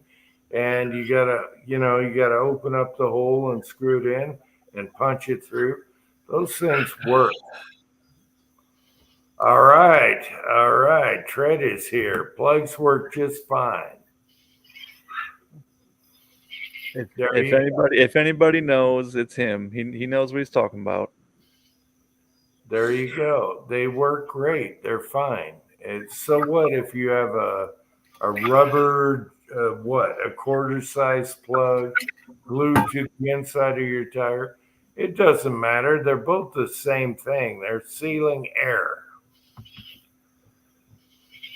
So I got to get that framing nailer out of my tire. I picked it up, probably dropping off the garbage, and someone left nails. That's where I probably picked up that nail. Okay. I'm upset that nobody else caught that line, Pat. Wait. Mig sent he sent a picture to you. Tin Man, I want to see the picture. He says the plugs work. They work. Sure, plugs work, and price fixing is going to do That's wonders. not a plug. That's a nail or something. Yeah, keep going though. I got to figure out how to go to the next picture. He's gonna plug it late. Yeah, I had a hard time. Blowing those. There's the plug. Okay. Hang on, I got more plug pictures. And he's been running 3 years on it. And now he's going to show a picture of it snipped. No, he didn't snip it. I think he just left it. No, you just drive them. You drive them, wear them out. You don't snip them, you drive them. Oh, hell, what did I just do? Now I can't enlarge it. Oh. Oh, my. Reverse. Yeah, there's the shrapnel. That was the nail? That's what he yanked out of his tire. Yeah, well, mine's worse. It's got a head on it. I got a framing nailer. Mine's got a head on it, too. I have a framing nailer with the side bent, and it's holding air. I would see if that nailer's under warranty. Yeah. That's a hell of a framing nailer. You know what a good time just for going around the corner. You know what a good time is? Go to the tire shop, which I do. I got a local shop. They're really cool guys, and ask them, "What's the craziest shit you've ever found inside of a tire?" Brad said he found a pair of scissors inside of a tire once. There you go. A whole pair of scissors inside the damn tire. All right, Tokyo Boy is talking about someone with a mustache. Which guy are you talking about? Well, let's see. We all have mustaches here. I'm pretty sure he's talking about Pat. If I had to put $1 down. I'm thinking he's a soy boy and he's drinking city water, which turns the frogs. Oh, you're drinking city water. Okay, get off of that. All right. He was complimenting Pat. Well, all right. Yeah, I just threatened the girlfriend I was going to shave it off. She's like, it's getting too long, needs a trim. I'll just cut it off. It'll grow back. No. No. Sorry, it's not my mustache. It's hers. Yeah. Okay, sorry if I bum wrapped him. We have trolls here, so I got to watch out for that. I still haven't tried this 3D printed magazine, Pat.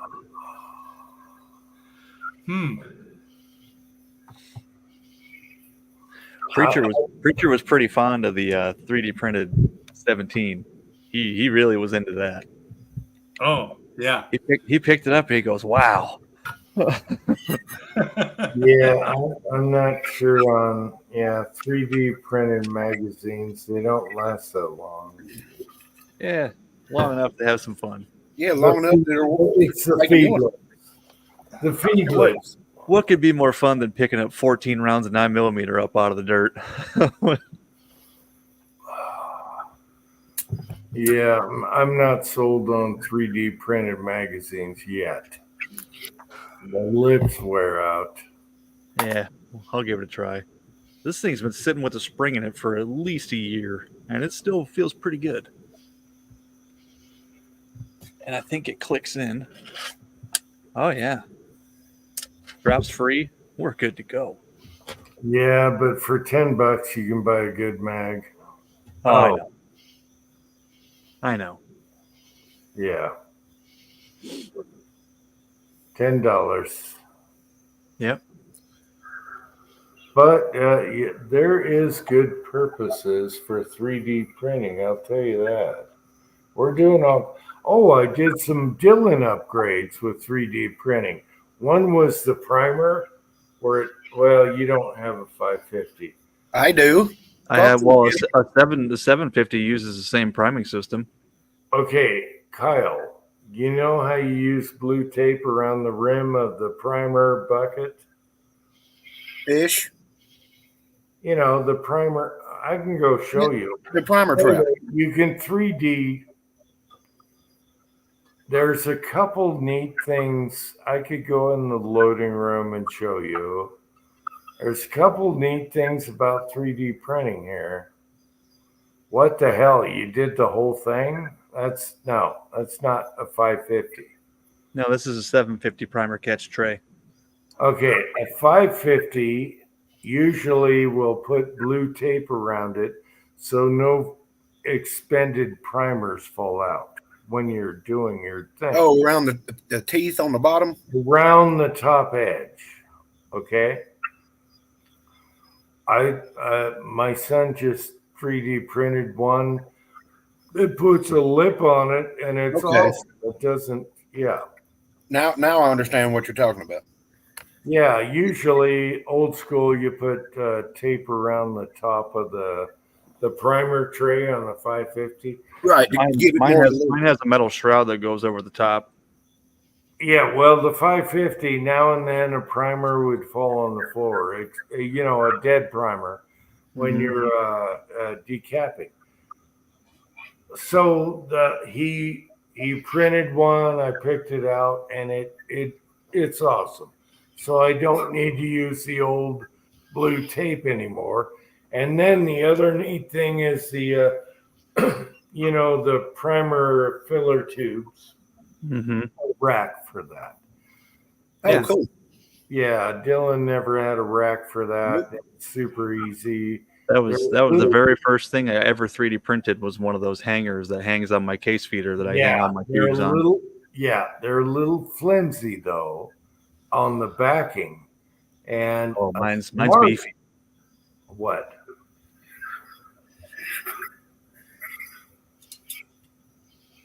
Yeah. Okay. So mine's different than yours. It's way more. This hangs on the case feeder. Yeah, mine's different from yours. It's more flush. This screws onto your bench. Anyway, a smart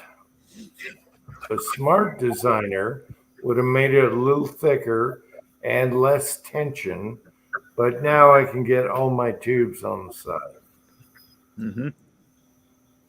But they put too much tension on the tubes, and what they could have done is come up and over for a dust cover so no dust gets in your tubes while you're not using them. Pat, is that the silk PLA? No, it's not silk. It's like tricolor. It's like color blue, shift? green, and red. Oh, it's very shiny. And it flips too, so it's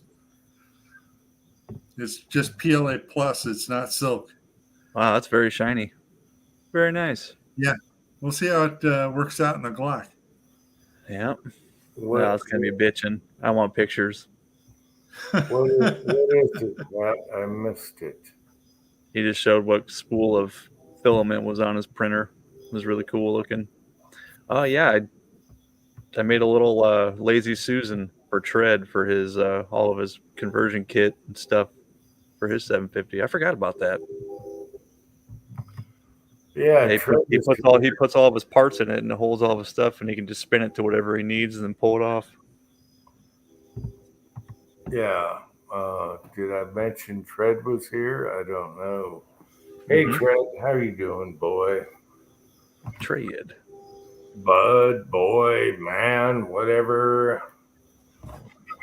Sir.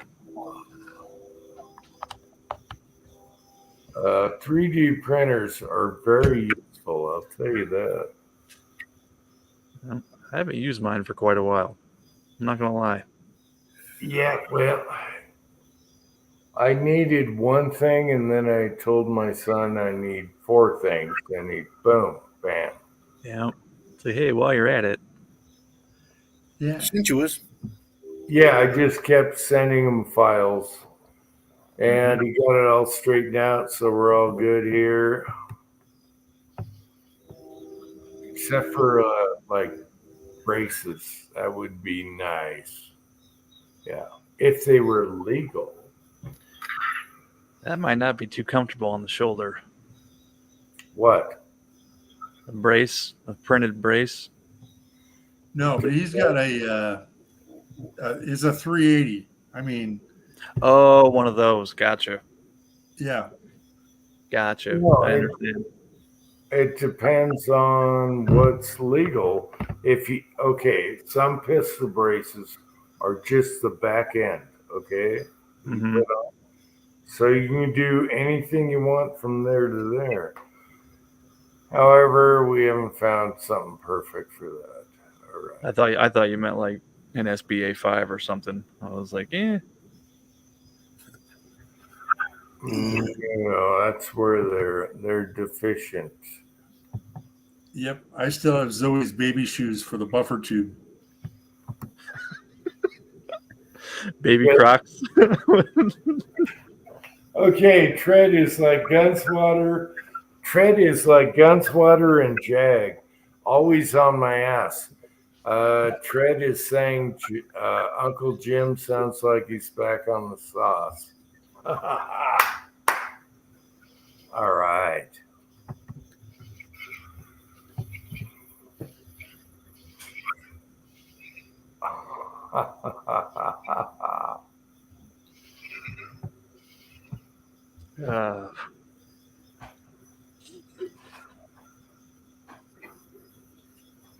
Auto drive, man.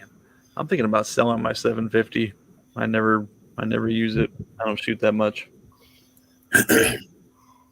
550 is as fast as I want to go. The Lee turret, it does just good enough for me. Lee turret is next to my 550. They're as fast as I want to go. Yep, and I usually only shoot 10 times a year, if that. So, yeah, Lee full turret and the 550, and then I have a single stage to the right. That's all I need. That's all I'll ever need. I don't care what they come up with now. Mm-hmm. I spent a lot of damn money on that 750 tricking it out too. Yep. Yeah, 550. I don't want to go any faster than a 550.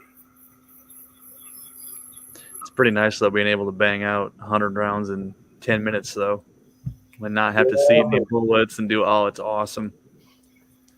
Do you trust it though? Yeah. But 550, I can place the bullet and watch everything. I don't know, 550, 4-hole turret, and a single stage. What does any guy ever want to need after that? I don't know. 750 sweet because I can look down in the case. There's powder. Boom. There's a bullet, and I just sit there and crank that handle. Don't have to worry about setting bullets. And bang them out. I would rather set the bullet and look down. I can look down a 550. I got a mirror. Mm-hmm. I don't get the speed thing. I don't get it. Yeah, it was just something I wanted to do, and I did it. And now it's like, yeah, I don't really need it. Well, before I got a good supply of ammunition, I could sit down on that 550, and in 1 hour I can make about between 800 and 900 rounds of 45 ACP. Well, it doesn't take but a couple of hours. You know, I work an hour, relax for an hour, work an hour. I think on the third hour, 55 ammo cam was smack full. You couldn't fit a Q-tip in it. Yep. Then I did the same for 9, did the same for 40. Did the same for 223, but not with cast bullets. Yep.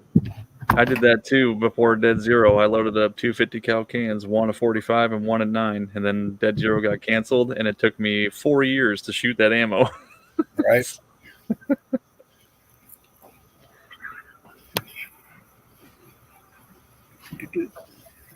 And I didn't load shit for that 4 years on that 750 either. I just sat. Yeah, my wife said, "Can we sell some of this reloading shit?" I said, "Hell no." No. Ooh. No sell, only buy. Except for a press. You can sell a press.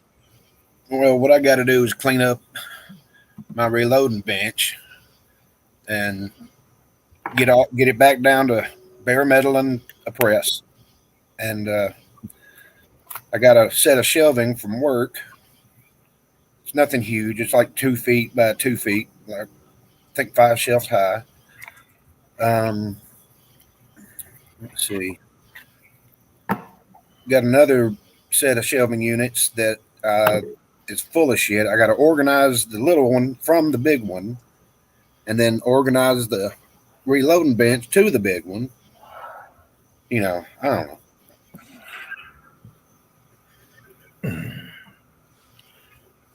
You don't want to load too much with primer prices right now. You don't know what primers you need. That's why I bought a single shot. Takes a while. Yep. Say you loaded all your primers on large or small pistol, and then you're like, damn it. Yep, that's another reason too. It's like, oh, wow, I don't have that many large pistol primers, but I got 2,500 rounds of 45 ACP loaded up. Damn, I wish I had some of those primers. Right. But yeah, I'm good on primers though. So I got enough already loaded up to get me in some serious trouble, and I got enough primers to get me in serious trouble again. Heard that.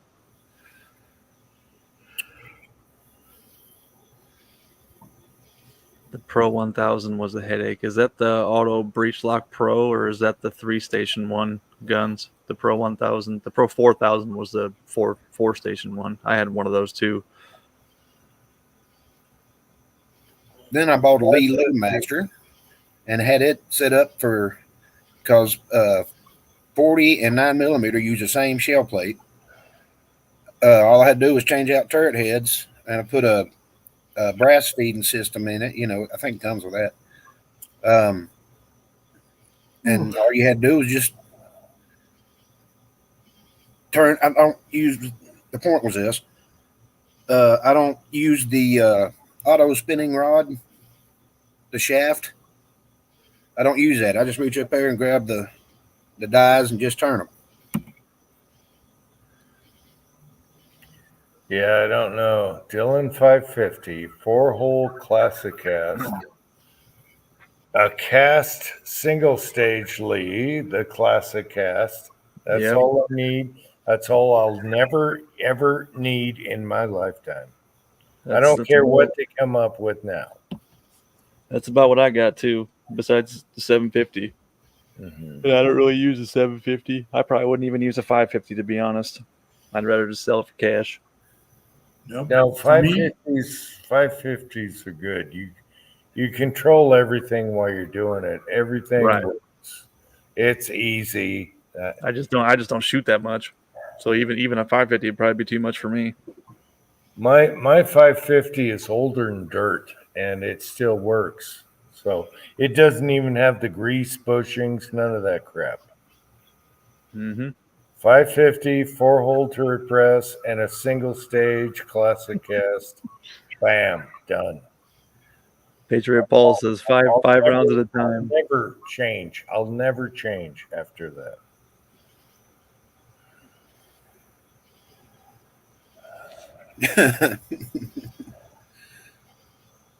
Getting shit in the side chat.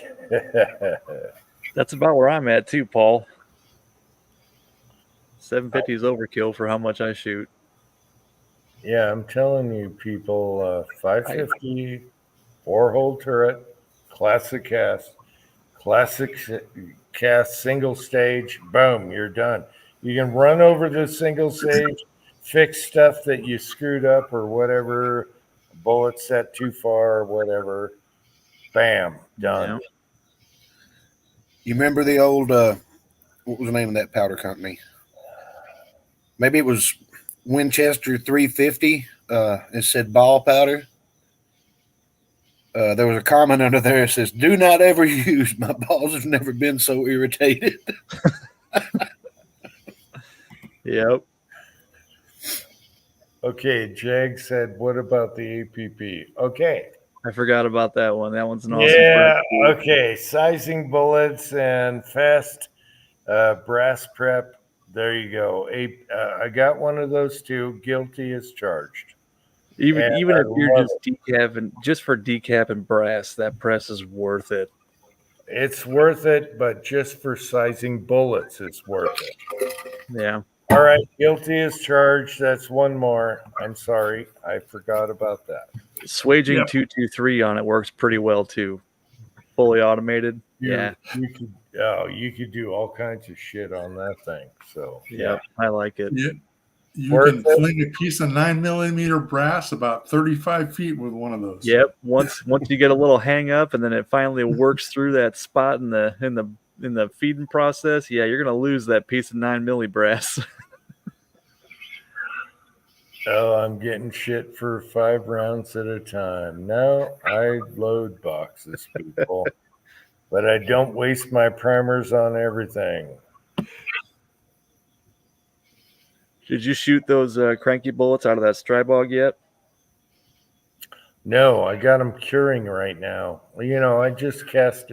You gotta wait about a week or so. Yeah, right? give him a few days before you size them and all that. Yep. Yeah, give them a week to cure. But yeah, that's gonna be up and coming video. I'll do 2 pistols and the Strybog AR type deal with it.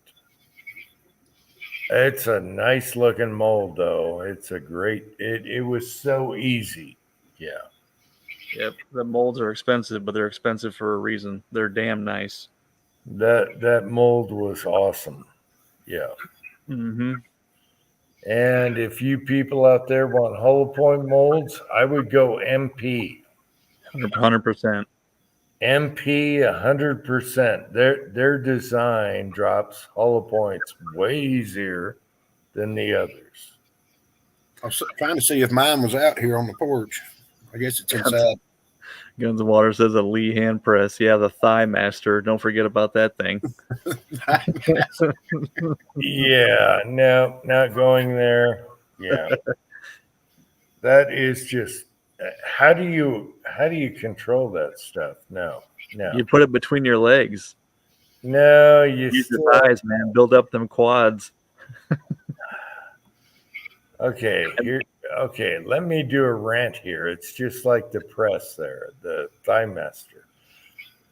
People always think about apocalypse and survival guns, right? However, why do they make survival guns like the worst frickin' gun to use when you have all these other guns that work great and you're doing the most primitive thing in the world, just like the Thigh Master? Why, when you can use other things that work? I'm sorry. I'm sorry. Same with survival guns. Well, it's easier to put a Thigh Master in a backpack than it is a Lee Classic turret press. You know what I mean? I could put it on That's my the appeal. I could put any press on my truck on the tow hitch. Okay. Yeah. Oh, why are you making survival guns? This is my biggest bitch ever. Why do people make survival guns the most primitive frickin' things in the world when you have all these other guns that work all the time and you have to go to this caveman shit? I'd rather use a bow and arrow. I'm sorry. All right.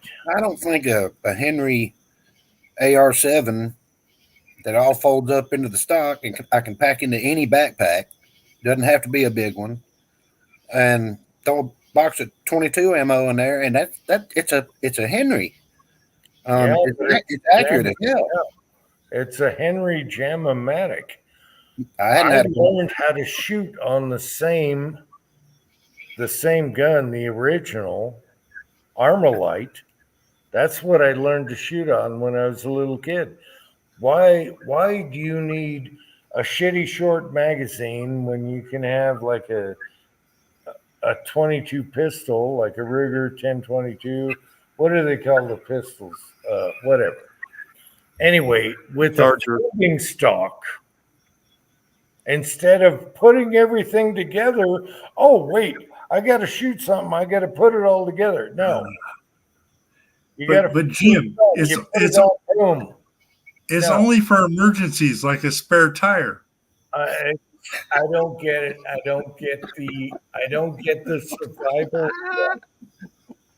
The best survival gun is going to have a folding stock, which you can shoot right now as a pistol, and then fold it out, and boom, it's in your backpack. Why do you have to screw your barrel on and all that crap? I don't get these people at all. They don't know what survival is, I guess. They don't know what shooting right now in 2 minutes is, because I can shoot any folding stock when it's folded and fold it out in 1 second, and I got a rifle. Whatever, people. I don't get it. I don't get it. Why do you have to go primitive caveman on a survival thing? Reliability, what's not going to work, blah, blah, blah. Are you kidding me? I don't have guns that don't, if I have a gun that doesn't work, it's going down the road. So I'm going to trust that for a survival gun any day. I'm sorry. I'm sorry.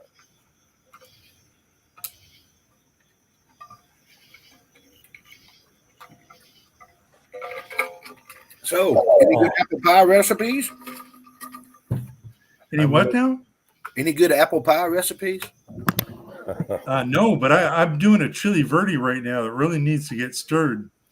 So me and the little woman went crazy on hatch pepper season and went to 2 roastings, and we got 3 cases. And I spent a weekend peeling chili peppers. Oh, they're all in the freezer right now. And so, I just pulled out 3 pounds of them, and I'm doing a chili verde. Don't touch a pecker after peeling them. Oh, yeah. We'll go stir it right quick.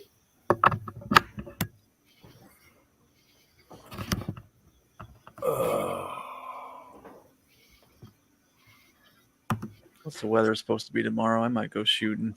I want to shoot a cantaloupe with one of those 110 grain VMAXs out of 300 blackout and see what that does. I had a rotten cantaloupe and I had to throw it away. It was so bad. It was flat on both sides. Oh, you didn't shoot it? No, but I shot another one. If you watch my videos with I did. God damn it. Here we go again. I already shot a cantaloupe. That's the only thing cantaloupe is good for. No, it ain't. I love cantaloupe. Yeah, cantaloupes are awesome. I love them, but it sat on the counter too long in the sun. So. No, I want you to shoot that 110 out of your 308. Ooh. About 4,000 feet per second? Yeah. Yeah. I was going to shoot the last cantaloupe with the Varmageddon 5.7. Evaporator robin that's sitting on top of the target stand. That probably would have blown up. So, yeah. I want to emphasize, though, if you want a survival gun, pick out the gun you trust that works all the time. You don't need a single shot. Taurus TX22. Who said anything about a single shot? Everyone that has survival rifles are single shot 22. Maybe you remember the old Savages that had a 20 gauge shotgun and a 22, or a 22 Magnum and a shotgun round. Over under, okay, maybe. Yeah, I've got one in the basement. But you're still screwed. Why not pick I wouldn't carry that. I wouldn't carry that. Why not pick out a gun that you always trust, that always works? I did. 30 rounds in it. Why? I don't get it. I don't get it. Actually, it holds 27, 28 with one in the pot. Why do people go caveman? I did a caveman video a long time ago. You show me a caveman with a fully operational semi-automatic backpack gun that will shoot 30 rounds. You showed me a video of a caveman. Okay, I can do that because I have an SBR. I got pistol braces. You want 300 blackout? You want 223? You want 22? Whatever. I want 22 because it's lighter. We want those, and they work. So why are you arguing with me? I'm not. I'm just saying, why do people have to go primitive, like a single pull the striker thing, on survival? I don't get it. You might run up against Zulus. If you want you'll need your single shot. All right. If people really want a survival rifle, for one, they want a cartridge all your neighbors have. Okay. Check. For two, if you already have guns that are totally reliable, why are you working on a single shot when you can have a 50-round mag that works all the time? Check. I don't get it. In a cartridge that everyone in your city has, which Double is check. 223 or 762 by 5. Okay, I need a beer for this. Keep going. 76239 or 223 are going to be your most common 9mm 45. Why aren't you carrying that? Because if you need, I'm going to have a 45 on my hip. If you need ammo in the future, why not have a gun on your hip and a gun that you shoot that shoots the same or whatever you want? Check if I want to take a lever gun. Again, there's nothing wrong with a shotgun. A shotgun will take care of everything. You can get foul, you can get people, whatever. All right, a shotgun right there. So why do you have to reduce yourself to some single shot piece of crap? I don't get it. I don't get it. Neither does anybody else. You're a goddamn dumbass if you use a single shot. I don't get it. Why is survival so primitive when people do survival guns? You already shoot guns that work all the time. I don't get it. Check. There's so many choices out there that's way better.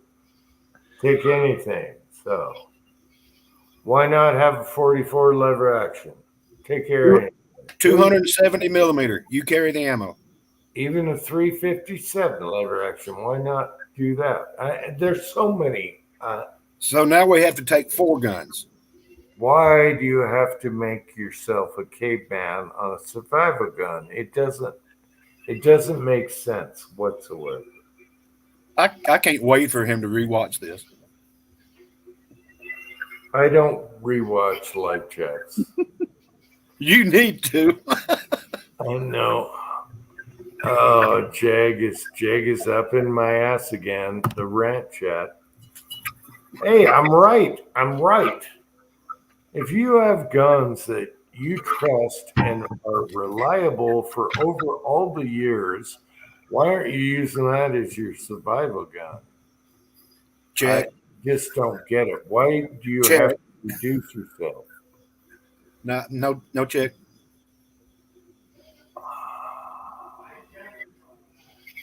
Just grab whichever one's handy. You use what is totally reliable all the time. That's what your survival gun is. Mm-hmm. We had someone trying to get on here, Tokyo Days. I'm not clicking on you. That's probably a good idea. There's someone trying to get on here for a long time. I don't feel like seeing a dick today. Let's see what the side private chat says. Is he begging to get on? It says hello. Yeah. Well, hello. You're not getting on here. He'll trade you a pickle for a nickel. All I'm saying is use the guns you trust, okay? So for me, there's lots of them. Pump shotgun, Mossberg is my favorite. Then you have, there's so many. All your pistols you love, your ARs that always work, anything that's reliable. Why are you reducing yourself to a single shot where you pull the bullet out and put another one in because you're surviving? No. If you're surviving, you might have a million zombies out there like the Omega Man that you have to annihilate. And who ever said anything about a single shot to get this shit show started? That's when you go to the dealership and get you a survival Ford Mustang. This is why everyone should watch the Omega Man. How many? Angel found it. You Angel want found it. We're gonna watch it tomorrow night. Okay. This is why everyone should watch that movie, because it comes true in fruition here. Because of COVID and because of Antifa and all that. You want multiple rounds. Don't give me the whole script. I want to watch the movie. Multiple rounds in your magazine. If not, you want a shotgun where you can rack those suckers out. And you want 8 rounds in your shotgun. And you can throw rounds in between, slug or buck, whatever. That is my advice, and I'm sticking with it. And that's I want to how we know. roll. I want to know how many survival spare tires you can fit in the bed of a Ford F-350. 1 million. A 350 is going to hold a ton. So you can drive a car up in a 350 and it won't even burp. Not with that plug in that tire, you can't.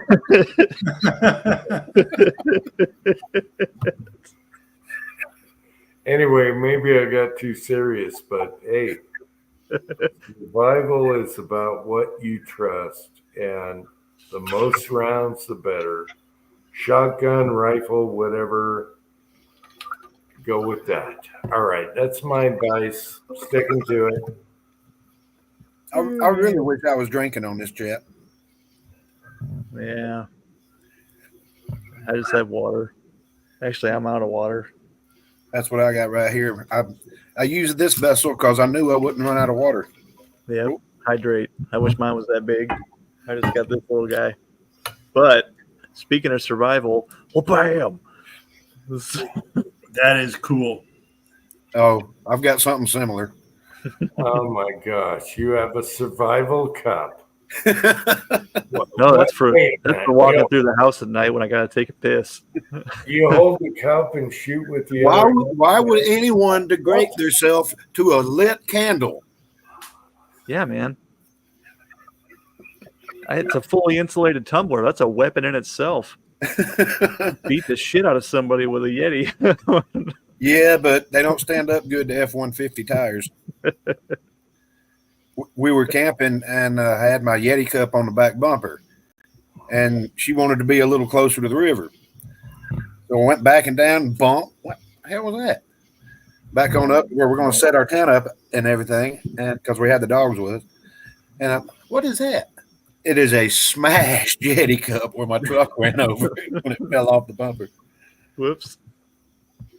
Angel, look, because I've had that cup just as long as I've known her. Yeah. And, you know, that every man's got his cup. That was my cup. She said, I've never seen you without that cup. And she looked at me and said, this is the saddest I've ever seen you. That's a sad day, man. It was. Yeah, I'm totally empty. I need more water. I'll be right back, okay? My wife got me this cup a long time ago. Then I bought this at Ace Hardware. I was looking at it for like a year before I finally bought it. Yeah.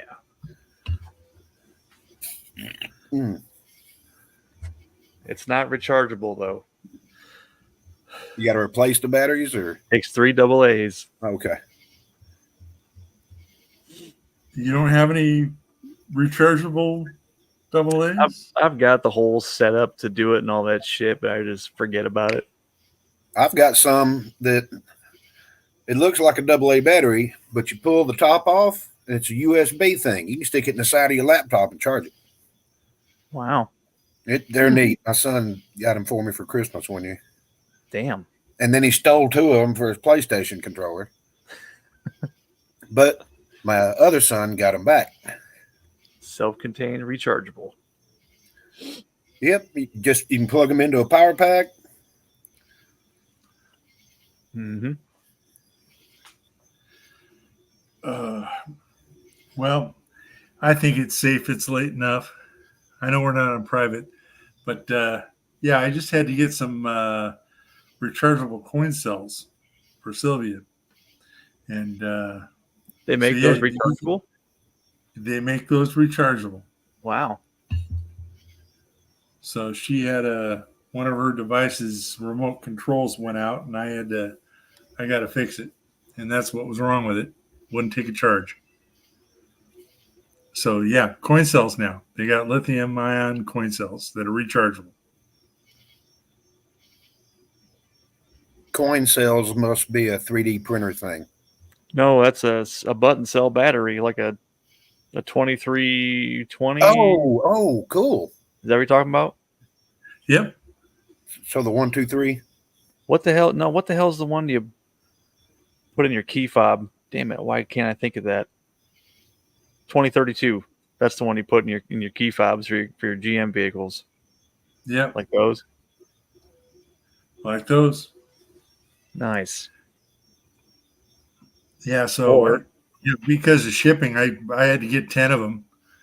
Yeah. Yep. So I don't know what I'm going to do with them, but it's kind of neat. They got them that small now. I got these here for my calipers. What are they? The 357s? These little guys? Yeah. Oh, the hearing aid ones? Yeah. Well, I think they're a little bit bigger than that. Maybe. Hell, I don't know. Yeah, they are a little bit bigger. They fit in the Harbor Freight calipers. So the Harbor Freight calipers actually come with an LR144 battery. And when that dies, you can't buy an LR144 from anywhere but China, but a 357 works just fine in a Harbor Freight caliper, just so you know. And knowing is half the battle. Mm-hmm. Yep, 2032. So at work, all of our consumables are paid for by the contractor, so batteries and weld tips and all that shit. Well, speed glass hoods take 2032 batteries. So I haven't had to buy a key fob battery in 14 years. I get them free at work. Yeah, it goes without saying in the computer business, they're, I haven't bought one in forever. It's always been a customer. Yeah. I get them from China for $5. You get 10 of them. Yeah. Yeah, I ordered a 25 package of 2, so a 50 pack off of Amazon. It was cheap. Damn. And that's what my calipers and a couple of other things use. Laser pointers. I don't have a laser pointer that big. It's about the size of a quarter. Yep. All right. I got to say that I learned my lesson, though. I had this Bluetooth key fob project I was working on, and I got the cheapest fucking batteries I could get because it was price constrained. I had to do a couple hundred of them. Cheap batteries suck. I mean, they honestly do. Cheap batteries from China, you order 100 of them. Yeah, they. Yep. And the Panasonics work good. If you got to bet your life on it or your business on it.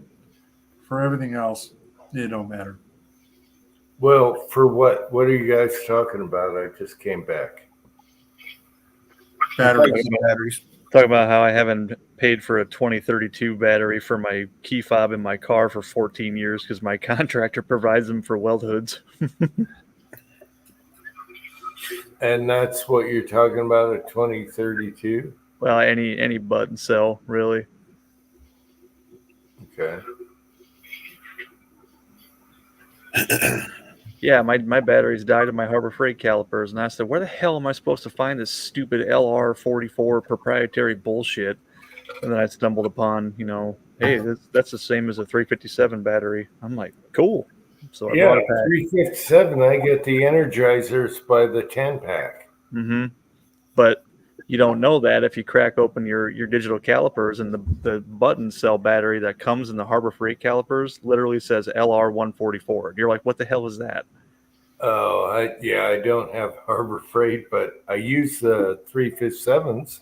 Mm-hmm. And I buy a 10-pack and never get out. Yeah. Yep. I get Energizers. They're cheap on eBay as a 10-pack. Mm-hmm. And you want to make sure on the date. Yep. when you buy them, make sure they're fresh. I have a case of Tech Light batteries. You saw the last video that are expired, and it takes 10 years to expire them. So there you go. Tell you what, one of the funniest things I ever did at work was take 2 of those 2032 batteries, and we decided to see if we could MIG weld them together. Oh, that was absolutely hilarious.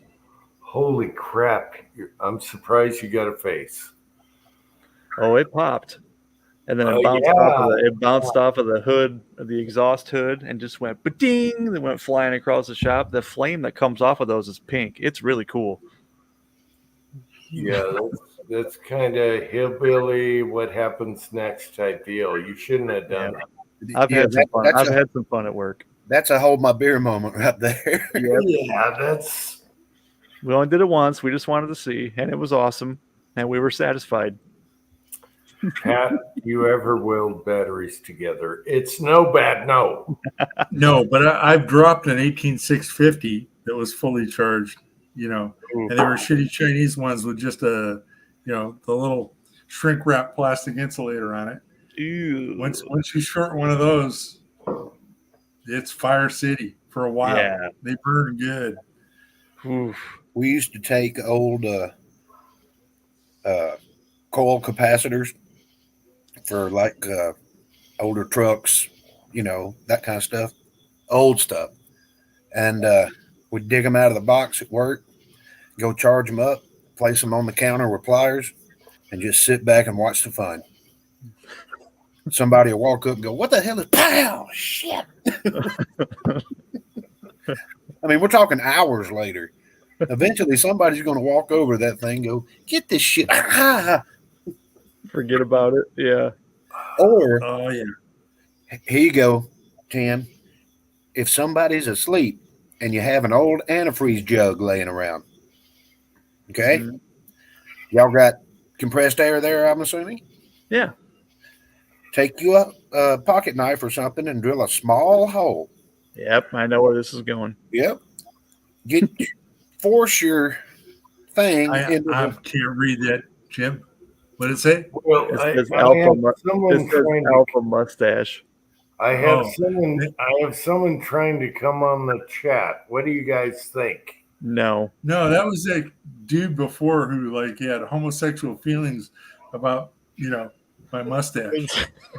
Well, anyway, this is the important part. Unplug the air hose from the wall. Sit that contraption you just made in a bench vise and compress the handle. Then you just get safely away over there to the wall. And boom! They'll wake up. Yep. We did that with needle valves on the end of our compressed air lines with 20-ounce water bottles. Shit. They heard that in the front office and came out. What the hell was that? They were getting pissed because we kept doing it. Okay, Pat, I agree with you. I don't trust this man. No. He's still hanging on here. He's still here. Alpha Mustache, I'm sorry. Tell him, leave him backstage. Leave him backstage. There's something wrong, Alpha Mustache. I would love to have you on, but I just can't clear this right now. All right. Let me tell you how you can put you on, and we will listen to Vanessa's opinion. No, hang on, Jim. Listen to me. Leave him backstage. Okay, tell him to put his face as the avatar, and we need to see motion. No, I know where this is going. He's got something in his butthole, and he wants to show it to you. But only Jim can see it. Okay, Alpha Mustache, give us some video footage so we know who you are before you come on. It's not happening. I can tell you right now. I have a sniffer, and it was wrong many times. But this is like sticking a nickel in an outlet more than once. Or a fork. This is like sticking a fork in an outlet. More than Anyway. once. More than once. Vanessa's got the trigger. She's like, oh no. Vanessa Kitty, she's got her finger on the trigger. I gotta go have a smoke. I love the chats, boys. I love it. All the drama, whatever. I love it. That's why we exist. All right. So, Tin Man, did you get the picture? Yeah, my phone's in my pocket. Anyways, about outlets. You ever see the picture floating around that somebody took a small little Sharpie and wrote key cleaner above one of the outlets?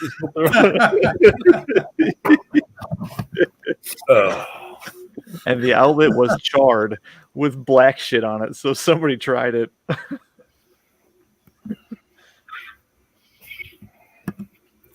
Oh, that's badass, Pat.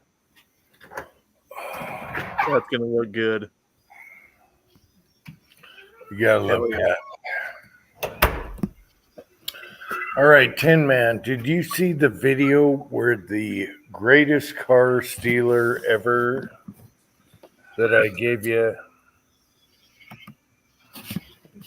The greatest car. No, you didn't watch it. All right, you didn't watch it. I don't think so. These guys, if you guys got a fob on your car, anything, open the car. Oh, Jesus Christ, we're going over the fob thing again. Jim hates fobs. Yeah. These guys can get into anything in 2 seconds. Now the backstory. That's not the kind of fob that I have in my car. The backstory is it might be. It doesn't matter. They're having so many problems with car theft. The mayor of the town said, leave your keys by the door. That way they don't ransack your entire house to steal your car. So what they're doing now, they've got a receipt or a transponder. Oh my God, Leon. Come here. And the other one's out here with a frequency thing, an antenna, if you will. Mm-hmm. It'll pick up the looking for the signal. Yep, it'll pick it up and unlock the door. Yep, I don't have one of those keys. And the key to the mayor's thinking is there will be no damage to your vehicle, whatever, if you just let them take it. Well, they can't take it unless you keep a spare set of keys in the glove box or something. Yeah. Because you still have to have the key. Well, unless it's a push to start car. Yep. Leon. There won't be any damage till they pit maneuver it after it's stolen. Right. That's the insurance company's problem at that point. Yeah. I have my key is the fob. I have a 2010 Jeep. Kyle, you probably know what I'm talking about. The key itself is the button thing, and then you still have to stick it in and turn it. Yeah. To start it. Yeah. It doesn't matter now. I just watched a video where the king of I have a 14-year-old car. They ain't doing that shit on mine.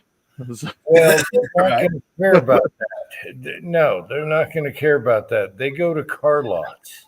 Yeah. And they take the most expensive cars and they get into them in 5 minutes from Amazon. They have scanners. Boom, that car is stolen right now. Yep. And the insurance companies, somebody has to do something about this because they're ripping off the most expensive cars. And they had this one guy in a mask. I don't know if you guys seen the video, but he said how to combat this stuff. And he's trying to go straight, okay? Any car, any tattoo, anytime. Oh, so he made all his money and now he's trying to pull the ladder up after him. That son of a bitch. They're not after older. They're not after older cars, so you don't have to worry about that. But they can get into anything, and they buy these scanners on Amazon cheap, and they can get into any car right now. And they take them right off the lot at car lots, and the insurance company. Actually, the dealers, I should post this video. The dealers have to take a hit because the insurance companies can only do so much. However, any car that has a fob, unlock your door, do your ignition, bam, super easy. Well, the thing is, you still have to unlock the steering column to get to the start. If it doesn't matter, these guys are boom. Now in the new ones. No, they're taking the best, like the Mopars and all the expensive cars. They go after the best. And so the scanner has to be able to store that frequency. This and guy find the antenna inside the car, and if it pushed to start, now you got a stolen car. Yeah, they are. They're all doing it. This is all push to start cars that are doing it too. Well, the way I understood it is there's like a 16-digit code that rotates. So, in other words, when you unlock your door, it changes the code again. Yep. But both sides of the equation know what the next code's supposed to be. So if you scan off the key fob, what its current code is, you'll know what the car's current and next code's going to be. Just takes a couple of minutes to hash it out and get it figured out, but no biggie. So I don't know. Last time I was looking into it, it was on the what was it? 515 kilohertz band that the key fobs used, and parts are cheap from China. Let's just say. I mean, it wasn't a big deal. All right. And after everybody knew that this was a problem, they were too well invested to fix it. That's it. Yeah. You know. Yes. This has been going on for years. Buy a manual transmission. Problem solved. Yep. Yeah. No, there's no problem solved. This guy manual transmission is problem solved. These fuckers can't drive a stick shift. No.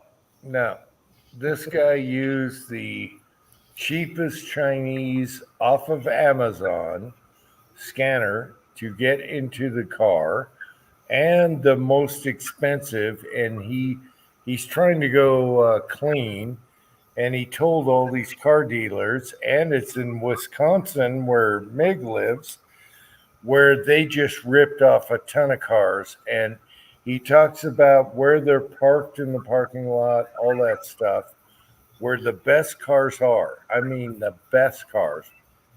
Easy. He was in there in 3 minutes driving that car. And it's super easy. So these guys know how to get it. Give me the old ignition. I'm sorry. Give me a car that nobody wants to steal. That's the secret. Just well, give me that's the secret. But he said the Fords, the new Fords, are the tougher ones, so they don't bother with those. But Chevy and Dodge was super easy. They're like bam. I just got me what do you call the race? I went brain dead. Anyway. I was just thinking they showed it live, him getting into the car and starting it without any alarms or anything going off. And they talked with the dealer and how are they going to fix this and all that. And this guy's trying to go clean. He's got a family and everything. He's the top 3 car ripoffs in the world. And he did a video on that. Does that technology rely on the key fob for the car itself being somewhere in the vicinity that they can pick it up, or do they even need the key fob anywhere near it? Yeah, they need the key fob. So why not just put the key fob into? Once he sets this cheap Amazon thing, once he sets that, he could do multiple, like Dodges or Chevys. They're the easiest to get into. And he just sets it, and boy, I got a whole row I can do now. I can open the door, no alarm, and I can start it and run it. And that's what they do. Put all the key fobs in a Faraday cage so they can't get nothing in there. Boom. Yeah, that'll work. But I was just thinking about Jim's 1-ton. with a slide hammer and a large screwdriver. Oh, Back in the day, it was no big deal. It all was you just need, that. no, all you need is a And screwdriver. all you get screwdriver, jumping the terminals on the starter, right? All Yeah. you need on my truck is to pop the hood and cross with a screwdriver.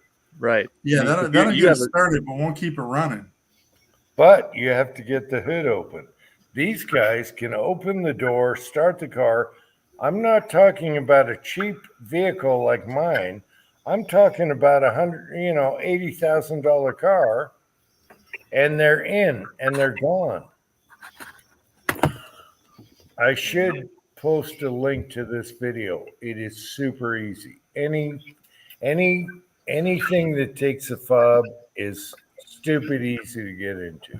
Put Highlight plugs in all James' comment here. He's got the right put, idea. Put plugs in all 4 tires. They won't get far. Jesus. I love it. Yep. But anyway, you guys with your keyless entries, you're screwed. They're stupid easy to get into. I'm just letting you know. All these gangbangers know about it. And what they're doing is stupid. I took the Hyundai Accent, 2011 Hyundai Accent into Sylvia's Hyundai dealer for a oil change. And it's like, oh, you got a recall. And they gave me one of those steering wheel locks because you got a recall on it being too easy to bust the steering column open. Nice. And like, oh yeah, another 1 minute speed bump. Thank you. Yep. Now they're gonna saw my thing. I'm gonna put that thing on my steering wheel every time I get out of the son of a bitch. Yeah, that's right. Yeah, and now they're gonna saw my steering wheel too. You can already total the car with a broken window. So now You're gonna saw your steering wheel so it looks like one of those fancy Tesla cars with just the two nubs on the sides. Yeah. Yep. Hilarious.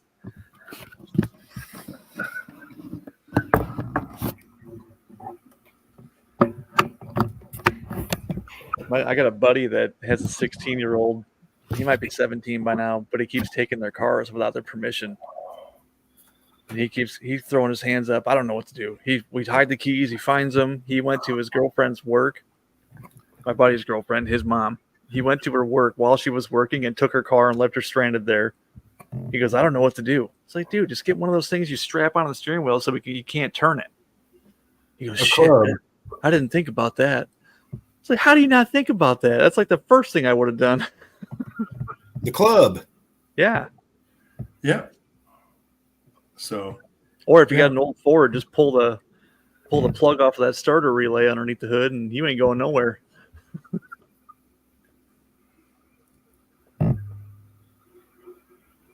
I used to do that to mess with people in high school. With that one little plug, pull it right off. You ain't starting that thing. The big thing with us was the coil wire. You loosen up the coil wire. You leave it on, but yeah. The old cars are easy. I'm talking about like 60 to 1,000, 100,000. Oh, I know. We're just talking about how we used to mess with people in high school. Yeah.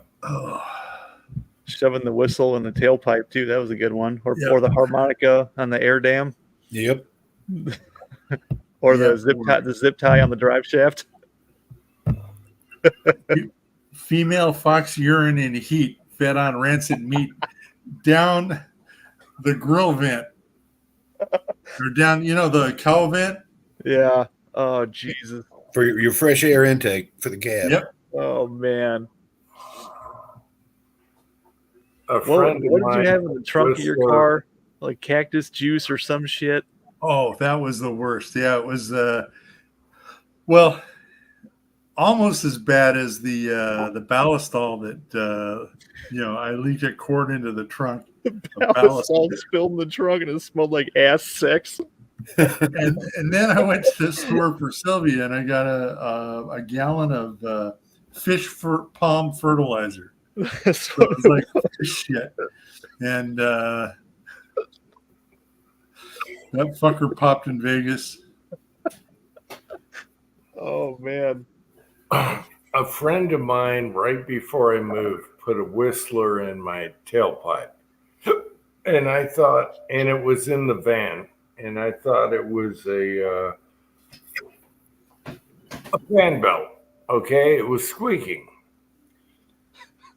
And that son of a, and my son walked around the van. I'm like, what the hell's going on?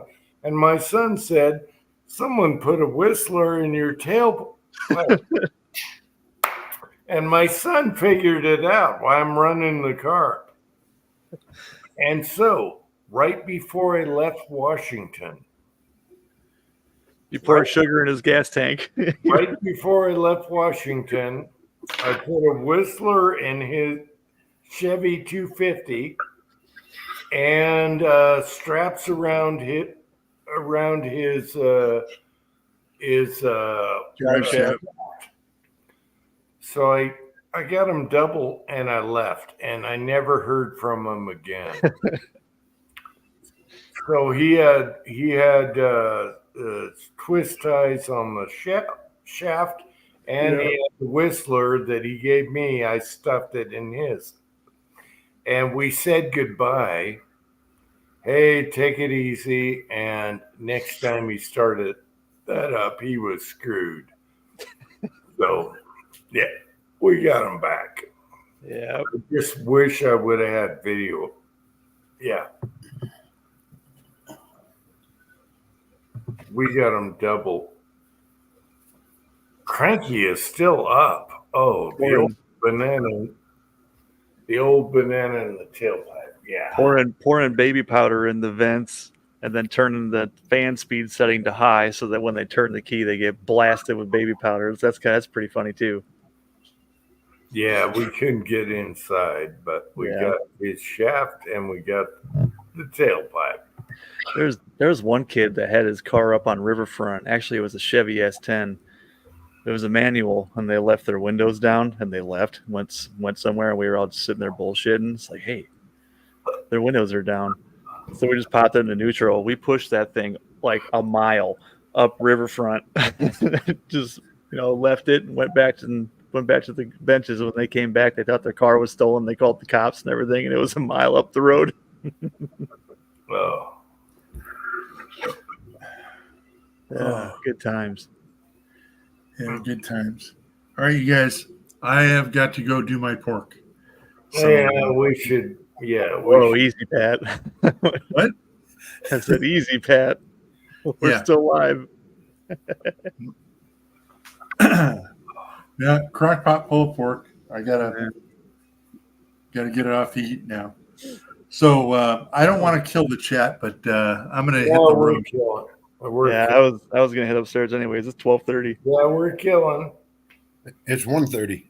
Well, we're killing. We're killing. All right. All right, Pat. Go stir your pot. Beat your meat. All right. We'll see you guys next week. Good seeing you, man. Take care. Bye, guys. All right. Good night, Pat. We're still live. Well, hold on. Well, let's kill this and a foof. I gotta go too. So. All right. I appreciate everyone in the side chat and everyone that came on. And Pat, we love you, boy. Or we love you, man. And Kyle and Tin Man, thanks for coming on. And thanks for having me. I enjoy Tin Man's wife on the side, so there you go. You need to rephrase that. She evens everything out, kind of. All right. It's always a good time. Any last words? This was hysterical. Tire plugs. Jim needs to rewatch it. Tire plugs. Don't get him going again. Don't get him going again. I'm plugging for sure. Plug your tires and gird your loins. Cranky says backstage, but all I got is all I got is maybe. Oh my God! Has I that been got cranky this whole maybe. time? Wait a minute. On the side, trying to get on here, is maybe Mrs. Tin Man. And No. I'll show you proof. This is bad. He said no. No, watch this, guys. Okay.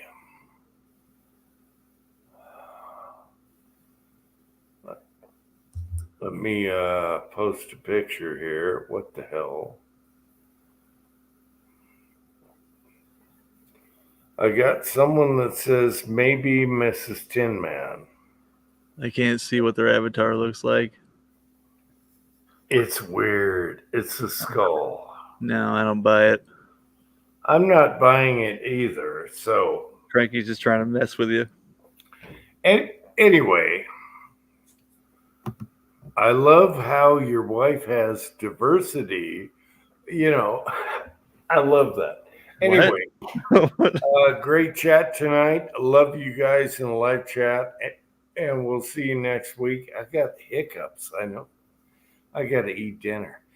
Anyway, all you guys that came on, Kyle, Tin Man, West Covina Dodge, Ozark, Andy, Mr. Zink, thanks for coming on. Any last words? Oh, man, hiccups.